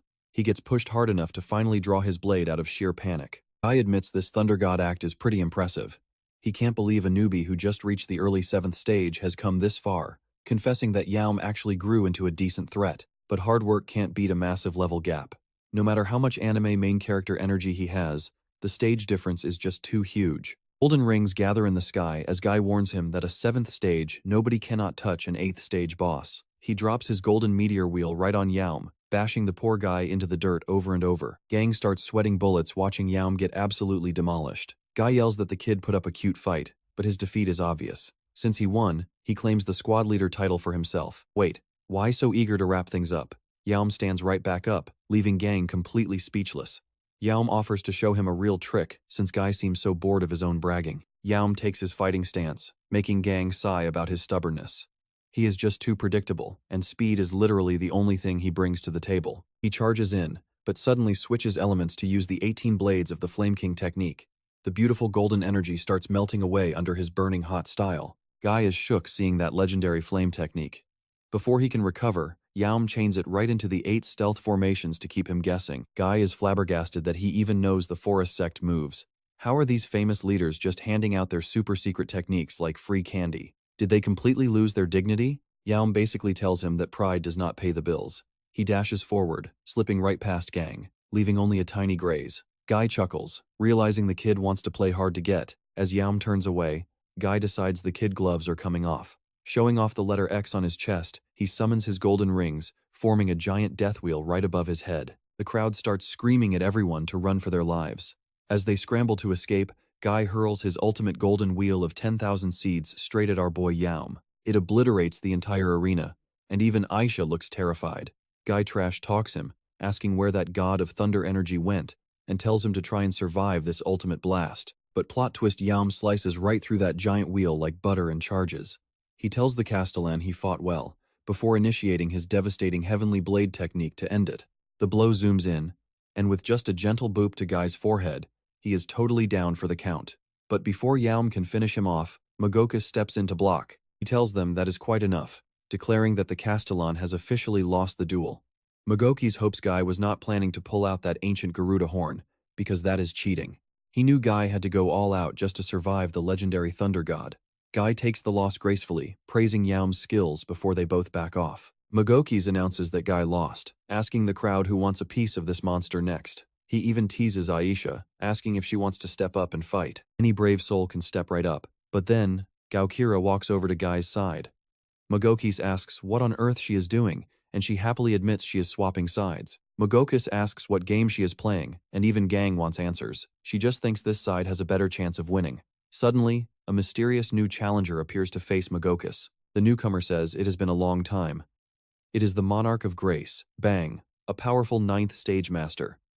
Yuri is shocked, wondering why an actual monarch has suddenly crashed the party. Magokis cannot believe Bang and Oshio dared to return to chaos, especially since they were once sworn enemies who slaughtered countless innocents, and stole the sacred fruit 900 years ago. Bang tells him to stop being silly and invites Mogokis to join him, saying the Steel Monarch misses him.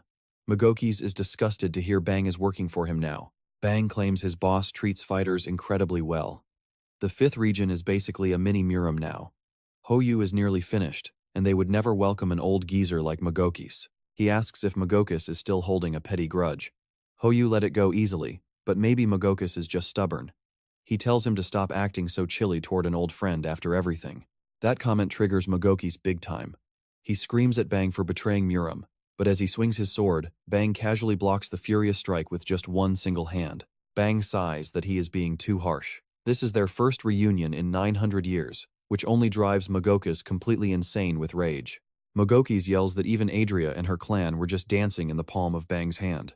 Bang plays dumb, claiming he has no clue, and says they only gave a friendly heads-up to help them. Besides, the Gorgon Fortress Master and his friends are just bragging, which Bang calls absolutely pathetic.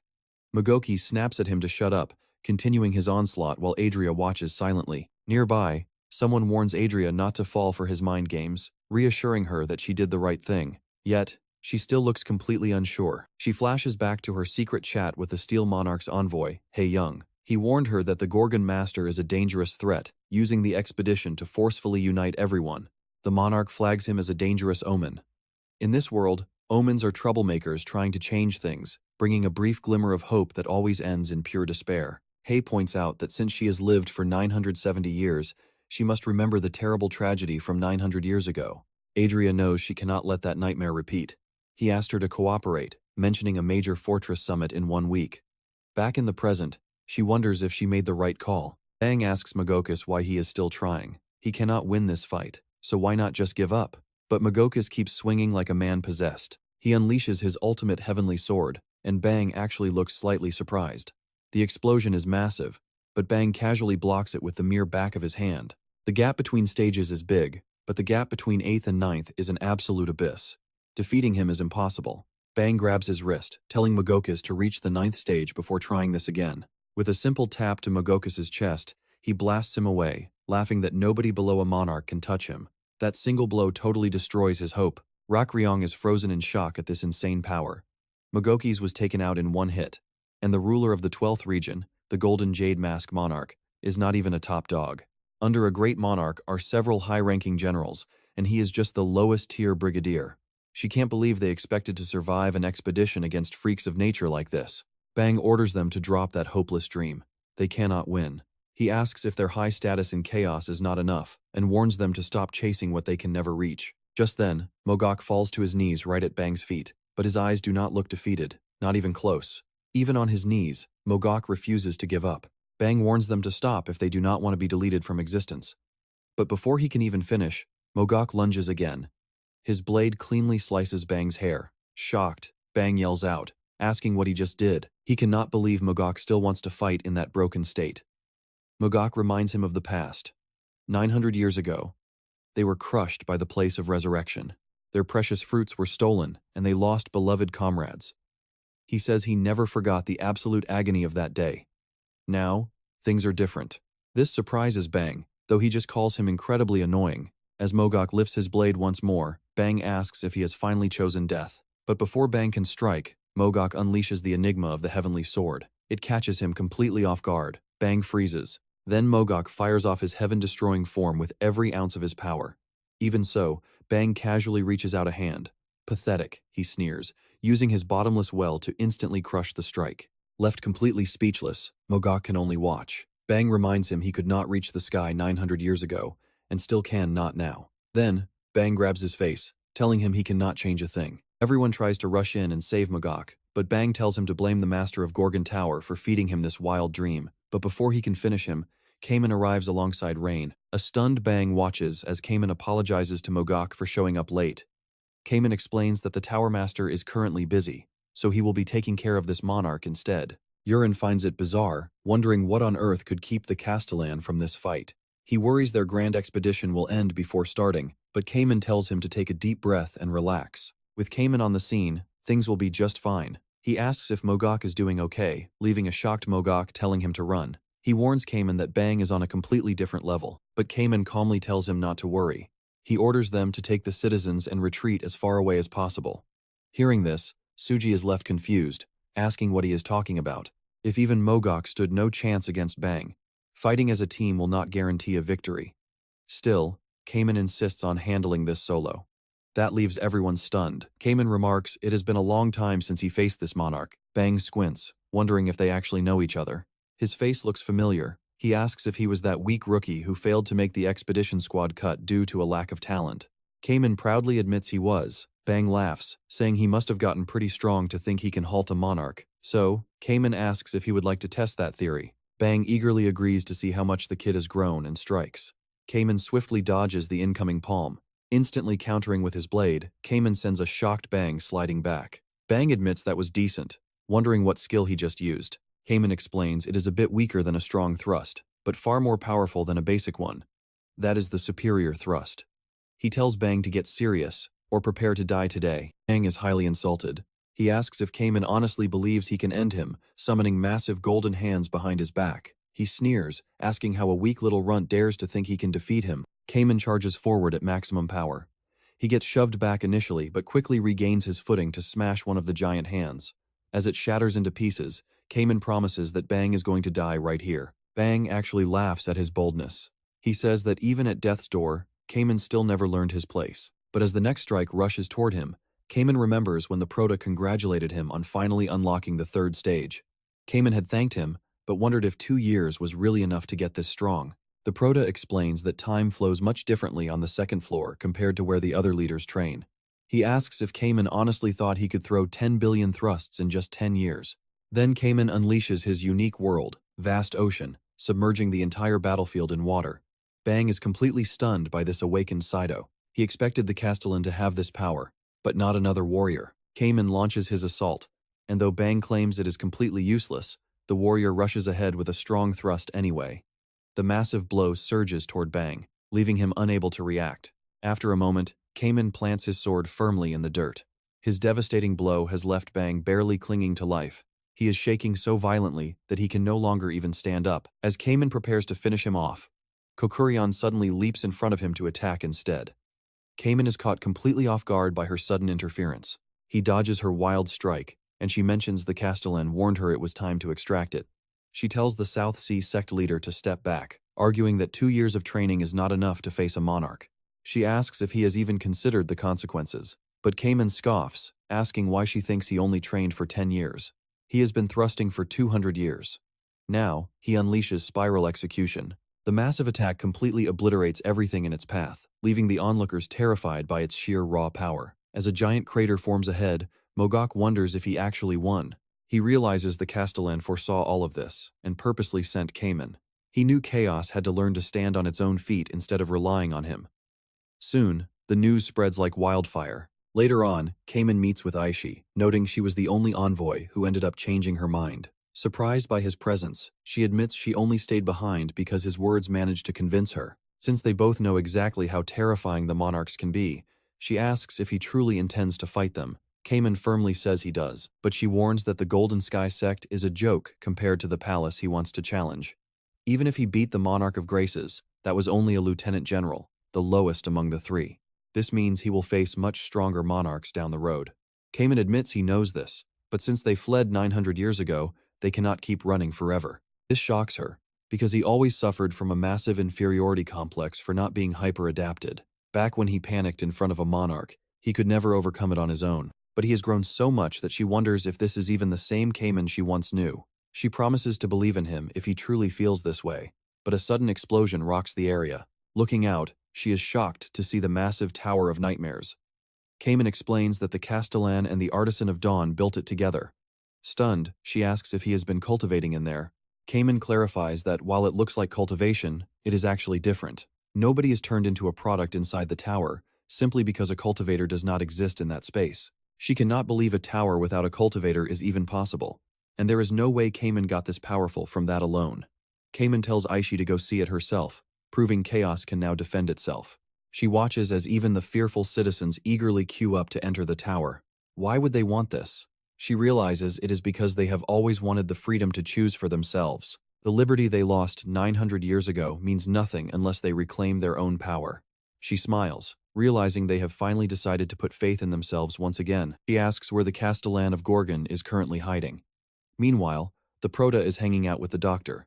The doctor figures the three castles conference should be wrapped up, and the Proto agrees. The doctor asks if it was really wise to skip out, since the opposing side surely brought major powerhouses.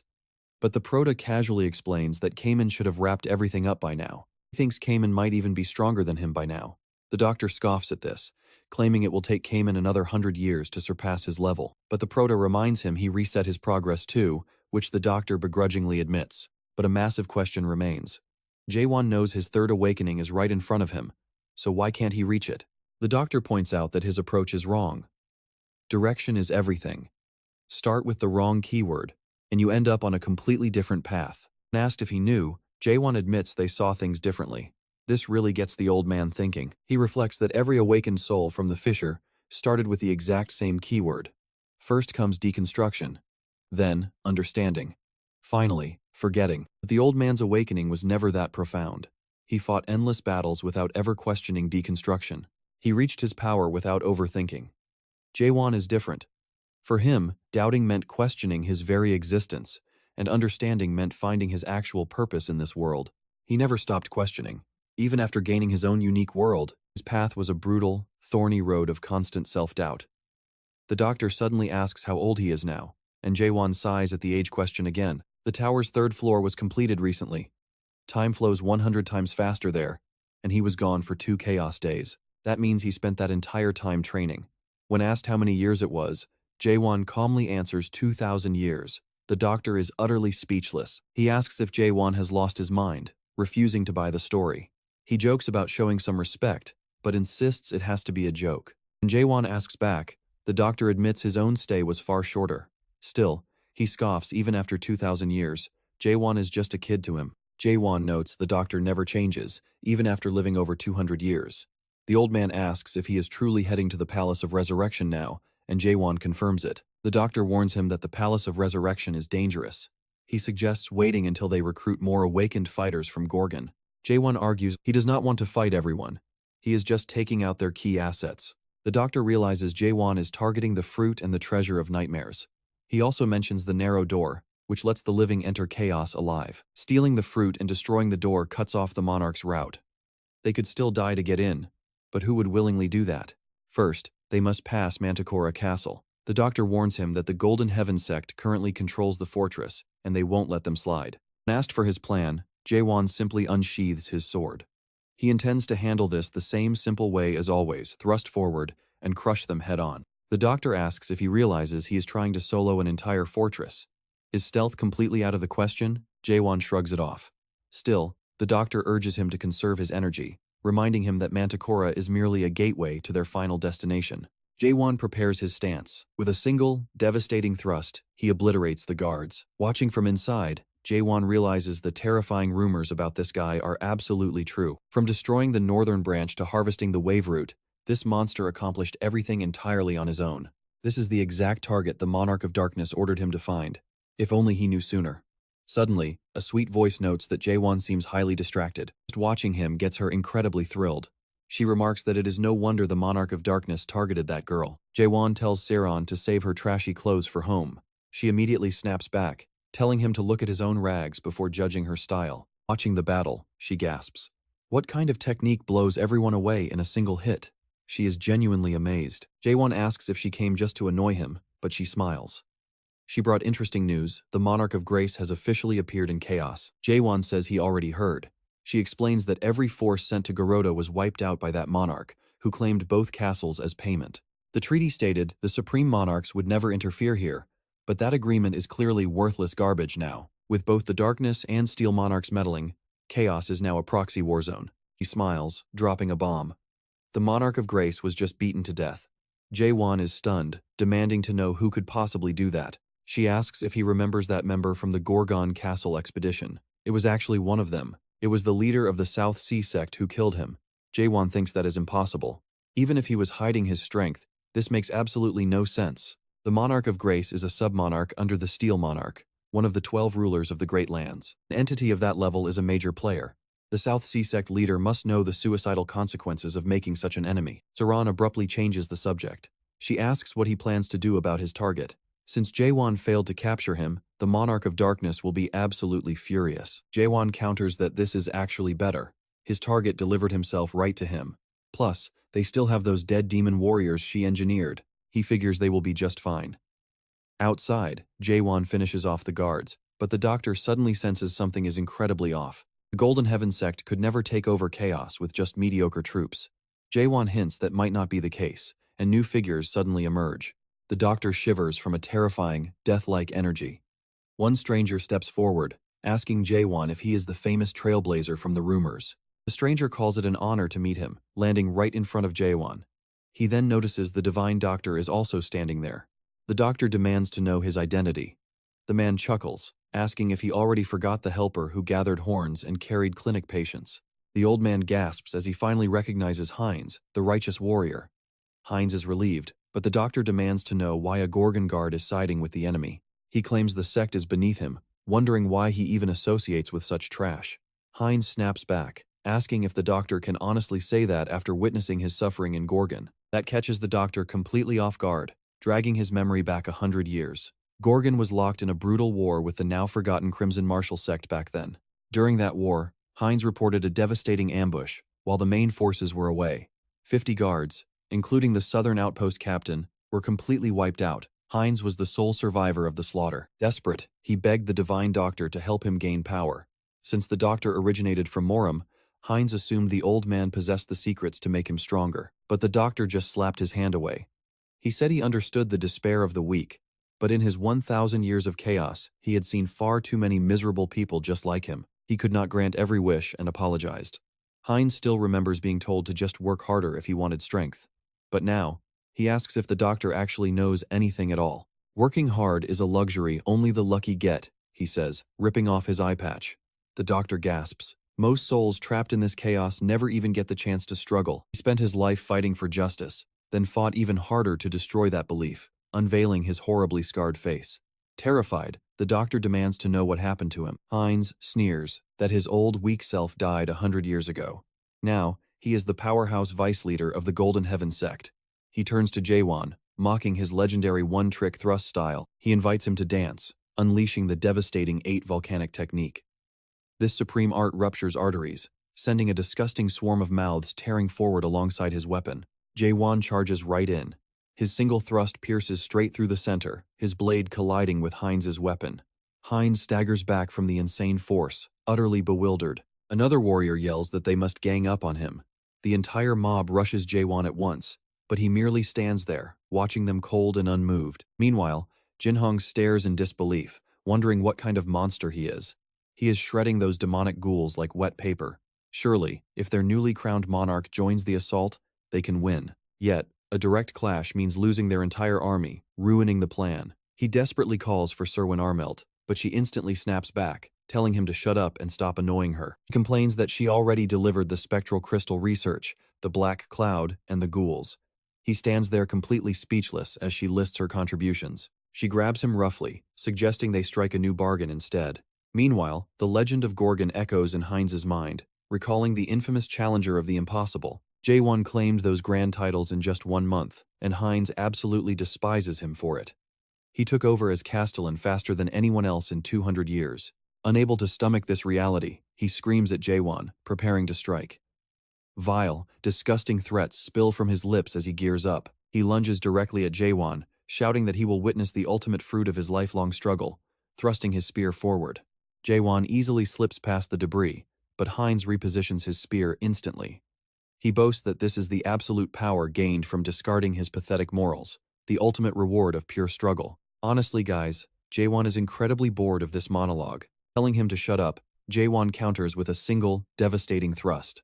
The explosive impact sends Heinz flying backward, forced to dig his spear into the ground. Now looking like a complete ghoul, Jaehwan sighs, wondering why every idiot in this realm behaves exactly the same. Nearby demons watch in utter horror. The kid literally vaporized half the vice leader's torso, even though Heinz was close to the 9th stage. Terrified, the cultists scramble to buy time for his recovery, surrounding Jaehwan as the doctor screams for him to watch out. Jaehwan just shrugs. muttering about how everyone complains about effort. Then, with one casual sweep of his blade, he obliterates the entire crowd at once. Witnessing this godlike power, Hines drops his weapon. He can only ask himself what that monstrous attack even was. Looking into Jaehwan's eyes, he glimpses the colossal world tree within his soul. Completely stunned, he realizes this must be the legendary, unique world of an awakened master. Is this the majestic view granted to those who absolutely refuse to bend their knees? The almighty eye that governs this entire world looms above them. Yet Jaehwan actively challenges it. To Hines, this is pure madness. The guy is absolutely unhinged. He actually dares to fight that supreme entity. Hines wonders if he could have walked this path too, instead of abandoning his beliefs so easily. With the battle finished, onlookers label him an absolute monster for wiping out thousands of years of castle history in seconds. The doctor suggests renaming his trademark Move the World thrust. Jaehwan tells him to quit joking around as they march through the ruined path. The doctor notes a few enemies are still standing, though they pose zero threat now. He eagerly asks how Jaehwan accomplished this, since his attack literally transformed everything into his own domain. He has never witnessed anything so magnificent. Jaehwan simply claims he just stabbed really hard, leaving the doctor completely speechless. The old man wonders if this kid is transcending to a level beyond comprehension. He senses no more high-ranking commanders, and that blast clearly crippled the enemy leader. But suddenly, a playful voice echoes, asking if they arrived late, drawing their attention to a massive screen. Jaehwan asks what is going on, and the doctor immediately recognizes the spatial distortion. He is shocked to witness true high-tier teleportation right before his eyes. Serwyn Armelt appears, wondering why the ghouls are trembling, while the doctor recognizes her legendary race. Jaehwan asks who this weird chick is, instantly offending her. She asks if he has been living under a rock, completely ignoring the hottest celebrity news. Does he not even own a hologram screen at home? He bluntly replies, no, prompting the doctor to frantically warn him that this woman is a nightmare. Serwyn Armelt giggles, praising the old man's taste but noting he got one detail wrong. Calling a succubus a nightmare is a major taboo, she explains. Nightmares are an entirely different species, and he should know better. Her name is Serwyn Armelt. Thank you very much. Dr. Jaramadal realizes she is the legendary nightmare working with the sect. He has a million questions, but zero time. Since they are introduced, he tells her to move. She apologizes but refuses, explaining she was hired to halt his rampage before he destroys everything. Jaehwan raises his weapon, making her panic and beg him to hold on. Pleading for just a moment, she suggests a new partnership. The guy who originally paid her to stop him is already half dead from his last strike anyway, so why not team up? Since her old contract is void, she wants Jaehwan for herself. But as his blade grazes her face, she realizes she almost got turned to dust right there. She warns him to stop playing around, pointing out the absolute mess he is in. Jaehwan ignores her, suddenly sensing a massive spiritual presence approaching from outside the castle. It is likely a general-class monarch. Serwyn Armelt warns that the Monarch of Darkness is actively hunting him down, asking if he truly understands the danger. Even so, she offers to hide him under her protection, keeping him safe from anyone in the 12 regions. Jaehwan refuses, leaving her with only one remaining option. She pulls out an earpiece and multiple screens, declaring she is going to make him hers by force. The doctor warns Jaehwan to be careful since this is high-level succubus magic. Instantly, her heavy energy spreads, summoning a wild horde of monsters. She tells him to holler if he changes his mind, since she is not a fan of pointless chasing. But before he can even blink, those summoned things charge right at them. Jaehwan fires off a brutal thrust, tearing a chunk right out of the charging pack. Serwyn demands to know what he thinks he is doing, commanding her giant snakes to box him in. The doctor yells that this wave will never stop, and tells him to aim straight for the succubus. Instead, Jaehwan drives his blade into the dirt, unleashing a massive, roaring shockwave. The beasts panic, and Serwyn thinks he is just trying to hide in the dust. But he bursts through the haze, leaping across every solid surface to charge straight at her face. Still, Serwyn mocks him, watching his every move through her floating screens. She summons a giant snake to catch him mid-air, laughing that his direct approach is way too predictable. She tells him to relax and think, bragging that her proposal is actually a major steal. After all, she is the legendary Serwyn, the captivating flame, and the ultimate popularity queen on the server. But Jaehwan is not buying her pitch. He shatters the giant snake from the inside, blowing the dust away. Seeing him materialize his own mental image, she realizes this guy is an absolute monster. Jaehwan reaches her instantly, grabbing her throat and slamming her hard into the sand, completely pinning her down as he asks if she is finally done with the games. He notices this nightmare does not actually want him dead. If he spares her and drags her along, She could be pretty useful when he descends into the deep abyss. Plus, he has questions about the original nightmare sitting at the very top of the mirage tree. He tells her that if she goes quietly to Gorgon, he will spare her. Surrender? Don't make me laugh, she scoffs, pointing toward the sky.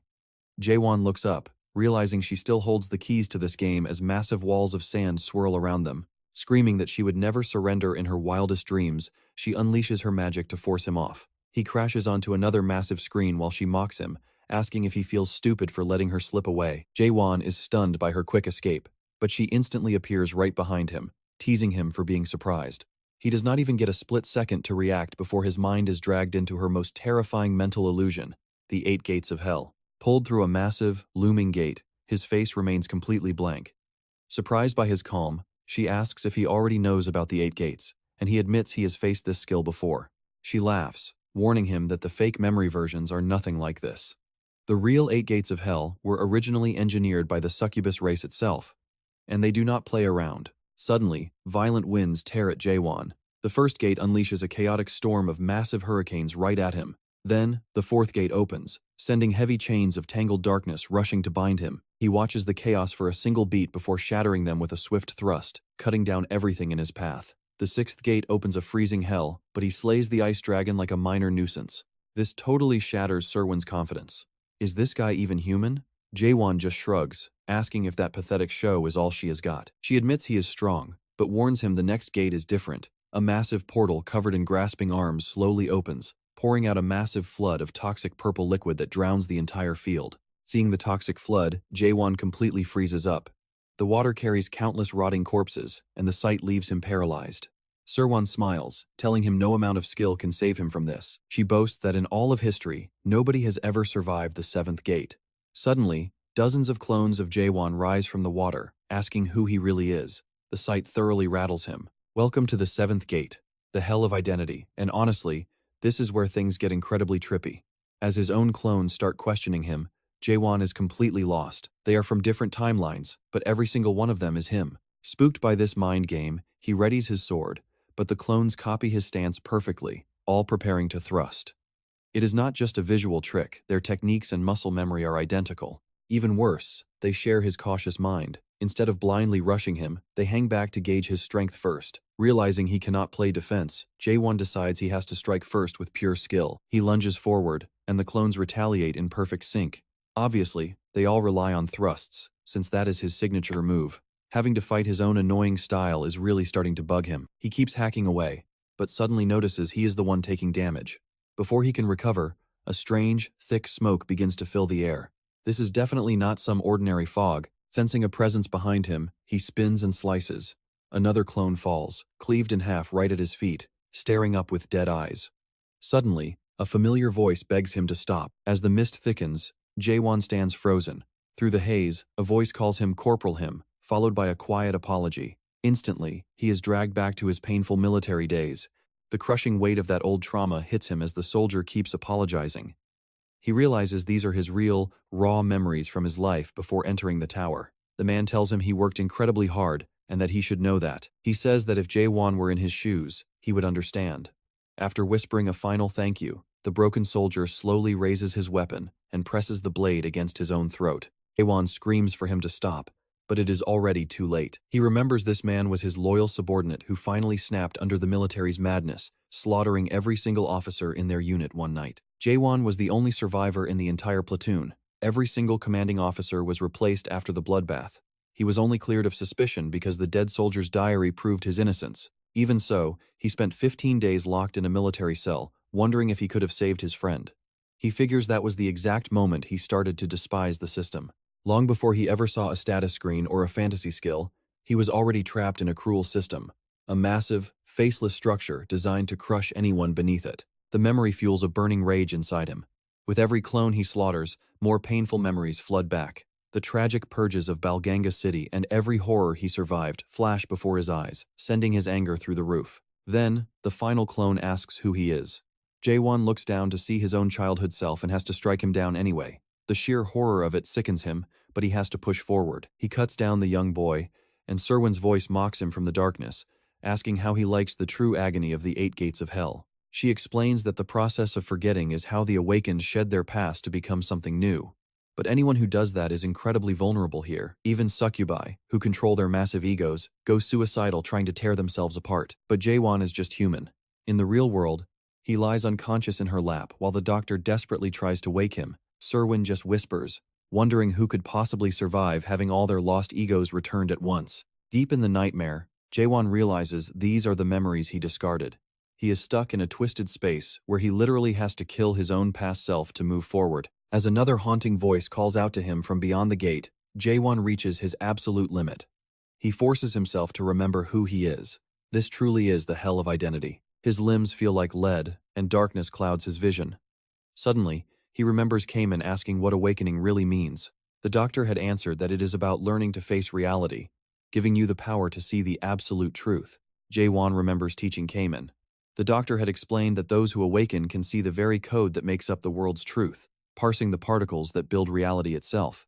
They can read hidden data that normal people miss, completely transforming how they perceive themselves.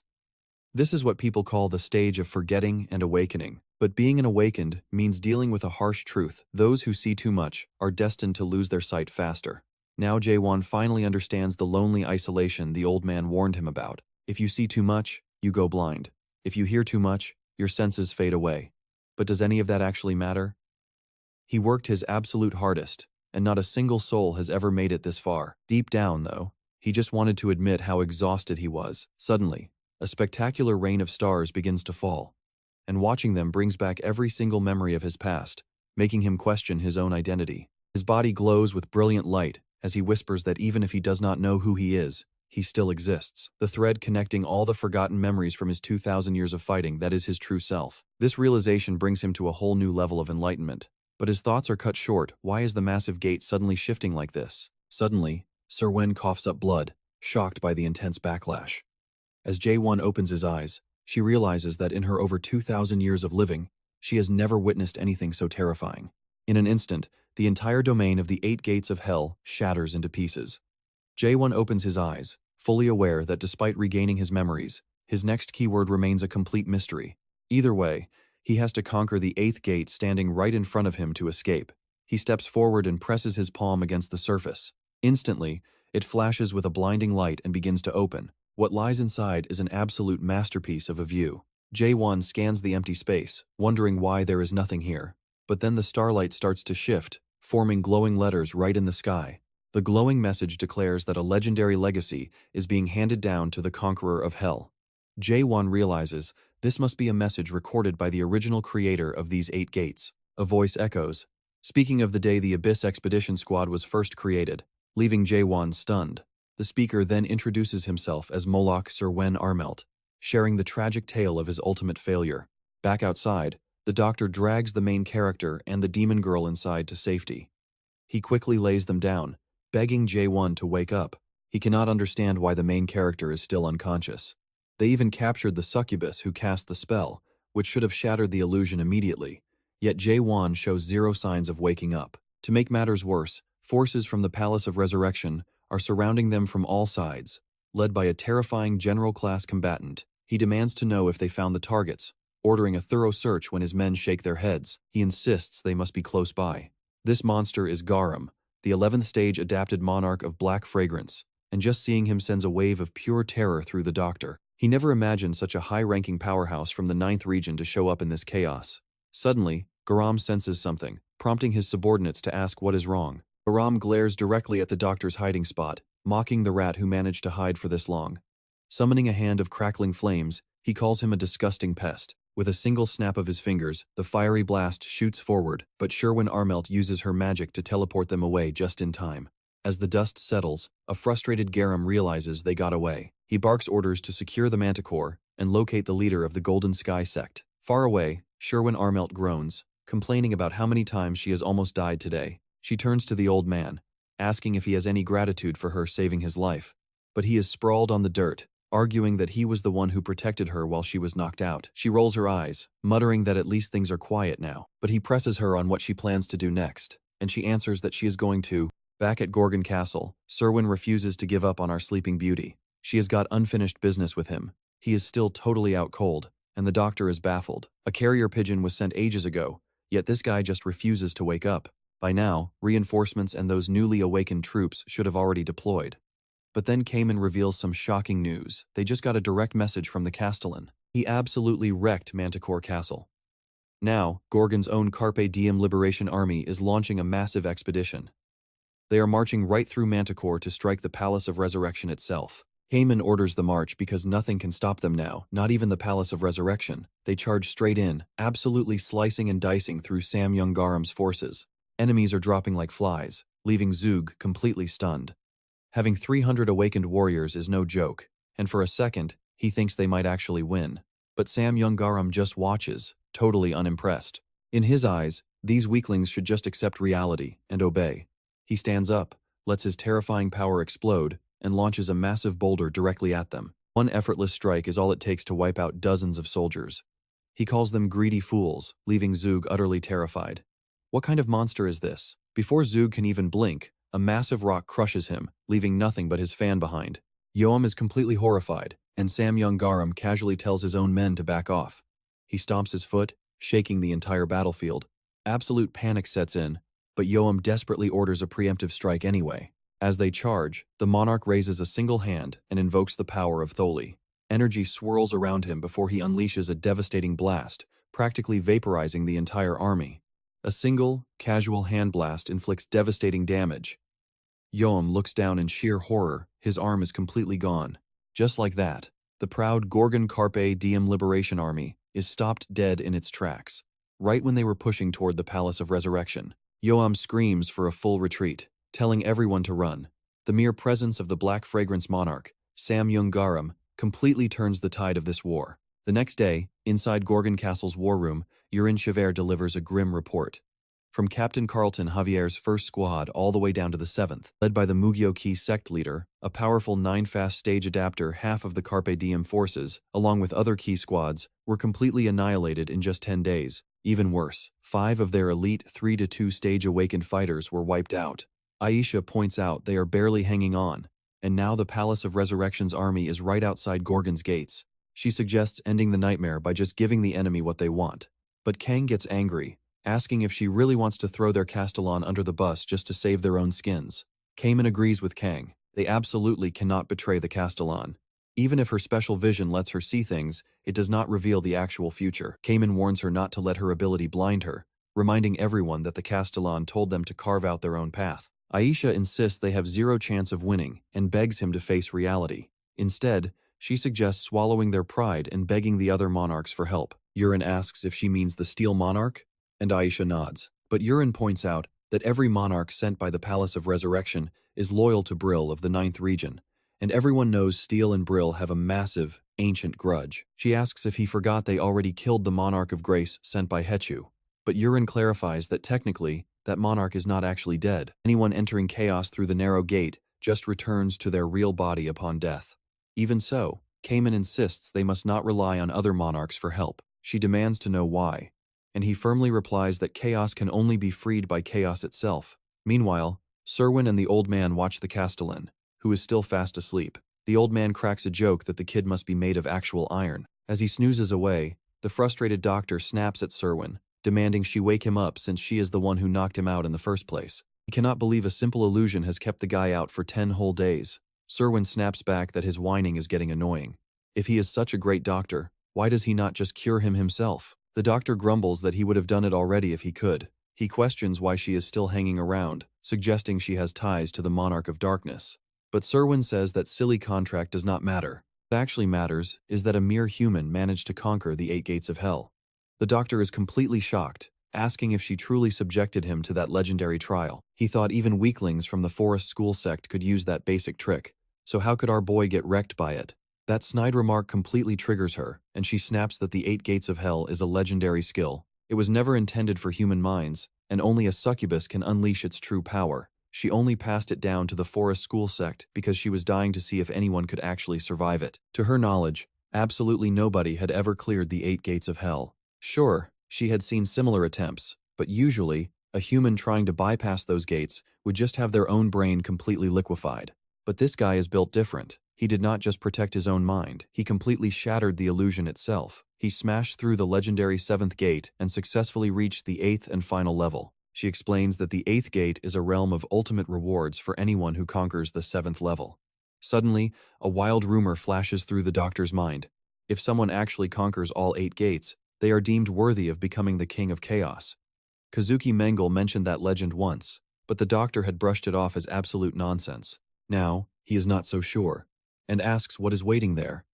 Serwin reveals it is the legacy of her godfather, but before she can elaborate, our sleeping castellan starts stirring, making the old man light up with joy.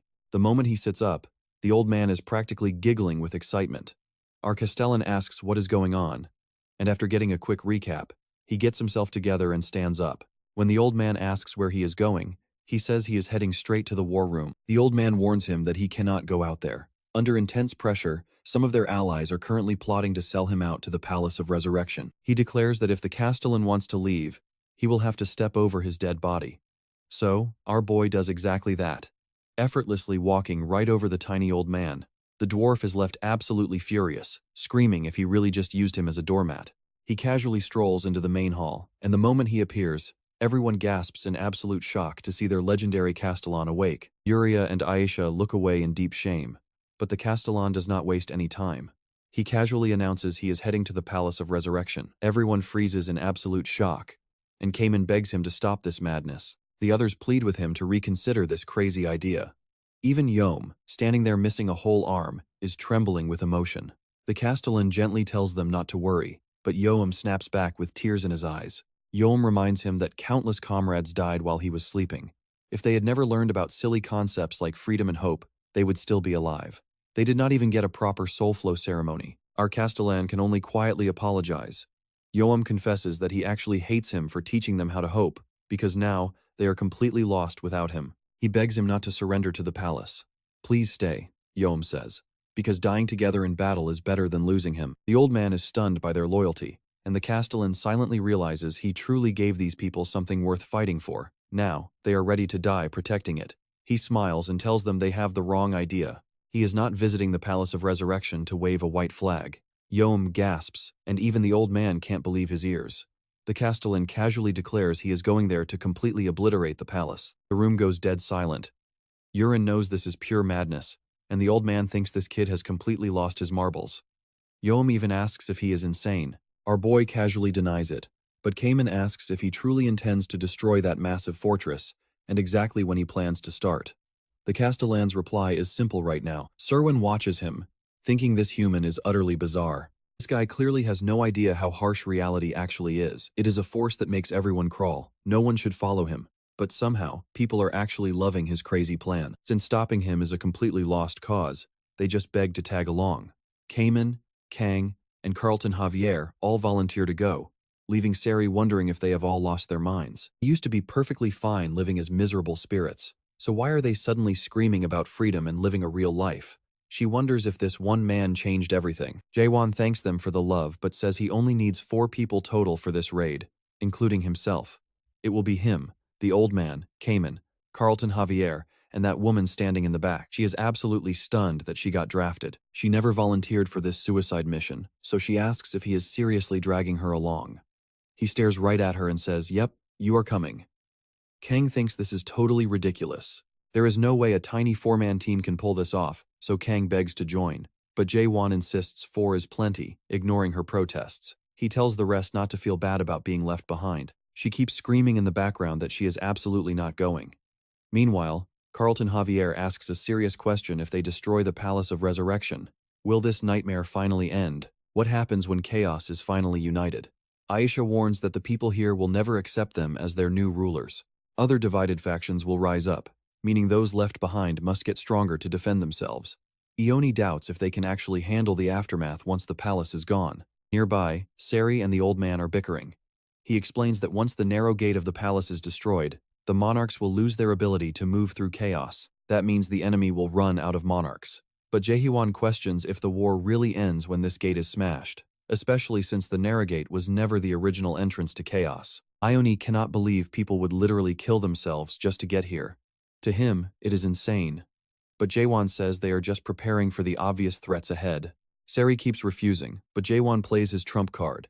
He asks if she is really going to pass up finding out what was inside the 8th portal. Help him, and he will tell her. Soon, They end up in Sari's personal workshop, and trust me, it is kind of a train wreck.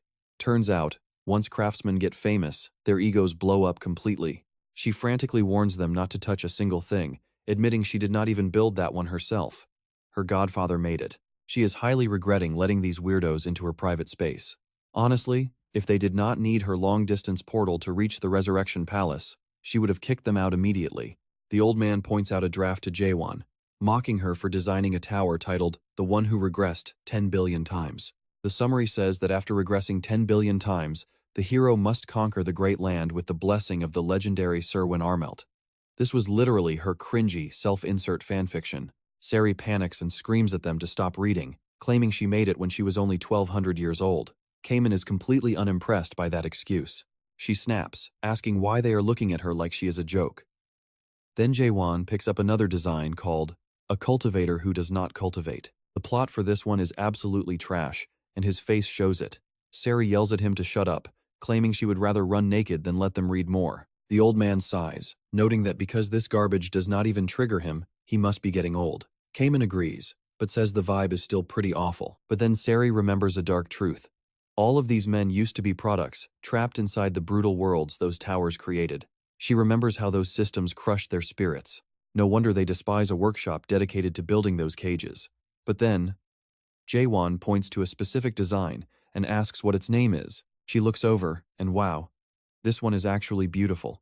She calls it "The World After the Fall," though it is still unfinished. Jaehwan stares, completely unaware she designed this masterpiece just for him. She has no clue how he will react to it. Until now, she had never once looked at a tower through the eyes of the people trapped inside. She announces that the portal bridge is connected and ready. He must feel incredibly weird, but she can't shake the feeling that something is dangerously off. Slowly, she begins to understand why her godfather abandoned his expedition. Meanwhile, over at the Resurrection Palace, the guards are watching the gates closely. A man screams about someone cutting the line while a sleepy guard calls them all idiots. If they actually had the power to reincarnate, they would be chilling at the fruit storage instead of waiting here. Waiting over 6 months is just sad. Then, someone shouts to their leader, asking if this is his 3rd year here. That man is the 72nd Palace Master, Hitchmeyer, the Monarch of Mist. Hitchmeyer snaps back that he chose to stay and serve rather than reincarnating, but the crowd laughs, saying it is basically the exact same thing. They mock him, but Hitchmeyer calls them absolute fools and attacks. He literally sucks the air right out of their lungs, asking if they want to be erased forever. They immediately beg for mercy. Hitchmeyer complains they ruined his mood, grumbling that he would never rot in this dump if not for the agreement. See, deceased monarchs entering chaos have forced duties to fulfill. They must serve as the local palace master until the next dead monarch finally arrives to replace them. He desperately needs a replacement so he can leave this miserable corner of chaos. Then he recalls those wild rumors about the monarch of Jade Mask getting absolutely wrecked by an awakener from Gorgon. Supposedly, those losers are forming an expedition to attack the Resurrection Palace. He laughs it off because there is no way they can even reach this place. Since the 9 monarchs came through the narrow gate, something massive must have happened. Still, being stuck here as palace master with zero news is driving him absolutely crazy. Suddenly, a nearby wall begins to crack. Before he can even turn around, the stone explodes, sending a devastating blast directly at him and his palace. Hitchmeyer reacts with lightning speed, screaming to know who is there as he unleashes a counterstrike that collides head-on with Jaehwan's brutal attack. Activating interference cancellation, he realizes this attacker is easily on his level. Charging into the smoke, he demands to know if it's the Castellan of Gorgon, only to see water erupting from Kamen's blade. Kamen replies that he is definitely not the Castellan, completely throwing Hitchmeyer off. He grins, saying it has been a while, as the old man and Jaehwan land right beside him. Kamen immediately recognizes the Monarch of Mist and draws his weapon. He growls that he is here to finally collect a debt from 900 years ago. As Kamen presses the assault, Hitchmeyer inhales deeply and blasts a gale force wind right back. A massive fog swallows Kamen. Frustrated, he realizes he still cannot sense his opponent despite all his hard training. For a split second, he feels completely useless, but then he remembers Jaehwan telling him he can win, that he truly believes in him. Kamen locks in, deciding to trust his basic instincts. Just as Hitchmeyer swoops down for the kill, Kamen detects him first and delivers a preemptive strike, blowing the monarch away. Hitchmeyer takes a devastating blast straight to the gut, completely shocked that Kamen spotted him.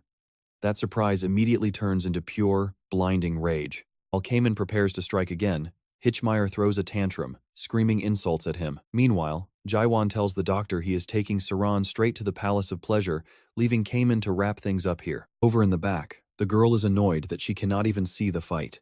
Jaehwan explains that the Palace of Pleasure is actually hidden behind the fruit and the narrow gate, sitting high up. The vibe coming from that place is seriously twisted, so the doctor needs to stay sharp. Jaehwan promises that he and Cayman will do whatever it takes to block the other monarchs from getting there. Inside the palace, everything begins to rumble as the monarch of the Firewheel and the monarch of Seven Fears make their grand entrance, irritated by the racket outside. Seven Fears points out the doctor, claiming he knew he was hiding there all along.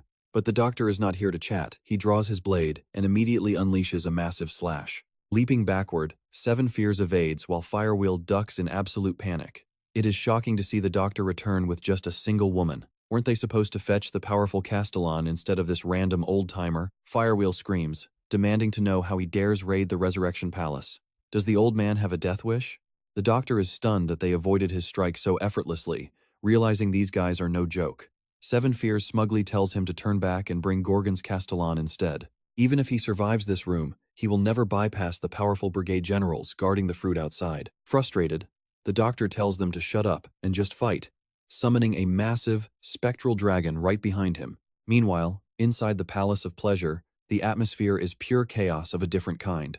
Everyone is completely indulging themselves, draped in luxury. One of them notes the massive ruckus at the front gate, wondering if they should check it out. That is the Shy Monarch, also known as the First Edition. The second Dragon Monarch tells him to relax, since Hitchmeyer will easily handle the intruders, while the fourth proudly boasts that the women here are unmatched. While they continue lounging in luxury, the third Dragon Monarch admits that visiting chaos without stopping by this place is basically a crime. The fifth Monarch jokes that they would face castration if the alliance of female monarchs back home found out. He really does not want to deal with Runako over something this silly, sending the whole room into laughter. But then they wonder if the people of chaos might take offense.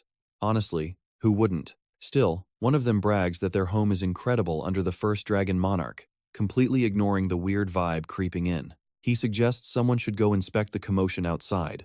But the fifth monarch insists the Master of Resurrection has everything under control. Instead of listening, he tells Laika to stop being a party pooper and just enjoy the moment. Laika snaps back, warning that if things actually go sideways, they will all pay the price. Clutching a cup of wine, another reminds him that the generals are literally stationed to defend this place. The fourth monarch gets highly annoyed, telling Laika to shut his mouth. If he is that terrified, he should go check himself. Laika is visibly trembling, but he tries to stand his ground. The fourth monarch immediately presses him, asking if he wants to fight. Before long, the rest of the group starts ganging up on him too. They look ready to tear him apart right then and there. Laika keeps his cool, backpedaling to say he will just go check alone. As he walks out, they burst into laughter, calling him a pathetic little rat. Laika mutters curses under his breath, promising himself that he will get even one day. But as he fumes, the first monarch suddenly leaks a heavy wave of pure killing intent right at him. Absolutely terrified, Laika squeals that he is just going to take a quick peek before running out. The others laugh, praising their oldest brother for always knowing how to keep people quiet. The eldest brother coldly states that he simply hates noise. They immediately go back to mocking the runner. But their laughter is cut short when Serwin's distinct energy suddenly surges right above them. One of the brothers looks up, spotting Jaehwan and Serwin emerging from a tear in space. The fifth monarch demands to know who the hell just crashed their party. The third is completely frozen in shock as Jaehwan launches a sudden strike, scattering the monarchs and their female companions alike. The second brother is left stunned by the devastation, while the remaining two quickly retreat. Jaehwan reappears right in the center of the room, looking ready to absolutely slaughter everyone in sight. The eldest brother sneers, guessing that this must be the Castellan of Gorgon, and Jaehwan calmly confirms it. The eldest brother is surprised that he actually showed up alone, mocking him for losing his mind. He asks if the kid came to honor some promise, but Jaehwan coldly replies that he only came to slaughter them all. That response gets under the eldest's skin. He wonders how a literal nobody from chaos has the audacity to say something so arrogant. Immediately summoning his terrifying draconic power to crush him, Serwin shouts a warning, but Jaehwan is barely able to raise his sword in time to block the incoming dragon. The sheer force of the impact sends him crashing violently into a massive stone pillar. Planting his foot, he shatters the pillar to steady himself, ready for round two. But before he can move, the fifth and second brothers leap forward, screaming at him for daring to attack their sanctuary. Jaehwan swiftly dodges as they obliterate the pillar behind him. He attempts to reposition, only to realize he is completely surrounded by more incoming threats. The oldest brother mocks him, demanding he stand up and pay for ruining their party. Tracking their movements carefully, Jaehwan watches as the eldest monarch barks out the order to attack, and the brothers strike in perfect, deadly unison. Jaehwan responds by unleashing a powerful thrust, but they mock him. Raw strength is useless if you cannot actually land a hit. Their relentless, non-stop assault is starting to get pretty annoying. The third brother lunges in for a killing blow, but Jaehwan slips past the strike and immediately prepares a counterattack. He boots him straight in the face, sending him flying across the room. He tries to target the fifth next, but another brother strikes from below, trapping him between two synchronized attacks. The second boasts that no one can survive this onslaught alone, claiming not even a high-ranking general could withstand their coordinated teamwork. The brothers take a moment to savor their advantage, laughing mockingly at him. Jaehwan quietly admits they might actually have a point here. Fighting them alone is definitely rough. But wait, watch this. He starts drawing out an insane amount of power, readying a devastating thrust. He declares he is going to wipe them all out in one shot, unleashing an absolute behemoth of a thrust that virtually obliterates the hall. Outside, the old doctor feels the massive shockwave, realizing the kid has started his fight too. The doctor is still busy holding off his own two opponents. Back inside the shattered hall, things look grim. Jaehwan is visibly exhausted and battered, but one of the brothers mockingly calls it a real shame. The eldest had deployed a perfect barrier to shield everyone from the blast, completely unharmed. Seeing this, Jaehwan is genuinely shaken. He never imagined his ultimate strike could be stopped so easily. It is painfully obvious that these palace guardians are on an entirely different level. The eldest brother sneers, amazed the kid tried to invade them with such basic tricks. The monarch asks if this is some kind of sick joke, promising to show this measly chaos worm the true gap in their power. Following his lead, all of the brothers begin to advance in unison. Jaehwan is caught completely off guard.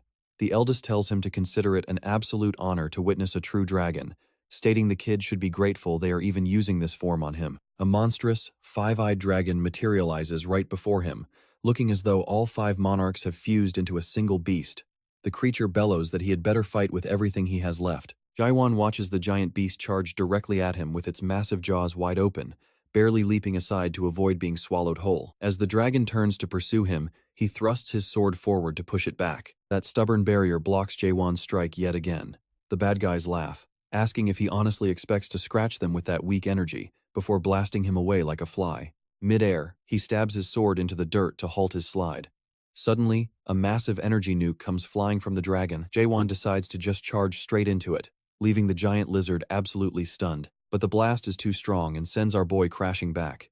Amidst the smoke, the dragon smugly thinks this arrogant human finally paid the ultimate price for playing hero. Plot twist. Jaehwan casually reaches out and slaps the giant beast's head, stopping it dead in its tracks. As the lizard freezes in shock, Jaehwan announces it is finally his turn. The confused dragon sneers, bragging that its thick scales are totally impenetrable. Jaehwan simply tells him they are about to find out. His sword suddenly ignites with golden light, and one solid strike sends cracks spreading across that unbreakable shield. The dragon panics, realizing he is concentrating all his power on a single point. Thrashing wildly, the beast calls him a mere worm and demands to know if he thinks this is a game. The giant lizard slams its head down to crush him, but hits nothing but dirt.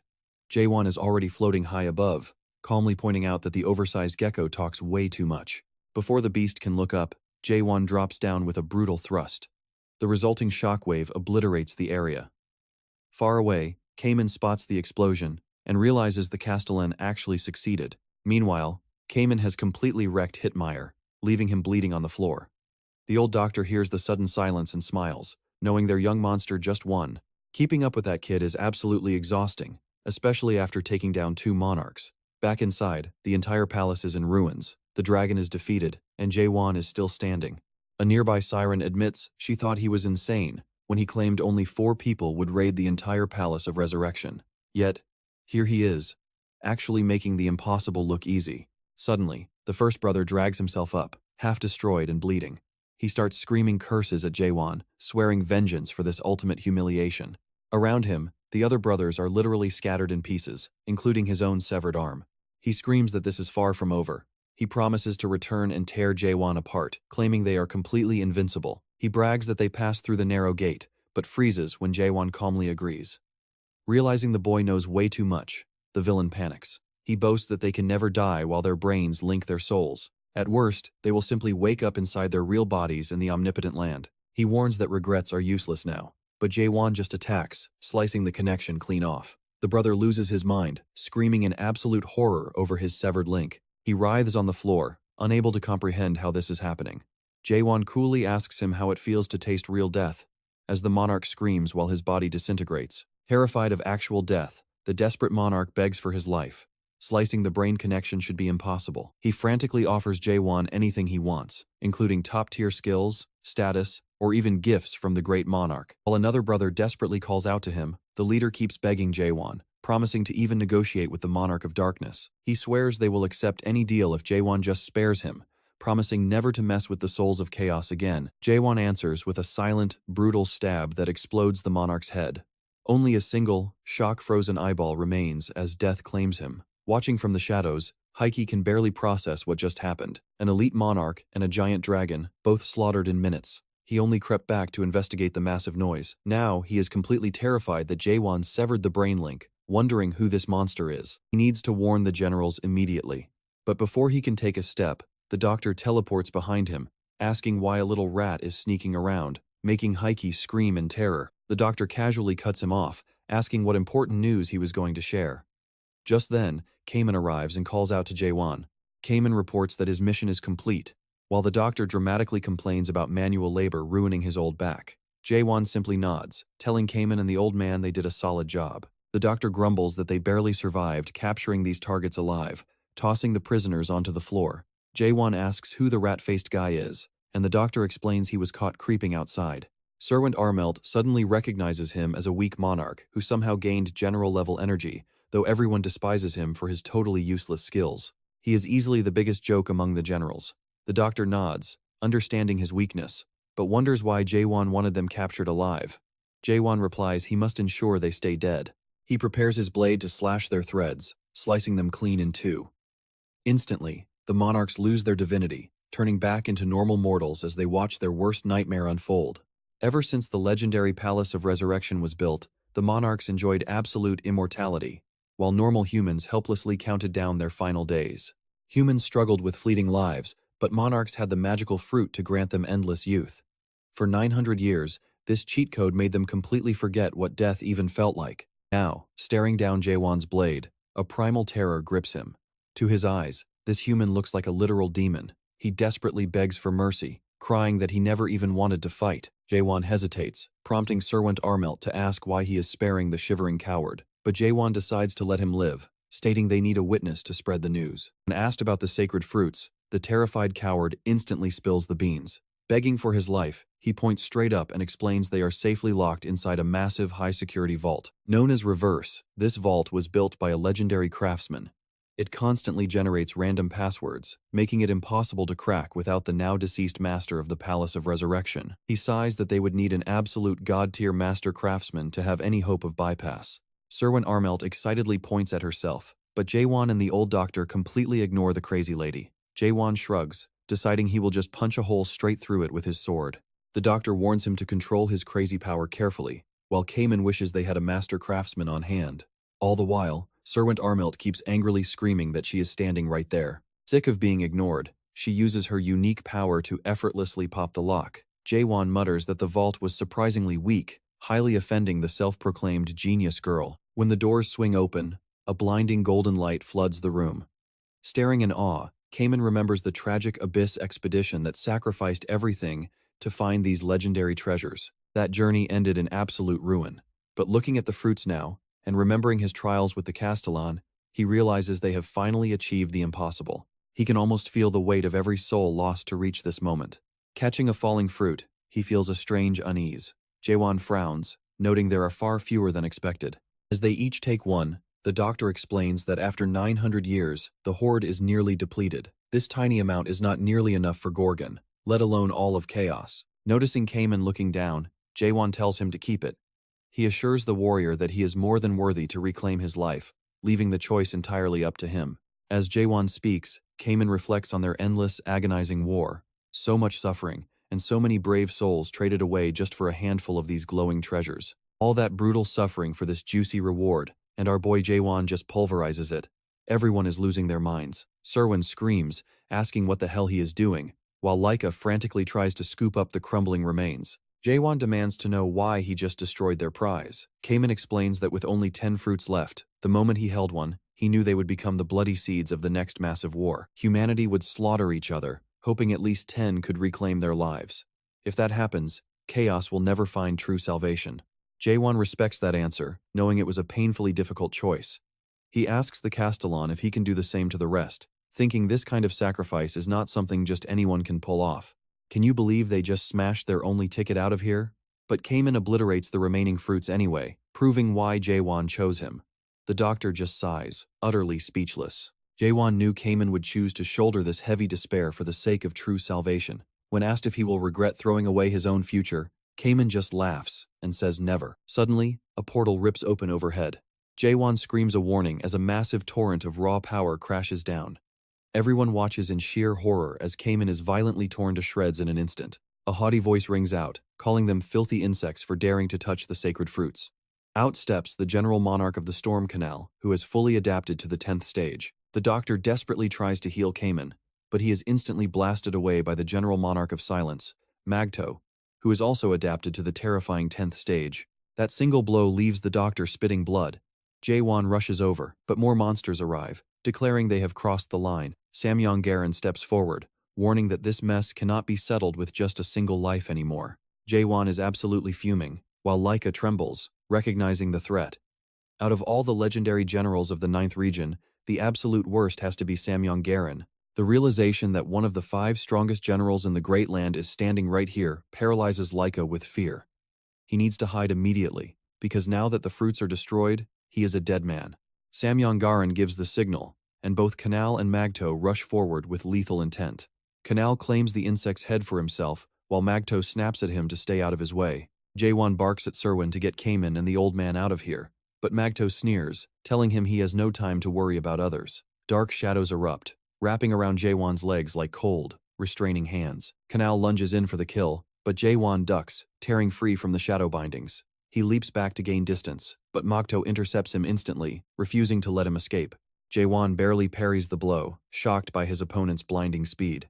While fending off the relentless dual assault, he realizes these two are on a completely different level than any enemy before. Canal mocks him, saying he expected more from the big bad captain of Gorgon, but sees nothing impressive.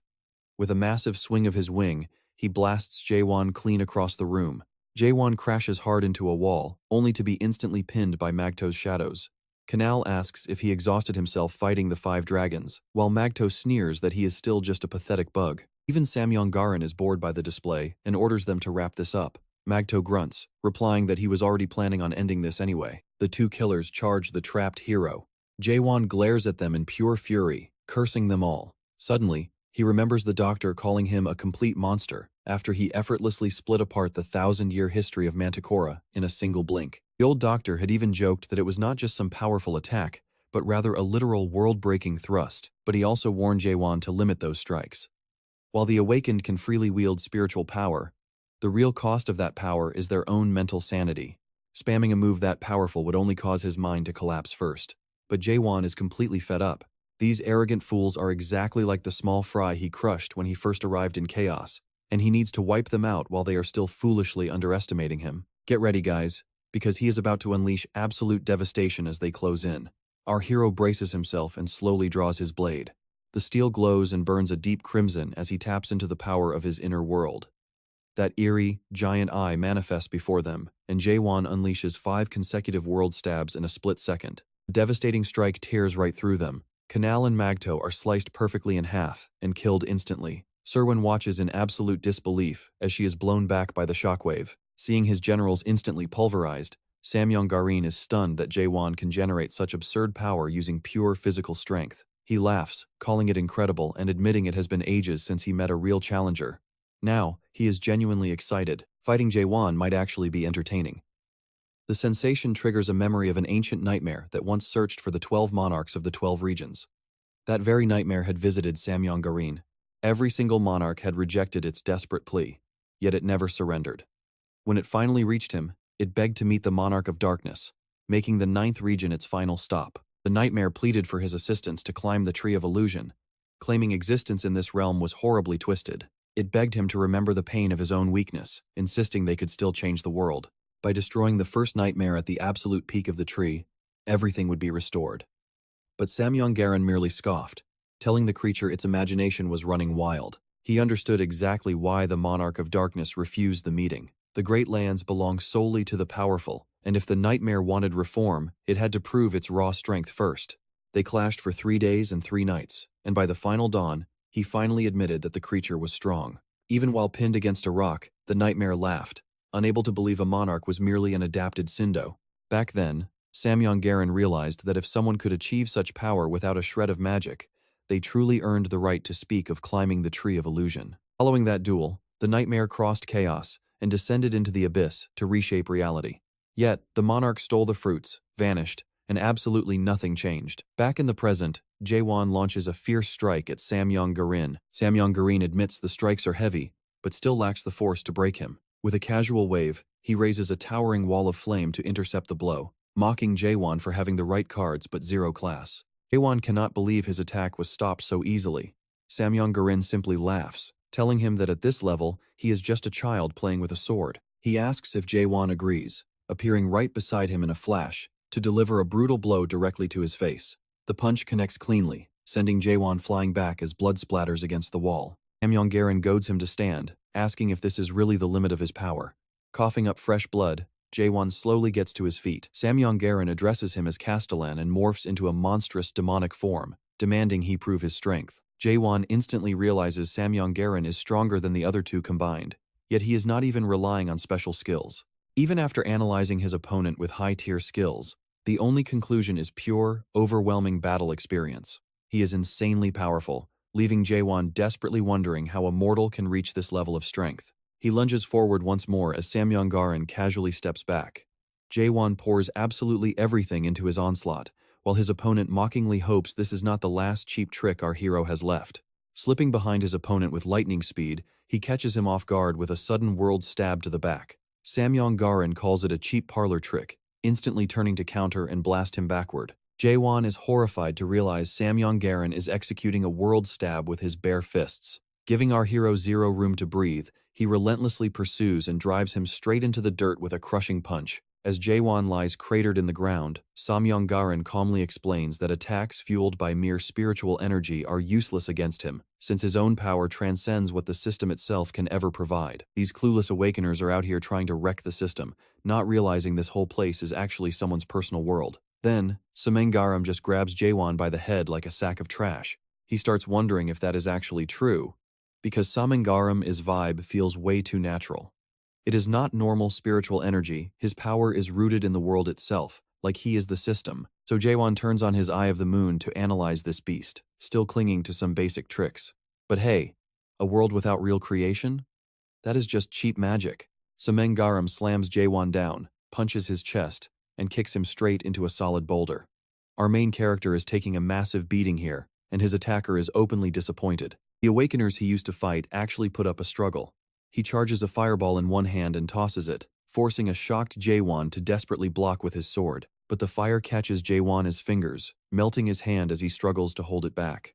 He barely snuffs out the fireball in time, and yeah, he is absolutely furious now. With his arm burned to raw flesh, Jaehwan realizes his fancy eye trick is totally useless. Samyong-Garen says he finally found his target, but this is still way too boring. He demands Jaehwan unleash the true world already. That makes our guy pause, remembering Genesis back at the 8th gate of hell. Deep inside, Moloch left the records of the abyss, detailing the history of these power-ups. According to him, words might change, but there are 6 strict stages of awakening. First, doubt, which begins the destruction of reality. Second is understanding, and third is self-surrender. Those 3 steps basically trigger the world's downfall. Then comes the fun part, rebuilding. The Genesis stages 4 through 6 make up the second half of the process. Jaehwan felt the next stage calling him, but he still did not get what Genesis actually meant. Samyong-Garen calls him a complete idiot for failing to use his own world, itching for the show to start. If Jaehwan won't open it, Samyong-Garen will gladly beat it out of him. Seeing her friends in deep trouble, Suwon panics and rushes in to help, but Samyong-Garen is loving every second. He laughs, tossing massive flames at everyone. Jaehwan realizes that unlike him, these people do not get any do-overs. This is their one and only world, so Jaehwan throws himself in front of the inferno. Serwin screams at him, but he blocks the blast with his bare body. As the fire rages, Serwin looks up to find him still breathing. Our main character took the full blast head-on just to protect his friends. Suddenly, Jaehwan starts reflecting on the world they all share, and things finally click. The childhood, the school days, making friends, laughing, crying, all those countless memories. His past self never doubted the world. He existed simply because he accepted reality, and the entire system was built on that quiet certainty. So to spark Genesis, he needs absolute conviction in his own world. Belief is just a forgotten truth, and a new world requires an overwhelming spark. But he cannot do this by himself. He remembers every single past version of Jaehwan. They all have to wish for this new world together. Semengaram feels the shift and readies another strike. Inside Jaehwan is mind. His other selves are screaming that his dream world is fake, telling him to stop running. Why should they help him create a world they do not belong in? Jaehwan realizes he cannot argue with his own memories, so he just glares at them all. If they won't cooperate, they can all fade away. He is done pleading. Yet, trapped in his own head, Jaehwan is still taking a massive beating in the real world. Semengaram rains down heavy blows right on his face. Jaehwan tries to shield himself with his sword, but he is bleeding heavily while the enemy refuses to stop. Semengaram finally backs off, wondering if our hero is spent. But inside Jaehwan's head, voices are mocking him, asking if he is seriously going to die here. If he dies, they all perish, which would be a total waste after coming this far. They ask if he has forgotten his pain, warning him not to run away. Has he not felt enough to spare? Semengaram sighs, thinking Jaehwan would last longer. It is a pity, but Jaehwan stabs his sword into the dirt to stand up, shocking everyone. He asks what is so pitiful with a feral look in his eyes. His mental projections burst out laughing. They knew he was absolutely out of his mind. He forgot his true nature. But now, they agree to help him just this once. As Semengaram charges up, every version of Jaehwan merges into one single body. Feeling their united power, he begins to summon his new world. Reality literally cracks as he unleashes the fourth stage, Genesis. Semengaram and Serwin stare in absolute shock. He actually pulled off Genesis. A colossal eye manifests right behind Jaehwan, a representation of the fourth stage that turns lies into truth. Jaehwan replies that his real power is turning pure faith into reality. Suddenly, a spectacular sword drops from the heavens, and he catches it just in time. The blade is gorgeous, the peak of the fourth stage. Semengaram sneers, asking if this ruined wasteland is truly his precious world. It is a cursed domain built solely for destruction. He charges, declaring that the end result remains the same, while Jaehwan readies his counterattack. The impact triggers a massive shockwave. Semengaram pushes him back, laughing that this is what he calls a real fight, though Jaehwan is still losing ground. Then our hero draws a second sword, trading lightning-fast blows. Semengaram chuckles, comparing this to his legendary battles from 1,000 years ago. He thanks Jaehwan for the thrill, but suddenly grabs his collar to finish the job. He slams and hurls him away, but Jaehwan bounces off the wall to launch a counter. Before he can react, Semengaram teleports right in front of him. They strike simultaneously, a heavy punch versus Jaehwan driving his blade straight through the fist. The collision triggers a massive explosion, throwing Jaehwan back. He starts questioning his life, wondering why he keeps thrusting and why he keeps going. But while he is distracted, Semengaram ambushes him from the side. Jaehwan barely dodges the first slash, then slips past another, finally feeling the intense pressure. Yet, this is exactly what he needs. He keeps thrusting relentlessly, attacking and surviving, while imagining his childhood self holding this very sword. He remembers a simpler time before rules existed, back when thrusting was just pure, innocent joy. Meanwhile, Semengaram laughs as Jaehwan's wounds continue to pile up. The villain laughs like a total psychopath, but suddenly stops to apologize. Jaehwan shrugs it off, actually grateful to fight such a ridiculous powerhouse. He unleashes another barrage of thrusts. Semengaram answers with heavy fists, wishing this fight would never end as they trade blows without pause. The clash wrecks the entire area until one side gains the upper hand. Semengaram looks stunned, and Jaehwan mocks the system, but Garam just gets more excited. They clash again, but this time they are fighting as complete equals. The surrounding area literally disintegrates from the sheer force of their battle, even leaving Serwin caught up in the collateral damage. With the entire place practically reduced to rubble, Garam lets out a wild laugh. He admits it is the first time he has had this much fun in 1,000 years, finding an opponent like this in chaos. The legendary warrior actually gets emotional. Jaehwan responds that he felt the exact same way. Just like Garam spent 1,000 years perfecting a single skill, Jaehwan trained his own signature punch for a whole millennium. But then Jaehwan remarks, "It is a shame a powerhouse like Garam is only an adapted one." Those words hit Garam hard, and Malark once told him the exact same thing, turning his shock into pure rage. Livid, he demands to know what the hell Jaehwan is actually trying to pull. Jaehwan coolly responds that he is going to the abyss, just like Malark did, but Garam snaps back, calling those empty words a total joke. He warns that the abyss is packed with monsters far stronger than Jaehwan. Even the legendary monarchs eventually surrendered, and in the end, even Mara failed. So, is this guy seriously saying he is still going to try? Absolutely livid, Garam begins to transform completely. A massive storm of roaring fire wraps around him, and Jaehwan immediately readies himself for whatever monstrosity is about to emerge. Then, the transformation completes. Blazing armor covers his entire body, and fiery wings sprout from his back. Jaehwan watches in disbelief as Garam challenges him to prove his crazy ambition. And then, the terrifying Black Guardian General finally reveals itself. Garam summons a towering, angelic titan that resembles a massive Susanoo. His entire being merges directly with it, leaving Serwin watching in pure shock. This is the fabled Guardian conversion, a literal descent of a demigod. He always claimed to be a mere major rank, but that was a total lie, as he is actually a lieutenant. A glowing crest appears on his chest as his excitement spikes, using the giant avatar to manifest a colossal spear. He roars at Jaehwan to prove his world. The towering titan grips the glowing spear, winding up for a devastating throw while Garam cackles like a maniac and yells for him to fire. As the spear hurtles right toward Jaehwan, he reflects on the guardian that supposedly protects their world system. How could anyone who genuinely loves that system summon such a monstrous, destructive force? But seeing this monstrosity makes Jaehwan realize the truth, and he begins channeling the power of his own unique worldview.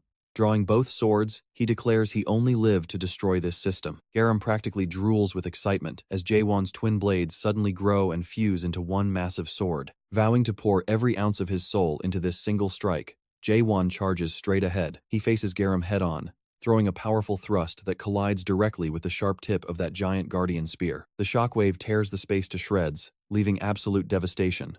Seriously, the wind is so violent that even Serwin is nearly blown away. The old doctor actually gets sent flying, forcing her to grab him while Jaehwan continues pushing forward with sheer grit. Garam praises the effort but asks if Jaehwan can actually stop a divine strike fueled by hundreds of sacrificed lives. Garam drives his attack forward, desperate to crush Jaehwan's strike. But then he notices something impossible. The massive spear is cracking, shattering into pieces as Jaehwan channels even more overwhelming power into his thrust. The weapon explodes into dust, and the angelic guardian mutters a horrific scream, morphing into a demonic monster with rows of jagged teeth. But Jaehwan's thrust pierces clean through its skull, completely erasing the entity from existence. Garam stands frozen in absolute shock, as his legendary Black Guardian General was just completely obliterated. Jaehwan looks down at him, leaving the arrogant demigod shaking in pure, unadulterated fear. Jaehwan simply raises his hand, manifesting his own giant, godlike avatar, a giant, terrifying sword covered in eyes. Calling out to Garam, he bids farewell to the pathetic demigod and swings the colossal blade straight down. Garam can only look up helplessly as Jaehwan unleashes his ultimate, world-shattering thrust. Honestly, what a way to go. Garam accepts the blow head-on and is instantly vaporized. Following that devastating strike, Garam lies broken in the ruins, half his body completely gone as he processes his defeat. He mutters that only in this pathetic state can he finally see the truth, the giant eye that watches over and rules their world. Looking up at the giant world tree that controls their entire reality, he gasps that this is the absolute peak of the Tree of Illusion, the very edge of the abyss where the first nightmare rests. He wonders aloud if this was Jaehwan's ultimate destination all along. Jaehwan slowly walks over, looking down at his broken foe, and quietly states that Garam is still an enemy he has to put down. Garam can barely believe his ears, warning that Jaehwan's worldview will never be accepted in the abyss. He explains that is the harsh reality of losing hope, as nobody wants to survive after witnessing such sheer madness. To Garam, that bizarre entity in the sky does not even resemble a proper world, but if people who actually believe in Jaehwan's world begin to emerge, they might just recover everything humanity lost, even if they must remain trapped there forever. Accepting his end, he tells Jaehwan to sever his brain chain before his body returns to the almighty land. Jaehwan quietly asks if he has any final words left. Garam mutters that if Jaehwan makes it to the abyss, he must locate Kynark and pass on the message. He also warns him to stay far away from Maled, who will relentlessly hunt him down if he discovers his world creation awakening. Jaehwan pauses, asking one final question. He asks why Garam did not just end him earlier, since it would have been incredibly easy before his awakening. Garam reflects for a second, admitting he secretly hoped to act as a stepping stone to help someone else scale the tree of illusion. He believes a reality where life holds absolutely no dignity is totally broken, and that this ruined world can still be saved. Perhaps if someone manages to destroy the first nightmare resting at the very peak of the tree of illusion, everything could be reset. But sadly, Garam no longer has the strength to believe in that dream. Aelid's parting words haunted him forever, leaving him wondering if that was the true nature of reality or just his own delusion. Ultimately, he declares this sacrifice repays his debt to Moloch, sighs at the long struggle, and tells Jaehwan to end it. Jaehwan raises his blade. Exactly 917 years and 244 days after Moloch's failed expedition, chaos is finally liberated from the Palace of Resurrection as Jaehwan delivers the fatal blow to Garam. The blade pierces cleanly through the center of his forehead. Much later, under the cover of night, the survivors gather to celebrate. Jaehwan approaches Zeus Myung, checking if the old warrior is still breathing. He admits he assumed he had perished after missing the recent gathering, but the veteran scoffingly replies there is no way he would die so easily, being one of the leaders of the 10 clans. Jaehwan smiles in genuine relief. The leader mentions hearing rumors that Jaehwan successfully defeated the formidable Sameng Garam, which Jaehwan confirms. He notes that Garam was a truly magnificent monarch in every aspect, asking if Myung knows much about him. He explains that anyone from the Jegal clan would know that Sameng was the very faction that banished them from the Almighty Land, stealing their coveted position among the 5 great clans. They are the exact same lineage that birthed the greatest strategist in the entire Almighty Land. Now that Jegal 1 has targeted their member, the Sameng clan will definitely seek vengeance, but Jaehwan tells him not to sweat it. Jaehwan reassures him they cannot cross over. Myung questions what that means, only for the realization to suddenly hit him. He gasps, realizing Jaehwan actually obtained the narrow gate, and Jaehwan nods in agreement. With the gate secured, those bastards will not be able to infiltrate chaos anytime soon, since they need it to cross over safely. Even so, Myung warns that it is too early to relax, as they can still brute force their way through. Jaehwan acknowledges the concern, but notes that if an enemy is willing to risk their very life to hunt him down, they might actually be a fun challenge. He bids him farewell, wishing Myung a speedy recovery. As the door clicks shut, Myung mutters that the young warrior is still completely unshakable. Walking through the quiet castle corridors, Jaehwan pauses to gaze up at the sky, realizing it has been a long time since he first arrived in Gorgon. Countless things have transpired, and somehow he ended up running this entire place as the new fortress master. He secretly confesses he still despises the paperwork, but his days have certainly been packed with action. He recalls every single event, yet ironically feels like he barely accomplished anything of worth, despite the leadership role keeping him perpetually occupied. Just then, familiar footsteps echo behind him. Chung stomps into the hall, loudly complaining that he only showed up because Kamen kept nagging him to grab a drink. Kamen immediately fires back, denying the claim and shouting that the old geezer was the one begging for alcohol. The old man grumbles about whether he only annoys people for fun at his age. When they admit it, the two just keep bickering, even arguing over who is actually older. Watching their petty fight, Jaehwan figures it is finally time to pack his bags. Spending this much time here is making him get way too attached. Later on, Carlton asks if he is even listening. Jaehwan asks where they left off, and Carlton sighs, reminding him they were talking about the Nightmare Tower. Jaehwan is genuinely surprised that was the topic, proving he was completely zoned out. Carlton explains the tower has an insanely high time expansion, catching him off guard. Apparently, people trying to awaken inside are suffering brutal side effects. It makes sense the first floor runs at 100 times normal speed, and enduring hundreds of compressed years will absolutely wreck your soul. But hey, awakening requires massive effort. No shortcuts here. So, Jaehwan tells Carlton to adjust the time settings, and he quickly nods. You do not just awaken by swinging a sword 1,000 times, and they need to make sure everyone gets that through their heads. Once they set up a training system, they need to weed out anyone who does not actually want to awaken. Adapting is another way to survive, after all. Carlton asks if he truly believes that. Jaehwan points out that everyone is different. Awakening is not salvation, and some might live better lives just by adapting. He then asks Carlton if something is wrong. Carlton explains that despite recently passing the 3rd stage of awakening, he still has not seen his own unique world. Jaehwan is stunned that should be impossible. Even if the form varies, everyone reaching inner surrender gets a unique world. He begins to wonder if Carlton's world is just something else entirely.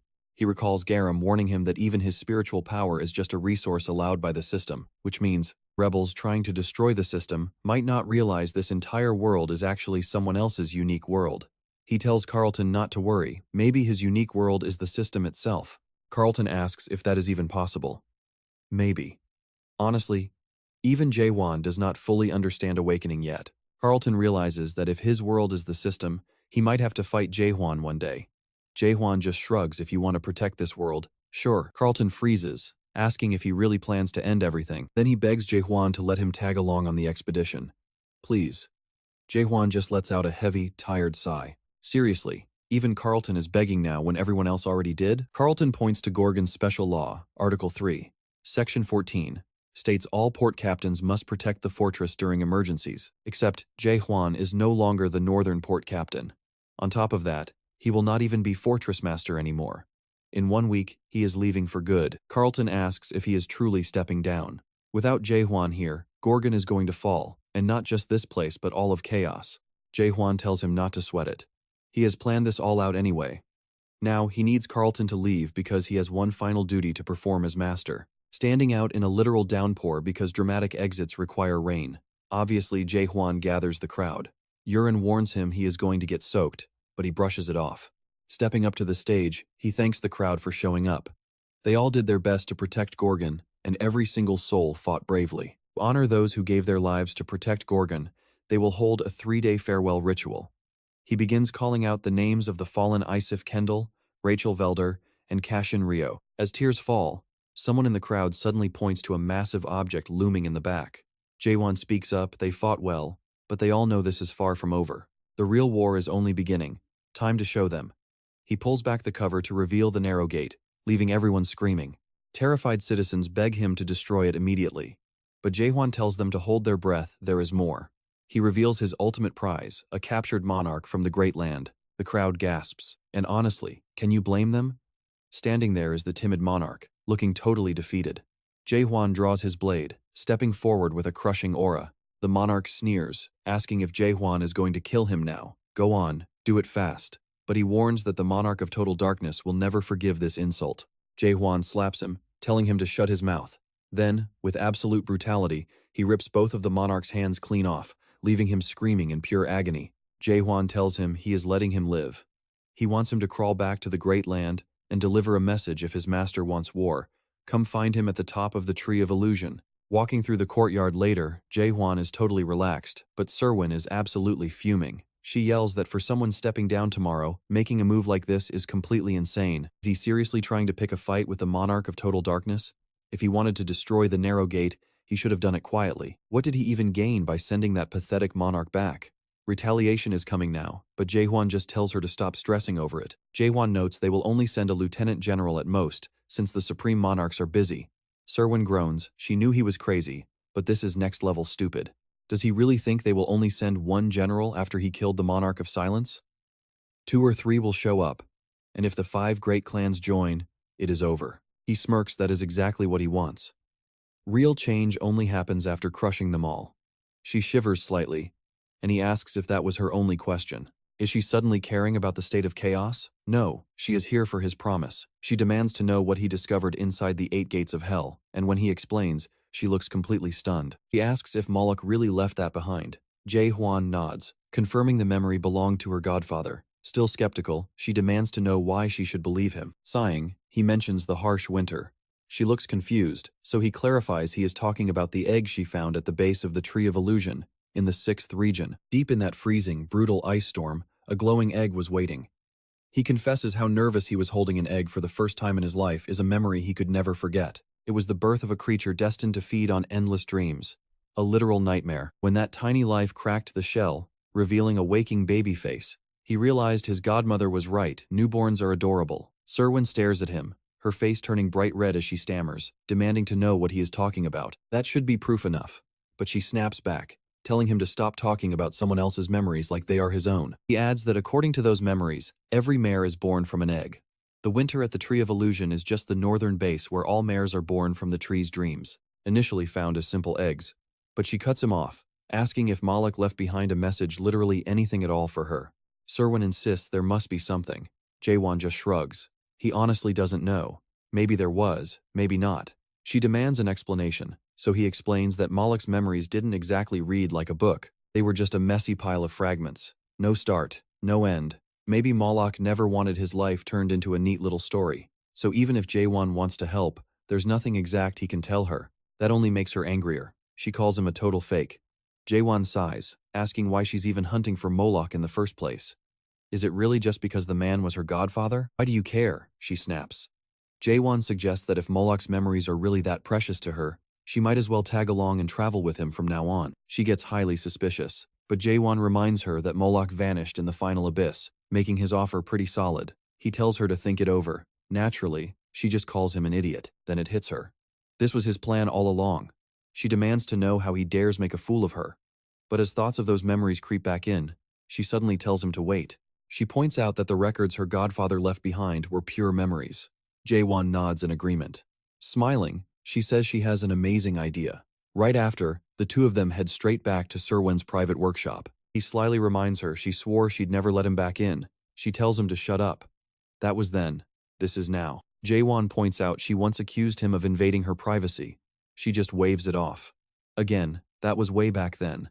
She tells him to shut his mouth while she prepares her gear. Finally, she proudly announces that everything is ready. A metal hatch pops open in the ceiling, dropping something down. It looks like a bizarre cat covered in weird contraptions. She asks what he thinks, claiming this handy tool will help them achieve understanding.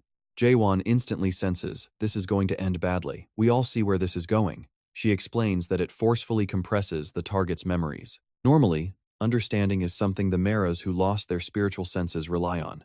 It tightly condenses raw emotions, memories, and realizations, allowing them to experience everything directly. Because of that, a single session can spark inspiration for a very long time. It's her first time trying it, so she isn't completely sure. But other Maras claim the intense experience feels like pure ecstasy. The Nightmare Girl doesn't totally buy that part, though. Jaehwan notes she just wants to extract his godfather's memories through this understanding. He asks if all he has to do is lie down on the table. She nods, asking if he's ready to roll. Suddenly, the bizarre device clamps onto Jaehwan completely. She lets out a mischievous laugh, eager to see if he stays this calm once the process actually begins. Once it starts, he's also going to feel some pretty terrible pain. Though, of course, that's only supposed to affect the target whose memories are being forcefully compressed. As she starts, streams of glowing energy shoot toward Jaehwan, but she gets hit too. She panics instantly. What's happening? She's feeling way more agonizing pain than he is. Serwin expected a tiny backlash, but Jaehwan's mental power is completely off the charts. That tidal wave of energy swallows both of them. When she finally opens her eyes, she wonders if this is the inside of an awakened. Witnessing all of Jaehwan's memories in real time, she realizes the other Maras weren't exaggerating. What absolutely shocks her is the sheer volume of memories one single human can actually hold. Even though she knew he was abnormal after seeing him conquer the 8 gates of hell, this is way too much. Suddenly, one of his memories brushes against her, and her body starts turning gold. Desperately trying to focus, she knows one single slip-up could trap her inside his mind forever. She has to locate the memories linked to her godfather and get out of there fast. So she flies through the vast expanse, searching his memories. Time and again, she barely avoids touching them. She realizes the deeper she dives into his consciousness, the more memories appear. The endless memories keep crashing into her until she's completely blinded.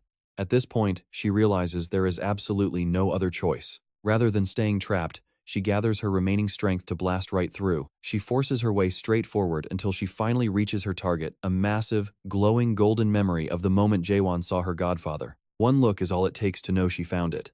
But then she spots herself in the memory, calling for her godfather.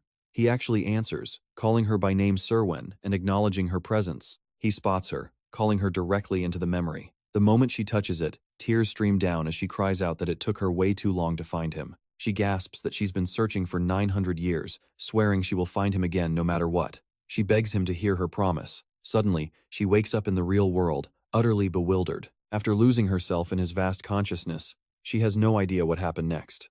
But then, she notices something bizarre.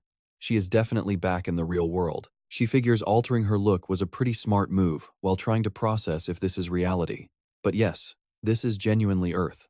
She even recognizes the exact place where Jaehwan used to live. This is World 294, Earth.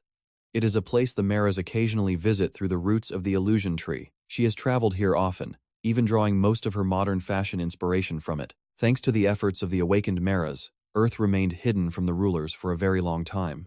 It seems she fell into a sinister illusion with Earth as its base. She is absolutely stunned that Jaehwan is actually from Earth. She recalls her godfather explaining that every being holds a subconscious world called the Sinister. It is built entirely from the target's hometown, serving as the foundation for all the world's illusions. If she falls deep into the Sinister, there is only one way out. She must locate the guide hidden within this subconscious world, as they are the only one who knows the exit path. While she wonders where to find him, a young boy suddenly dashes past her, screaming for her to get out of the way. Other men are chasing him, and she realizes she knows this kid. One of the relentless pursuers barks that it is time to give up. Instead, the boy grabs a heavy metal bar, preparing to fight them both. The man sighs that kids are nothing but trouble, but Serwin steps right in, shouting for them to stop immediately. She angrily demands to know what they think they are doing to a child, leaving both thugs shocked by the sudden interference. The boy warns her that it is way too dangerous and yells at her to back off. The men explain that he refused to become an adult, a grave crime that carries the death penalty. They ask what else they were supposed to do but hunt him down. Serwin is completely stunned. Execute him? She cannot believe staying a child is such a severe crime, wondering if Earth ever had a law like that. Suddenly, another man arrives, noting that something about her feels off. He points out her weird speech and unusual outfit. The other thug wonders aloud if she is just doing some strange cosplay. The suspicious guy demands to see her ID card, while his partner asks if those are actual horns on her head. She instantly freezes. She completely forgot to hide her horns. Then she remembers her godfather's crucial warning. If she ever falls into the Sinister, she must never draw attention to herself. This world rejects it completely, and standing out could lead to absolute disaster. Despite her godfather's warnings, she has no other choice. Serwin conjures a glowing fireball, planning to drive the hostile men back with her magic. The thugs freeze at the sight of the flames, but she cannot cast the spell. It fizzles completely, triggering an instant system warning. Dropping their weapons, their bodies begin mutating into terrifying shapes while the boy yells. Within seconds, they twist into shapeless, grotesque monsters. A booming system voice echoes through the air, announcing that alien substances have been detected in the world. She nearly faints from pure terror, as the system issues an immediate extermination order. She begs them to wait, but they seize her anyway. Suddenly, the brave boy rushes in, demanding they let her go. He punches one of them right in the face to make him release her, but another goon sneaks up from behind. Before he can react, the kid rips the guy's head clean off in a single move. She collapses to the ground, completely shell-shocked by how fast everything went down. But this just proves she was right all along. The only awake mind inside this subconscious world, the actual guide, is that boy. The kid is literally Jaehwan himself, guiding his own twisted reality. She points out that he wanders around completely fearless, even in a creepy alley like this. The boy just shrugs, saying that is how you survive. Then he asks if she can actually survive here. She scoffs. Does he really think she's some weakling? He ignores her and tells her to just follow him. Staring at his fierce eyes and stubborn face, she realizes this is exactly how he looked as a child. If a guide reveals someone's true mental age, then this guy is still a total kid at heart. Serwin already starts plotting all the ways she's going to tease him about this once they get out. Little Jaehwan confirms her suspicions. She got pulled in by a random wave of memories. Sometimes lost memory fragments drift down to this place, but a living soul like her showing up here is actually a first. When he asks why she is staring, she notes that everyone else in this world is a grown-up, while he is the only kid. She wonders why he lives here, and if the cops are always after him. He nods, which makes her wonder why this place wants to murder a kid just for refusing to grow up. He gives a simple answer because everyone else here is already an adult. That realization hits her hard. A uniform world would naturally try to crush anyone who stands out. Then the kid mentions he has a question for her too, and wants to know what his adult self is like outside. He tries to play it cool, but his curiosity is totally adorable. Serwin realizes he is asking about his real-world counterpart, but she has no idea how to explain him. Come to think of it, she barely knows Jaehwan at all. She racks her brain to find something that will make the kid happy, and finally tells him that the adult Jaehwan is actually just like him. He perks up, asking if that means the outside Jaehwan is not a grown-up either. She smiles and confirms that yes, he is still a kid at heart. Seeing his face light up is just too precious. Out of nowhere, the kid announces he is sending her back first. He reaches up to touch her hair, saying she needs to take back the thing that snuck in with her. Confused, she asks what he means, and he explains there is a memory fragment tangled in her locks. This completely blows her mind. Something actually piggybacked on her into this subconscious realm, and now he is about to send her back with it. When she asks if he even knows how to do that, he confidently nods. After all, it is literally his job.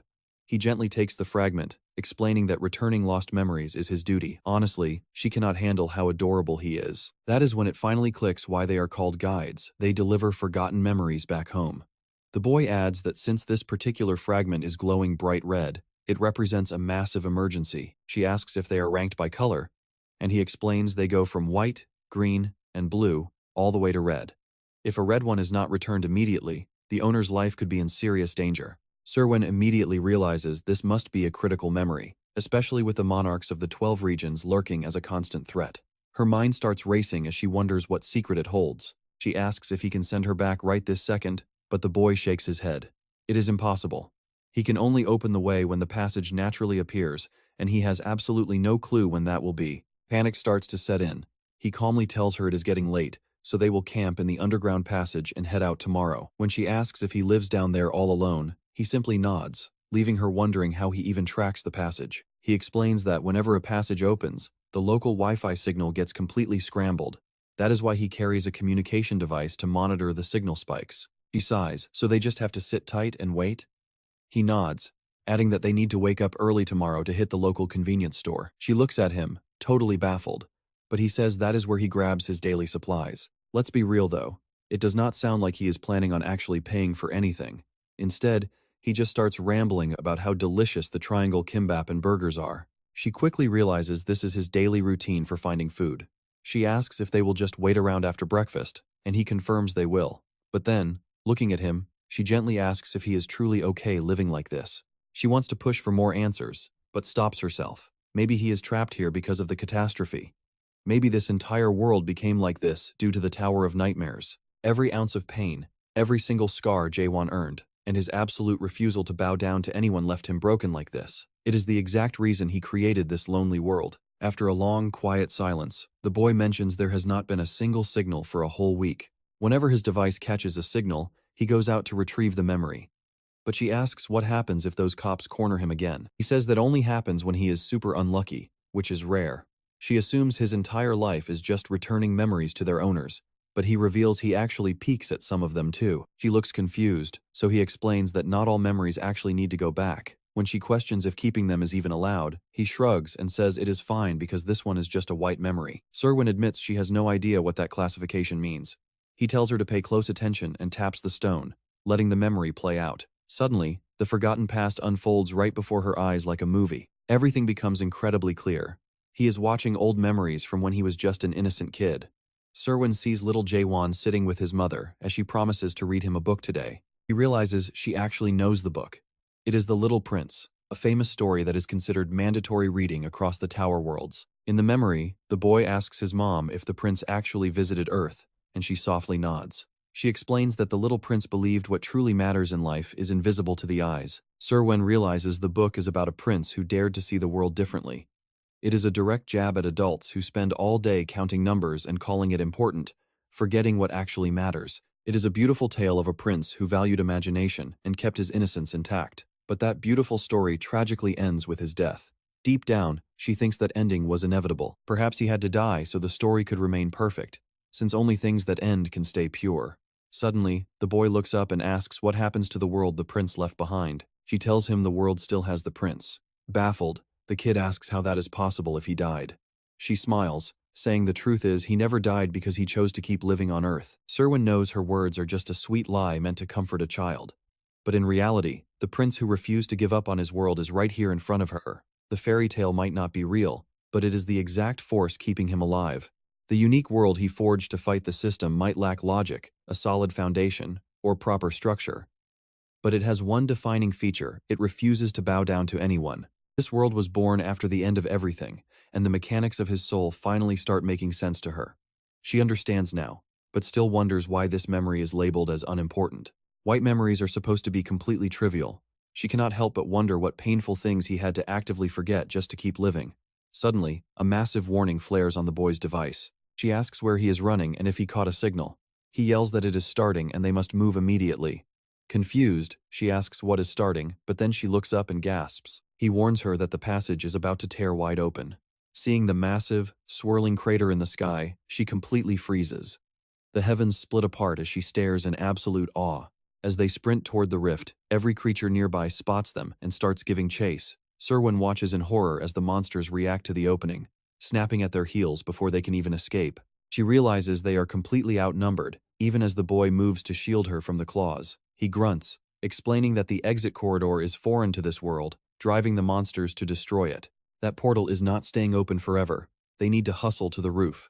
Too bad the local monsters crash the party and grab the poor kid right by the neck. Serwin moves to help, but the kid straight up throws them off and slams his metal pipe into a skull. Watching him swing, she realizes this child is built different. He snaps her out of it, yelling at her to stop freezing. She wonders if he is even capable of fear in this nightmare, but then she remembers he is that man's ego. To him, these beasts are probably just numbers. So when more monsters block their path, the pint-sized hero charges straight ahead. None of this is even real to him. They are just rules cooked up by the adults. He keeps smashing a path while she scrambles behind him, yelling about where the exit is. He promises it is just a bit further. Suddenly she spots it and screams at him to move.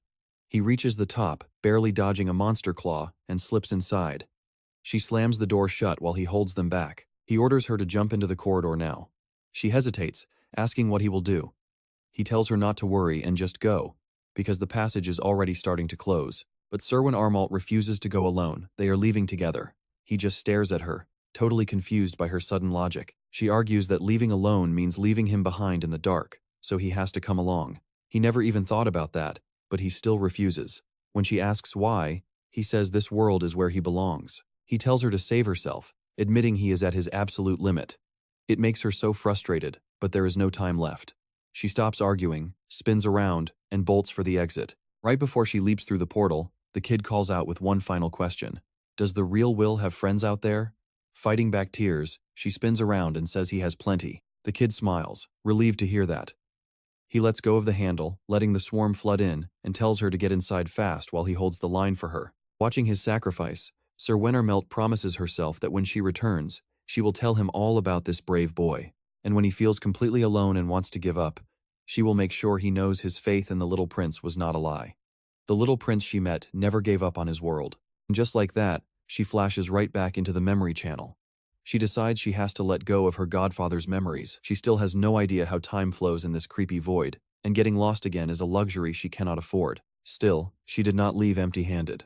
Once she gets back to reality, she is fully confident she can build one amazing tower. Mind made up, she plans to join him on the expedition and learn about her godfather through his actions. But then a sudden realization hits. She never actually opened that last memory file. Even if it belongs to him, a quick peek can't hurt. But the moment she opens it, she is met with something unbelievable. Could this memory actually belong to her godfather? Right there in front of him stands a horror that leaves her trembling. This is insane. It is the legendary Soul King Catastrophe, also known as the Desert Fist of Chaotic Disaster and King of the Dead. Estimated power level? Completely unmeasurable. Description? Sealed inside a strange factory created by the Masters of Chaos. The notes even mention the Descending Death and the Sword of the Void. But why is this memory glowing red? Sure, you need to locate the Soul King Catastrophe to reach the Abyss, but nobody said you have to fight him. Honestly, fighting him in chaos is suicide. Not even the monarchs would dare try. She starts to piece together what this implies, but she forces herself to stop overthinking. Right now, she needs to wake up and get back to reality. Knowing she has to stop him before he does something stupid, she finally wakes up.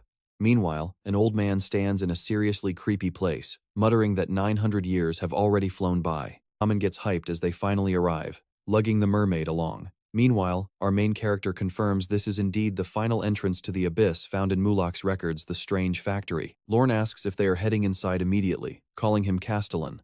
But the protagonist corrects him yet again, pointing out he does not hold that title anymore. He warns them not to wait around and says he will take care of everything himself. Lorne nods but says he will always be his Castellan. Our guy just sighs and lets him use whatever title he wants. Despite warning everyone that the abyss is not a tourist spot, over 3,000 people still followed him here. And naturally, a ton of them did not make the cut. Since exploring the abyss is the ultimate dream in chaos, trying to stop them is a massive headache. To make things worse, the useful lady he needs to bring along threw herself into danger and is still knocked out. Still, Amelie is too valuable to leave behind. But as they approach the factory, the massive hangar doors suddenly creak open. Carlton Javier wonders why they are opening, just as a pack of terrifying horned beasts starts pouring out. Our main character already knew they would not get a warm welcome. The beasts emerge oozing pure bloodlust and charge straight at the crowd. Kamen orders everyone to hold the line and prepare to fight. Meanwhile, over at the former palace of absolute darkness, the timid monarch, like a first edition, is trembling on his knees before his terrifying master. He whimpers that despite getting his arm sliced off and his soul damaged, he still managed to crawl back to his physical body in the Great Land. But he is absolutely terrified of the punishment for returning alone. The leader asks if Samand Garam is finally gone, claiming he knew this day would come, and asks how his final moments looked. Did he look happy? Standing nearby are the Ice Monarch Vargas and the white-haired monarch Masaha. Like a first edition nods, confirming he did, and the boss simply replies that it is great. Lists the casualties. The 5 dragon brothers at Great General rank are dead, along with the 17th Great General Kanal, the 21st Great General Majito, and the 1st Great General with his entire bloodline, Samyang Samang Garam. Like a first edition can feel his heart pounding out of his chest. Everyone else died, while a lowly brigadier general like him survived. He tries to stammer an excuse, but the boss demands he lift his head, unleashing an absolutely crushing pressure that paralyzes him. Leica is weak, but this man is on a completely different planet. The gap in their power is terrifying.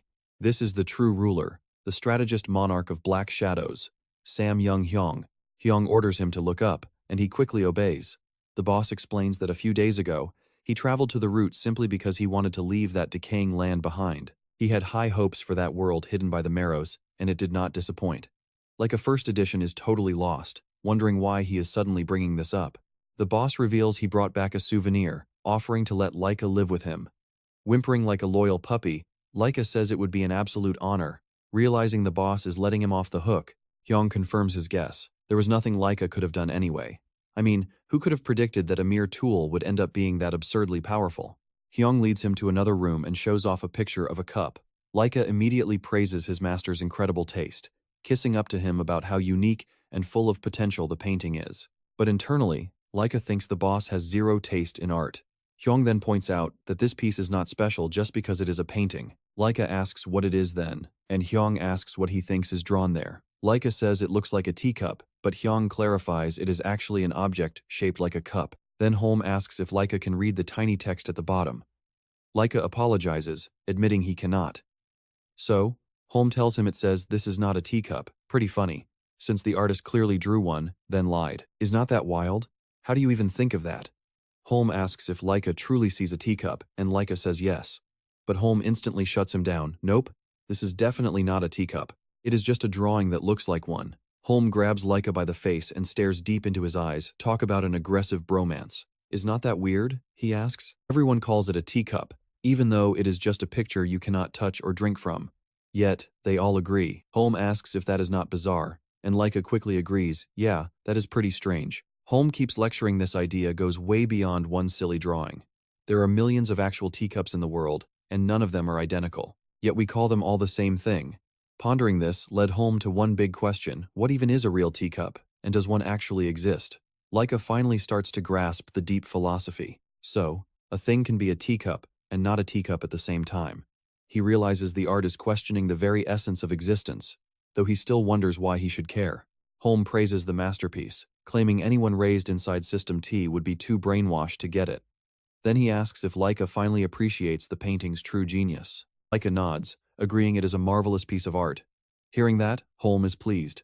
He says it seems Leica gets art, so now it is his turn to answer a riddle. Looking at the drawing, Holm began to wonder, what is a monarch? Leica quickly replies that a monarch is the most noble, worthy, and important being in the entire land. Holm admits they are pretty words, but what do they actually mean? Are they talking about the ice monarch standing right there, the white-haired one next to him, or perhaps Holm himself? Leica says it is completely obvious. He gets it now. But Holm brutally cuts him off. If that is true, then this is not a monarch. So what is Leica?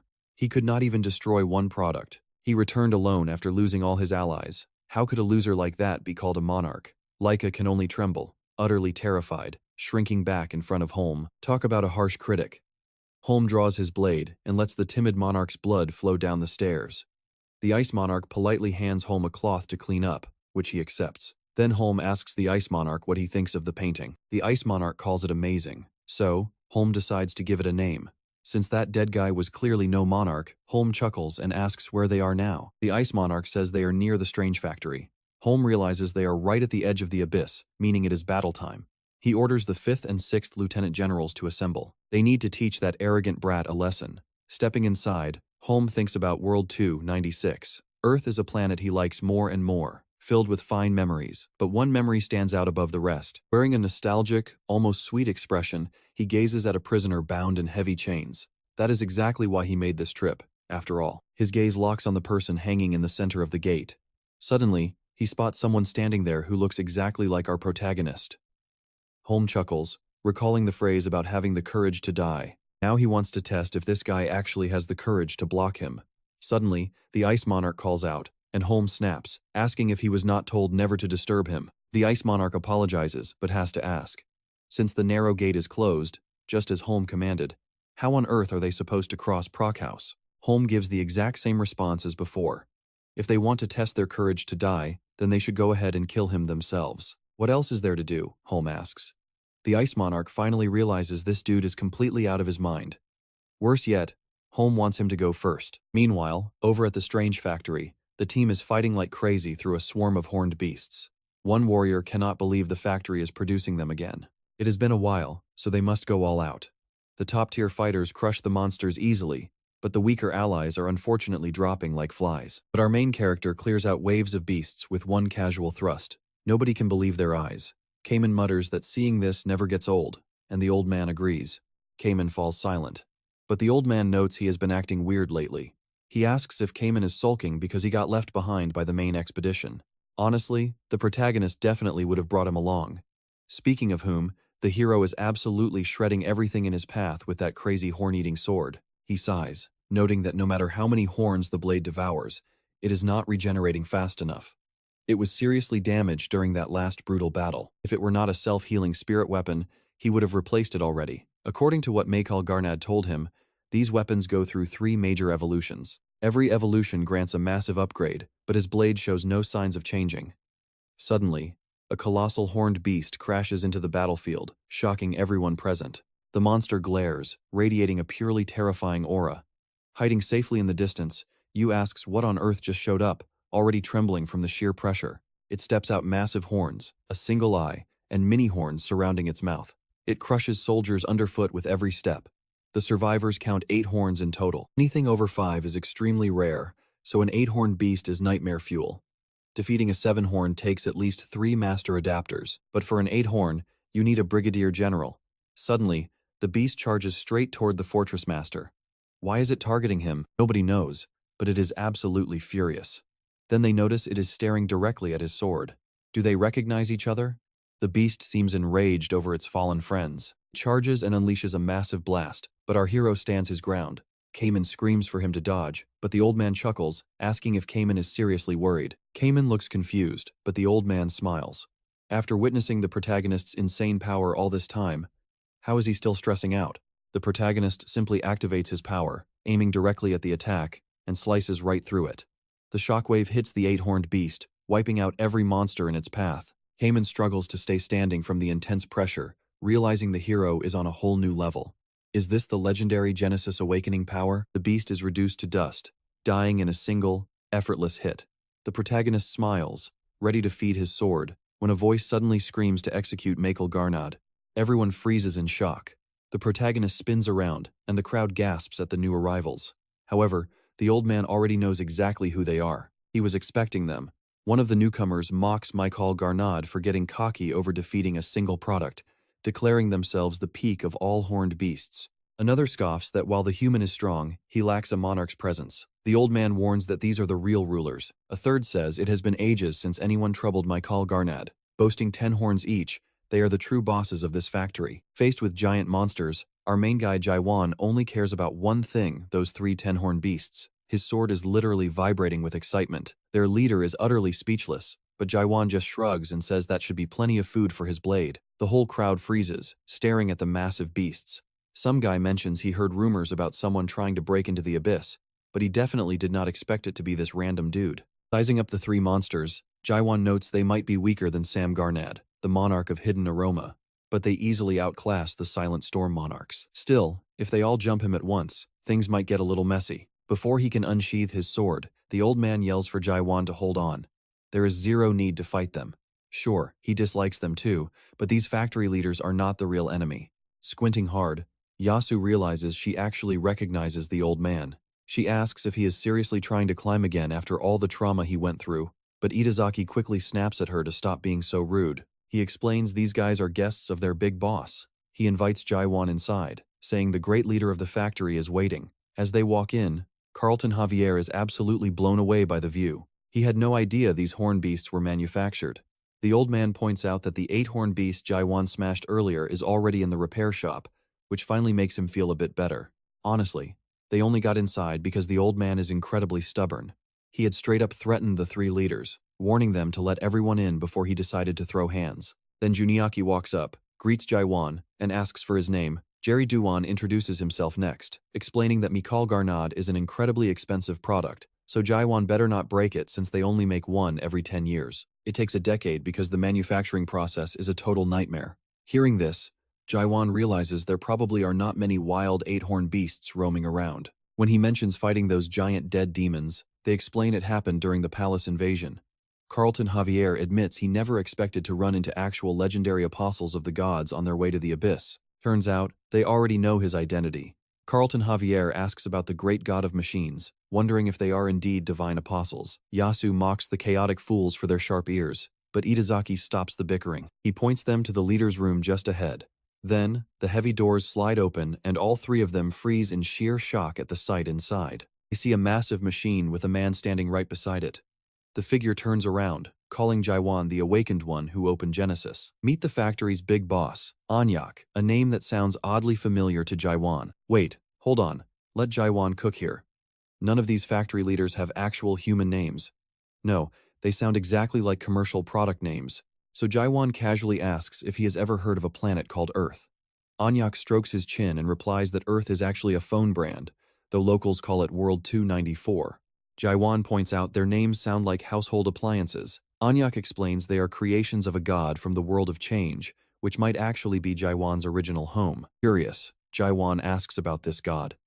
Anyak sighs, asking if he is totally clueless about the abyss. Simply put, while monarchs rule the great lands, gods rule the abyss, and they are constantly fighting over the abyss territory. Carlton Javier finds this lore drop pretty fascinating, while the old man wonders if the abyss gods are just glorified monarchs. Anyak explains they are similar, but definitely not identical.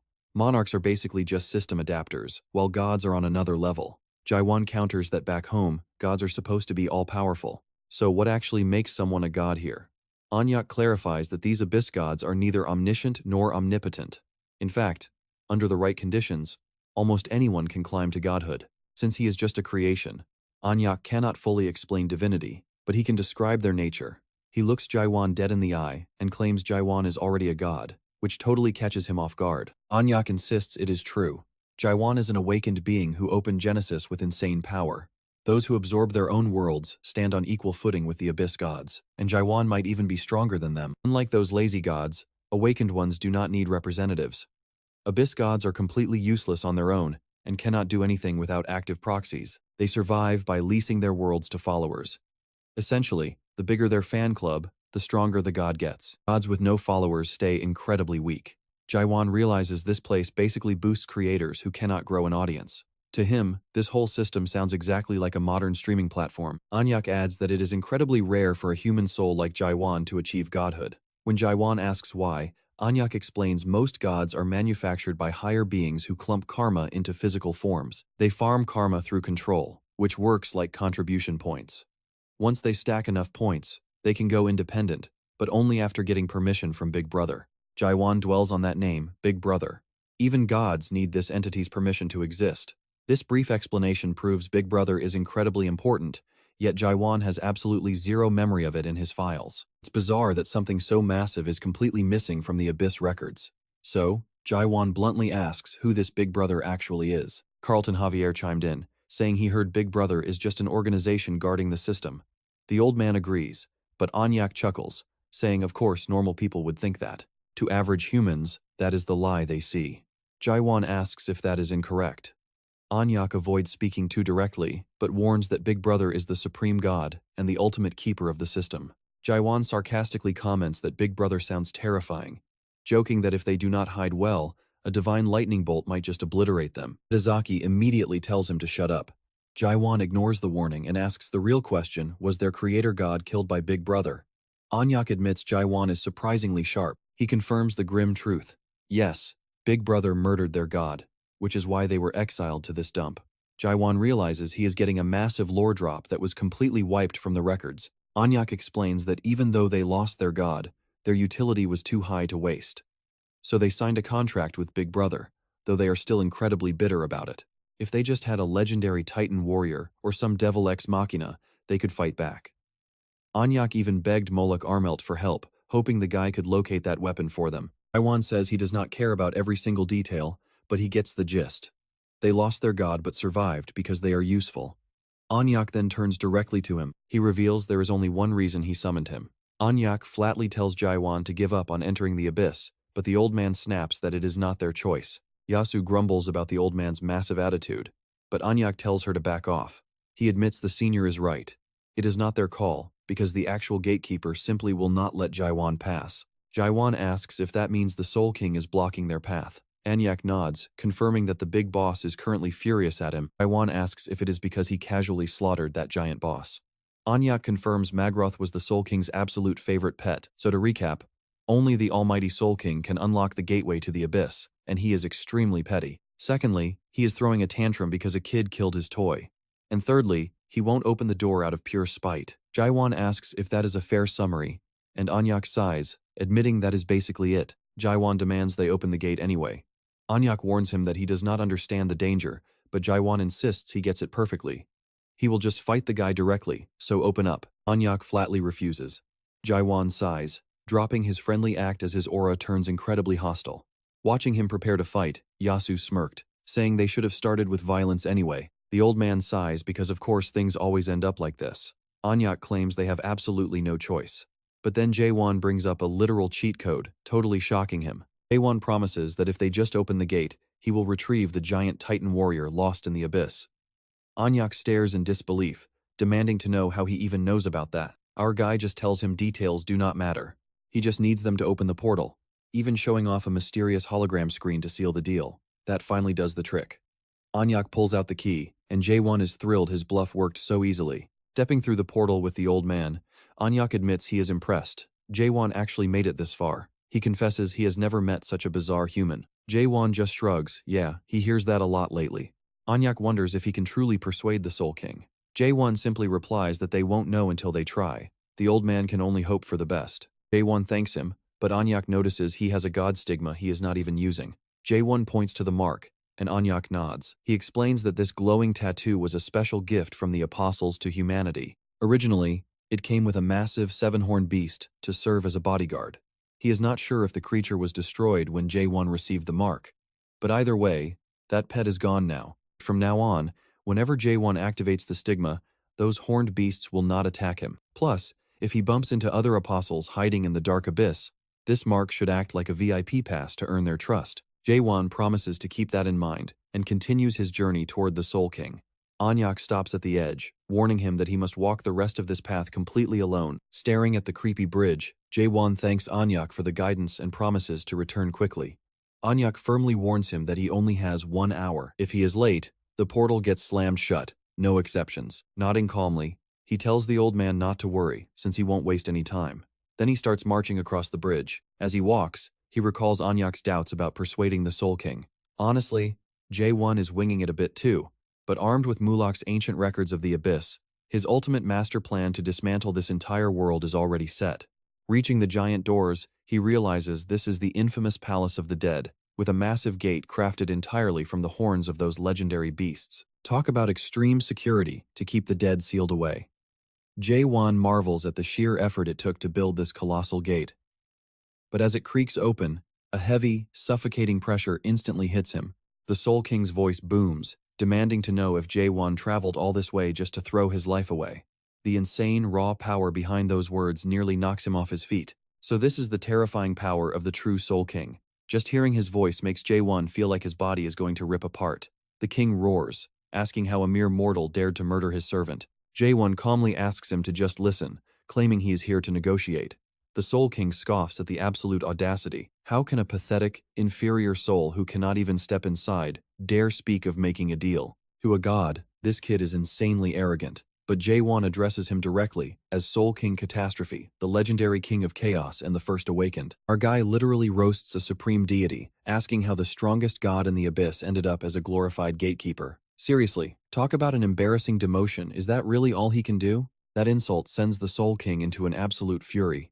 But Jaehwan doubles down, asking if he seriously does not want revenge on the bastard who kicked him out of the abyss and locked him up. Our hero repeats his pitch one last time. He is here to make a deal. Suddenly, the suffocating pressure vanishes entirely. The king chuckles, admitting this kid is way more arrogant than he initially realized. He agrees to listen to Jaehwan, but warns him he better have something insanely valuable to back up that big mouth. Otherwise, he is not leaving this palace alive. This god is definitely not playing around. If Jaehwan wants to fight him head-on, he will need to level up a lot more. But our guy doesn't back down, mentioning he knows about the promise made between Mulak Armal and the king 900 years ago. The Soul King demands to know how he holds that secret, and Jaehwan declares he is here to fulfill that very promise.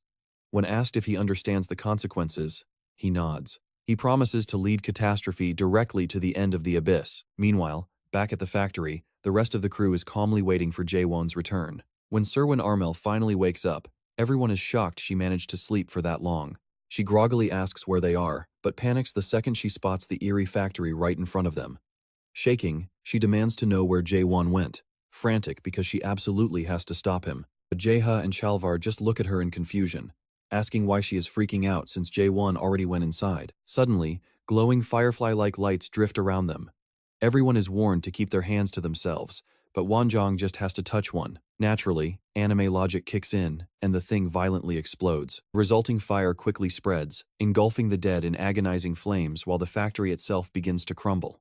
Serwin Armel watches in utter horror as people are literally burned alive by the mysterious fire. That is when they realize the attackers are the legendary monarchs. Why on earth are they here? Ron loudly calls for Jaehwan to show his face, mocking him as a cowardly fortress master.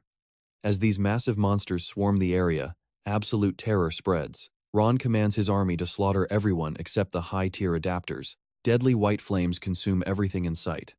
One of the invaders sneers that he does not care about the collateral damage. Their only real target is Jaehwan. He orders his forces to crush any attempt at a counterattack. According to the scouts, this monstrous leader is none other than Jaeyoung-do, the notorious poisonous monarch from the Emerald Insect clan. Yurin Shiver and her allies are suddenly surrounded by a colossal centipede. Jaeyoung-do rages that Jaehwan killed his family member in chaos, and now they will all pay for crossing his clan. Monster claims he is waging war on chaos to avenge Samyang Garam, but the others suspect that the devious Samyang Ron would never mobilize an entire army just for simple revenge. Nishimoto warns that Ron is definitely plotting a sneaky side scheme, telling his allies to watch their backs around those shady bastards from the 9th region. The others nod in agreement. Our sneaky friend scoffs at how pathetic these locals are, claiming he can already guess the Fortress Master's weak power level. He seriously doubts nearly 100 monarchs mobilized just to capture one target. He grumbles that Ron's promises forced him to face the actual terror of death again after 3,000 long years. Demanding to know if there really is enough mythical fruit for everyone, Ron quickly tells him not to worry. Ron claims he is leaving the battle in their hands, adding that any remaining fruit must be delivered directly to the Samyang family. The commander reminds them he is the first son of his clan before being a strategist for the 9th region. But Ron privately sneers at how bound he is to old loyalties, finding it absolutely hilarious. With 20 elite fighters from the Emerald Insect clan, 10 from the 7th region, 20 from his own family, and 50 from the 9th region, their massive numbers make their greedy motives blindingly obvious. But if you only stare at one tree, you miss the whole forest. That is exactly why they fell for the blatant lie about leftover fruits. Since Ron showed up in person, they assumed he was telling the truth. The mastermind almost feels guilty, but tells them not to be too upset. A lie is only a lie if you fail to deliver on your promises. Even without reaching the abyss, other paths to the fruit exist. He reveals their master plan to strike a deal with the 7 high-ranking gods ruling the abyss. That is how they will easily secure the legendary fruit. Such a deal should be impossible since those supreme rulers lack absolutely nothing. But there is one rare commodity even the gods crave, and that is the power of the awakened. For needy gods looking to latch onto a host, nothing screams husband material like an awakened human who can adapt easily. And thanks to that absolute jerk, A whole bunch of these high-quality candidates just arrived right on schedule. Then Ron whispers sweet corporate secrets to Vargas, explaining that the competition is still totally clueless about their prize. But once the 7th region and the emerald insect family realize the crazy value of what is inside the tower, they are definitely going to try and steal their precious baby. So they must kidnap that troublemaker before anyone else sweeps him off his feet. Vargas leaves immediately, while Ron rants about protecting Chaos. Thanks to that, all of Chaos got locked up inside the Grand Tower of Nightmares. He plans to use his tower to force more Awakened into a toxic relationship, hoard all the delicious fruits, and cut deals with the Abyss Gods. By hoarding all those sweet forbidden fruits, he plans to remodel the 9th region into a flashy palace of resurrection. With total control over the treats, he can basically rewrite reality. The 9th region will be the only spot in the Holy Land where rulers laugh in the face of death. Even enemy monarchs will fall head over heels and surrender, leaving the dark 9th region to rule the entire place. But right in the middle of his dramatic monologue, a sudden attack ruins his vibe and tears straight through him. He struggles to see what is happening, utterly shocked that some peasant down there actually dared to strike him. Heyman keeps swinging like an angry ex, yelling for everyone to stay close. Until their beloved fortress master finishes his business, they absolutely cannot let these uninvited party crashers into the factory. Ron gets super annoyed by their stubborn resistance, deciding it is finally time to crush these little bugs. Zhongdu spits out a curse too, demanding they immediately deliver the humans named Ji and Huan. He unleashes a swarm of insects, while Ron aggressively crashes the party by landing right next to them. Even Zhongdu looks pretty annoyed that his grand dramatic entrance just got totally upstaged. Ron scoffs and notes that a certain big idiot is there too. He refers to the foolish girl who betrayed the Stage of Darkness, just to chase her own selfish dreams. He suddenly realizes another lieutenant from the Stage of Darkness has joined the chat, and he is by far the most dangerous. Ron commands the Monarch of Poison to hold back, but Treo Wandu claims his body is way too hot to just stand still. Ron sharply reminds him who the actual boss of this operation is and tells him to cool down. But right then, Cayman rushes in like a maniac, throwing a wild attack with everything he has. Watching him approach, Ron sighs at how these annoying souls never learn their lesson. As Cayman strikes, Ron simply slaps him away, letting the shockwave blow everyone else back too. Everyone is stunned by his absurd physical power from just one casual strike. The blast even shakes the factory, leaving Ron to stand over them, bragging about how to properly humiliate people so they never dare to look him in the eye again. But as Ron tries to walk away, Gang Huan desperately grabs his leg, whispering that he will never let him pass. Ron chuckles at their sheer stubbornness, admitting it is almost cute how they keep trying to get back up. With a cruel smirk, he lifts his foot and stomps. Gang Huan's hand is completely crushed, shattering into tiny pieces while Ron laughs like a cartoon villain. He happily declares that stepping on the rest of them will be even more fun.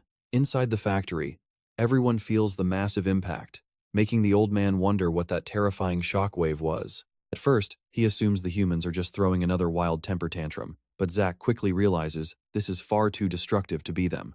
Unmyong immediately tells Jonak to check what is going on outside. Jonak activates his power to get a sneak peek outside. He reports that some seriously scary individuals, direct underlings of the monarchs, are out there. The humans are in deep trouble, and the old man instantly gets the picture. He and Carlton Javier bolt toward the exit immediately. Enid desperately yells for them to wait, but Carlton Javier wonders aloud if the monarchs have actually arrived. The old doctor confirms the kid guessed right. He knew they would clash with the monarchs eventually, but did they somehow sneak through another portal? That should be impossible, since building one usually takes months. Then the horrible truth hits him. Those lunatics actually risk their lives to cross over. He wonders if they are trying to erase chaos forever, just like they did 900 years ago. The thought triggers a painful memory of a dying companion, whispering that he does not want to go yet. Back then, the doctor begged him to snap out of it after coming so far, but the poor guy knew his time was up. He handed over a single fruit, telling the doctor to let everyone know they did not lose, and that their legendary expedition was actually a success. Once they returned, the old doctor kept repeating that very line. They did not fail, they got the fruit. He said it constantly, almost like he was trying to hypnotize himself into believing it. He survived centuries of endless shame, and now those jerks want to steal everything all over again. The second he steps outside and sees the blazing fire, horror washes over him. Carlton Javier yells at the doctor to snap out of it, and the old man locks in. He charges straight through the fire, swearing he will not let them steal their future again. He is no longer just a peaceful doctor, nor is he that helpless weakling from the past.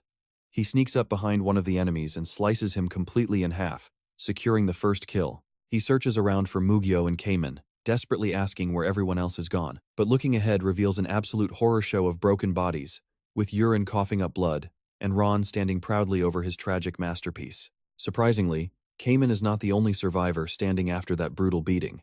Ron recognizes the Divine Doctor, sounding quite pleased that a decent opponent has finally shown up. He complains that nobody would tell him where JR1 was, making him lose his temper. But this new target arrived at the absolute perfect moment. Ron admits he loves a soul with strong willpower, but since he is running out of time, he decides to make a bloody example out of him. The doctor begs for mercy, while Kamen stands frozen, thinking of his master as Ron swings. He silently apologizes to his master, but just before the blade connects, the old doctor pulls him back and tosses him to Serwin. She calls out to Shunryu and Carlton, leaving the others to face the crazy boss. Failing to land his shot makes Ron absolutely furious, though he begrudgingly admits that was a decent dodge. Then, he effortlessly blows the old doctor away with raw spiritual energy. The doctor is completely overwhelmed by that insane energy, wondering how Kamen could survive fighting such a monster. But out of nowhere, an unexpected strike hits Ron from behind as the factory leaders arrive.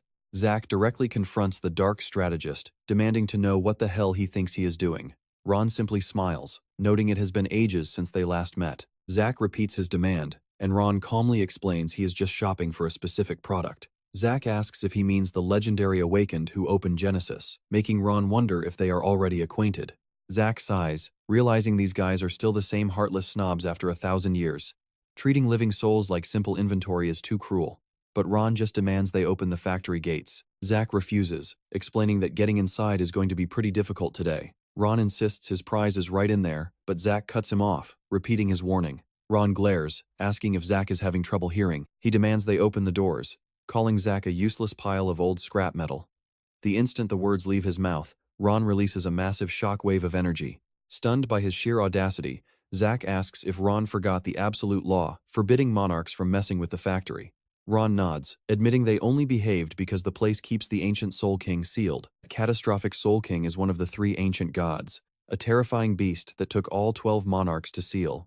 He is easily the absolute strongest deity in the whole abyss. Ron admits he has never seen his full power, but right now he is just a pathetic fallen god making basic trash like ghouls. Besides, those 12 monarchs from 1,000 years ago were way weaker than today. Ron boasts that he alone is stronger than all those 12 ancient rulers combined. Zack sternly warns him he is making a terrible choice and tells him to stop right now. But Ron introduces himself as Sam Young Ron, strategist of the Black Shadow, asking Zack if he really expected him to listen to a glorified scrap metal pile. Yaz finally loses all her patience, charging straight at him and telling him to shut his mouth. But Ron just laughs, claiming it is already too late. He unleashes multiple white flame hurricanes straight at Yaz, before a massive horned beast suddenly bursts from the fire and lunges. Yaz completely freezes in pure shock before the monster slams head-on into her. The old doctor panics, screaming what on earth that thing is, while another fighter yells over to ask if he is the legendary Divine Doctor. Witnessing this absolute disaster, the fighter asks if they even have a single chance to win this fight. The old man looks over at Anya, suddenly realizing the poor kid cannot see a thing anymore. The old man mutters that if Anya could actually witness this sheer madness, he would not even ask about winning because beating a literal demon feels totally impossible. Cold dread sinks in, but then he remembers his disciple asking if he is going to run away again. Staring down the nightmare, the old doctor starts to stammer. He is terrified, his body trembling uncontrollably. He just cannot wrap his head around how their fortress master actually thinks they can beat a monstrosity like this. That is when Anya asks if their fearless master has returned yet. The old man replies that the crazy guy went to face a Soul King and might already be dead, but even if he is, he would never bow to anyone. He admits to Anya that their leader is still missing. Yet, the old man unsheathes his blade anyway, declaring that they have not lost this war just yet. Hearing his shaky but brave words, Anya actually starts to smile. The old man realizes hope is not dead as everyone stands tall against the monarchs.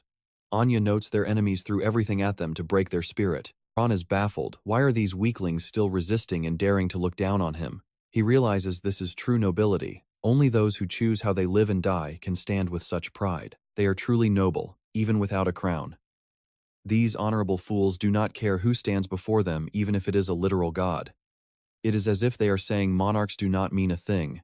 Seeing this stubbornness, Ron wonders if he can even sell these troublesome Awakened to the abyss. He turns to Vargas, declaring that the plan is changing. Every single Awakened here must be eliminated, leaving only the tower and their precious product intact.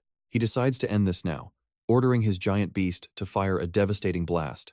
They have absolutely no way to block it. But out of nowhere, a blinding beam of light collides with the beast's blast, vaporizing it instantly and taking the monster with it. The crowd is left speechless by the absolute execution. Serwyn Armelt starts shouting at Ron, who suddenly realizes their main target has finally arrived. Our protagonist shows up looking incredibly rough, with literal pieces of his body decaying, as he casually apologizes for being late. The entire crowd absolutely loses it with joy. He warns everyone to step back as far as possible. Ron steps up, asking if this ragged kid is actually the legendary master of Fortress Gorgon, and our protagonist casually nods, leaving Ron completely unimpressed by his messy look. Ron is offended they traveled all this way just for a beggar. He senses a strange, dark energy radiating from him, wondering if it is a leftover trace of the Soul King. If the Soul King let a pathetic loser like this walk away, then maybe the king has truly lost his mind. Ron is disgusted that Chaos placed its bets on a beggar. Honestly, none of the monarchs can believe they came all this way for him. Gata, the 5th lieutenant of Black Clouds, scoffs that they have been made to look like fools. Yurha calls out to Ron, asking if they seriously needed their entire squad just to deal with one random boy. Ron insists it was necessary, even if it looks like major overkill. When Yurha doubts him again, Ron simply nods. Ron explains that their only real obstacle to the Abyss Fruit was the Catastrophe Soul King, the guardian of the gate, and if the old king refuses to let them inside, they will simply have to break the entrance wide open by force. Wait, Yurha is actually his sister? Talk about a plot twist. Anyway, our boy unleashes massive pressure, asking if they are going to keep gossiping or actually start fighting. Feeling that terrifying pressure, Chundo is amused, noting this world has a very unique perspective. Gata wonders if that giant eye represents his view of the first nightmare, but Serwyn disagrees, asking if it actually represents Big Brother. Yurha dismisses them both, calling the concept shallow since it is still just an empty world. The old man nervously wonders what our boy is planning. He is clearly not strong enough to face these lieutenants yet, so he must have some secret ally in mind. Rum admits it is a rare worldview, but still far inferior to the Rift. He asks our hero if this is truly his limit, but our boy just smirks and charges. He swaps his blade, slashing directly at Rum, but Serwyn calls the attack utterly pathetic. Mocking his dramatic entrance, she easily deflects his sword and blows him backward with a single strike. Lai speaks up, saying there is no need for everyone to jump into this brawl. He asks Hoon if he wants to handle this solo. Hoon steps forward, leaving Serwyn surprised by his sudden eagerness. Hoon insists on cleaning up his own mess. When Shindo steps up to assist, Hoon just laughs in his face, wondering how an old man from the Emerald Insect clan dares to interfere in his business. So, Hoon seals himself and our hero inside a separate cube. It is just them. That will be enough. Shindo yells at Hoon, demanding to know what he is doing since his clan has a score to settle with our hero too. Hoon tells him to go take a hike, ignoring Shindo's screaming. Our boy asks what Hoon wants, and Hoon replies that he is merely honoring a brave opponent.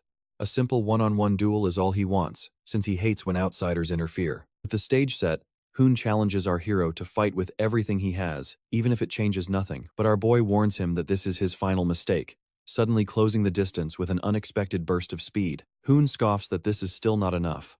Over the last 6 months, he has seen dozens awaken, with most reaching stage 3, and only a few hitting stage 4. He launches a fierce counterattack, which our boy barely blocks. Hoon mocks him, declaring that out of all the stage 4 awakeners he has met, our hero is easily the absolute weakest. Jaehwan is stunned by Hoon's terrifying strength. He makes Samyang Garam look like a complete joke, which is crazy considering Garam was supposedly as strong as a lieutenant. They might use the same power system, but Hoon is on a completely different level. Half-hearted swings will not work, so our boy makes his sword grow massive as Hoon mentions hearing about his materialization skill. This time, our protagonist actually unleashes some decent energy. Hoon summons his massive horned lion again, hoping this exchange will be far less boring than their previous warm-ups. Our hero focuses completely, thrusting his massive sword upward. The dragon tries to block, but Hoon is utterly startled as the immense shockwave actually leaks out of their isolated cube. The old doctor is completely stunned by this sudden explosion of power. The onlookers get excited, calling the attack incredibly flashy. Hoon admits our hero had enough raw strength to defeat Samyang Garam, but warns him not to compare their levels. He asks if mastering materialization made him cocky, because this fight is just getting started. Then he gets straight to the point, asking if they should finish this now. Seriously, what is Hoon really trying to achieve here? If he wanted our boy dead, he could have easily done it by now. Hoon acknowledges our boy's speed, ordering him to go fetch the Tower of Awakening he built. But our hero asks what if he refuses. Hoon knows he hates this, but wonders if he has a choice. He shows our hero countless glowing cubes, and inside one sits a computer. Hoon smirks at his shock, noting that this familiar tech is just a small teaser. He offers our hero something far more valuable, his actual, original body, and a ticket to reclaim his lost life. Hoon asks Jaehwan if he misses his mom, offering him a fresh start as the 8th lieutenant. And honestly, the sweet perks do not even stop there. He displays more illusions, and Jaehwan instantly recognizes Earth. Hoon even promises to return his lost time, but our stubborn main character completely rejects the offer. Shockingly, Hoon actually expected that response. Based on the way Jaehwan acts, he absolutely loathes the idea of going back. Jaehwan asks why he even made the offer then, and Hoon replies that even if he returned, those lived nightmares would never truly disappear. So what is the point of returning to the past? Going back would not erase his deep wounds, and honestly, maybe they should not. Those scars are what made him who he is today, a literal part of his identity. Hoon wonders if that is why Jaehwan keeps choosing the present over the past. Then, he adds that what he wants is not his history. He wants the present that Jaehwan lost, the very thing he is dreaming of right now. Hoon asks if this illusion is the present he wants, but Jaehwan firmly says no. He knows this fake world is not his present. The actual time he deserves was stolen against his will. As memories of his mother flash before him, showing his childhood, Jaehwan gets absolutely furious. Talk about pulling on the emotional heartstrings to bait him. Hoon reminds him that his lost present and loved ones are right there. If he just accepts being the lieutenant of the 9th region, he can go back whenever he wants. Hoon tells him to think carefully about which side is better. Jaehwan responds with a sarcastic question before drawing his sword. Hoon is shocked, but Jaehwan repeats that he is not going back. Instead, he is going to keep climbing.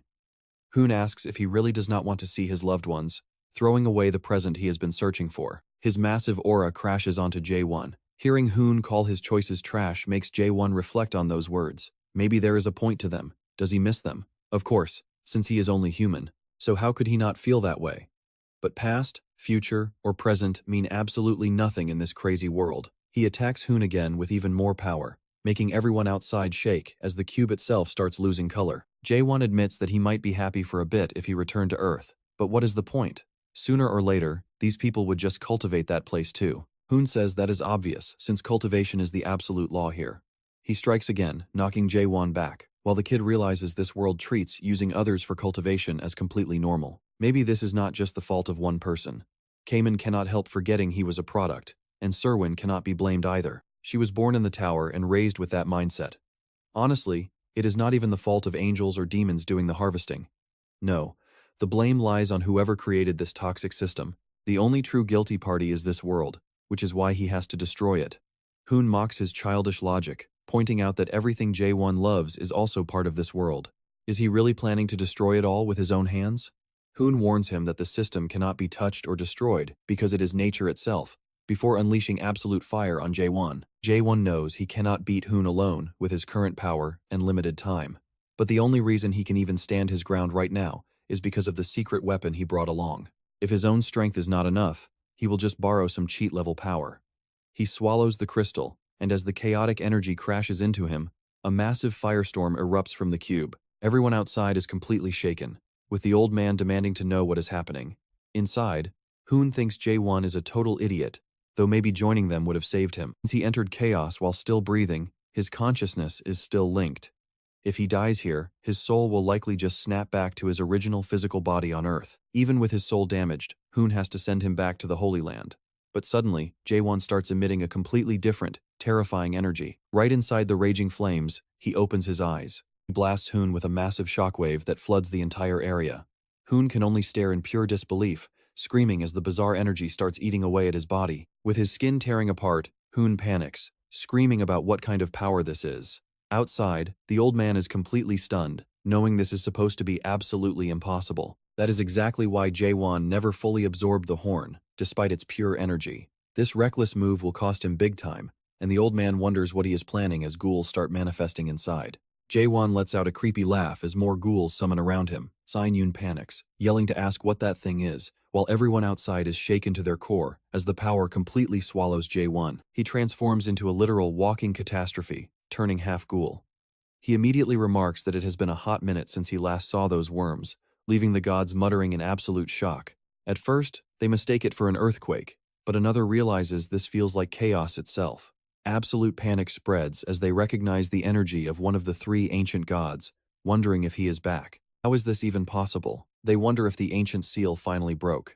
Deep in his own domain, one of those ancient gods senses the vibration, instantly thinking of his best friend waiting in chaos. Back inside, Hoon is literally shaking, trying to process the absolute insanity before him as he stares down the endless army of creepy ghouls. Then it clicks, the legendary Soul King, who was sealed by the 12 regional monarchs, is standing right there. It was written in the Akashic records, which is why bringing 100 monarchs seemed like total overkill. Now, he is seriously questioning if those historical records were full of lies. This entity is on a level where even the monarch of total darkness cannot guarantee a win. They need a miracle just to escape. Hoon tries to negotiate, claiming they do not want to fight and only want their product. The Soul King asks if he means this kid, before flatly refusing. Still, Hoon mentions his promise to his older brother about not interfering in chaos. Big mistake. The Soul King gets furious, demanding how he dares utter that name before his pure rage crashes down on Hoon.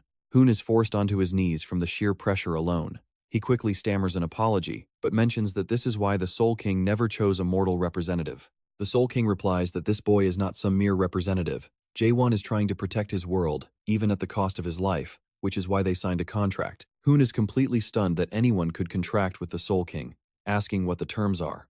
The Soul King tells him to mind his own business while raising a hand to gather terrifying energy. That energy rushes straight at Hoon, with the Soul King making it clear that everyone here is going to die today. Crushed by the threat, Hoon frantically asks what he is talking about. Is he really breaking the sacred promise made to his brother? The Soul King denies it, stating that while this is his power, it is not his conscious will. He begins wiping out the monarchs, prompting Hoon to order everyone to join forces. There is no time to panic. They must work together since he believes the Soul King is only using a descend spell to manifest. No matter how strong the vessel is, it is still a human body that will collapse soon. They just need to wear him down. If they survive 5 minutes, victory is theirs. But Cheon-duol calls him a complete idiot, asking if he actually wants to fight that literal god. Hoon starts shouting, but Cheon-duol declares the Emerald Insect family is staying out of this mess. Hoon is completely terrified as the Soul King turns to the Emerald Insects. He asks if they are the ones who made those fake spirit stones after ripping off his world. He calls them incredibly foolish for trying to copy a literal god, asking if they actually thought they could leave alive, before splitting one of them in half with a single hand wave. He calls them completely unworthy of even becoming basic ghouls, promising no one leaves here alive. Right after, Cheon unleashes a massive power surge, sweeping them all away. As Hoon trembles in sheer horror, the Soul King tells them to remember this forever. Talk about bringing a disaster on your own head. While An wonders how everything went so wrong, Sam-bu, how suddenly crashes onto the scene. She slices right through the flood, telling them to hold their heads high. She basically asks if they plan on acting pathetic until they all die. Sir Wen agrees with the strategist, yelling that they only need to survive 5 minutes, so everyone needs to charge right now. The Soul King is almost amused, noting that a few brave fools actually showed up. Hoon watches his own sister join the fray as she rallies everyone to attack. A handful of survivors join her charge, but the ghouls quickly overpower and threaten the crowd. Still, Hoon stays hopeful. He thinks they have a shot as long as they do not give up, because massive losses are still better than total annihilation. Hoon figures some crucial time must have passed during this chaotic clash, though the outcome is still anyone's guess. Meanwhile, the Soul King finds it hilarious watching them struggle so hard just to stay alive. But his fun ends quickly. He casually flicks a finger, and that tiny gesture instantly vaporizes a massive chunk of the monarchs, including Hoon's sister and everyone behind him. As Hoon falls into deep despair, the Soul King casually complains that sitting around is just too boring. That completely snaps Hoon's sanity, making him burst into hysterical laughter, wondering what just happened. He finally admits there was never a way to beat a walking disaster like this. Jaehwan won this round. Still, he refuses to let the main character get his happy ending. The Soul King admits he has not had this much fun in ages, but as Hoon stares back, the Soul King casually throws a punch from his seat, completely shattering Hoon's torso because things got boring again. Once the dust settles, Hoon lies face down in the water. Jaehwan watches, wondering if the Soul King is truly this terrifyingly strong. Even with that power channeling through his own soul, it feels completely unreal. The Soul King, the very first awakened being, does not just destroy worlds, he actually commands reality itself. This level is clearly the final goal our main character has been chasing. Reaching it means fighting forever. But if the older brother sealed this monster, how absurdly strong does Jaehwan need to get? The Soul King warns that his weak body cannot even last 5 minutes. When Jaehwan asks how often he can borrow this power, the answer is only 3 times. Since he is not his official representative, and he already summoned him once, that leaves 2. But because our main character must save a summon for the older brother, he really only has 1 left. Pushing beyond that limit will shatter his soul, triggering the terrifying process of turning into a ghoul. He chose this path and must endure it, and the Soul King expects him to keep his word. Suddenly, the connection breaks, and a massive wave of agony hits Jaehwan, threatening to tear his soul apart. He realizes that as the corruption spreads, his precious memories are fading away, and losing your memories is exactly like losing your entire identity. Once your mind goes, your actual existence vanishes, leaving only a mindless monster. Jaehwan can only scream in absolute agony. Just as he fears he is turning, he plunges into a vast ocean of old memories. He sees the old man drawing peacefully in his own world, and suddenly, everything starts rushing back to him. He remembers Cayman asking the old man why he followed the young master on this dangerous path. The old man admits he cannot remember a specific reason, calling the boy stubborn, childish, and reckless. All the kid does is yell and cause trouble. But if he has to give a reason for tagging along, it is simply because he did not want him to be alone. That memory pulls Jaehwan back from the brink. The old man desperately begs him to wake up, until our main character groans, telling him to stop making such a fuss. He asks the old man if he is seriously crying, making the old man snap at him in relief. He demands to know what Jaehwan would have done if he actually became a monster, but Jaehwan simply smiles, saying he trusted him to drag him back. The old man tries to lung for a hug, but our main character pushes him away, getting up to look at the silent battlefield. Even with all the casualties, a good portion of the expedition made it. Plus, with so many people awakening, things should run smoothly even after he leaves this place. The monarchs will be way too busy dealing with the broken power balance in the omnipotent lands to care about causing chaos here anyway. Peace has finally returned, or so he hopes. But right then, several survivors rush over to him demanding explanations, making him remember Hoon's parting threat about ruining his plans. As Hoon dissolved into nothing, he wore a smug smile, and now the crowd begins questioning if Jaehwan is actually alive. The old man is completely baffled by their anger. Jaehwan literally risked his life for them, but they demand answers because everyone here is supposed to be dead. Someone notes that when he went to the palace, he did not bring back any fruit. Cayman is stunned. They actually believe the main character stole a fruit. He realizes they are just desperate for their old lives. As Yurin tries to keep the peace, Cayman insists Jaehwan never ate anything. Yet, the crowd aggressively demands to know where the fruits went. They bring up their biggest, most terrifying fear, asking if their leader has actually been alive this whole time. Yurin senses the danger immediately. No one is listening, and the mounting tension is about to make them completely snap. They only followed this guy because they thought his miracles would restore their lost lives. They never cared about his grand ideals. Finding out he is alive makes them feel betrayed, and they mob Jaehwan for immediate answers. All their hidden doubts instantly turn into venom, which is exactly what Ronald wanted. To him, our great savior looks incredibly pathetic right now. You see, mob manipulation only works if there is already a seed of doubt. Their buried suspicion acts as fuel, causing a massive emotional explosion. It turns out they never actually trusted him at all. They yell at Jaehwan, demanding to know where the fruits are and why he lied. Ronald smiles, thinking that even if his own plan failed, Jaehwan's dream is crumbling right along with it. Cayman desperately tries to hold them back, but our main character speaks up, calmly admitting he destroyed every single fruit. Everyone freezes in absolute disbelief. They scream in rage, asking how he could destroy their only hope.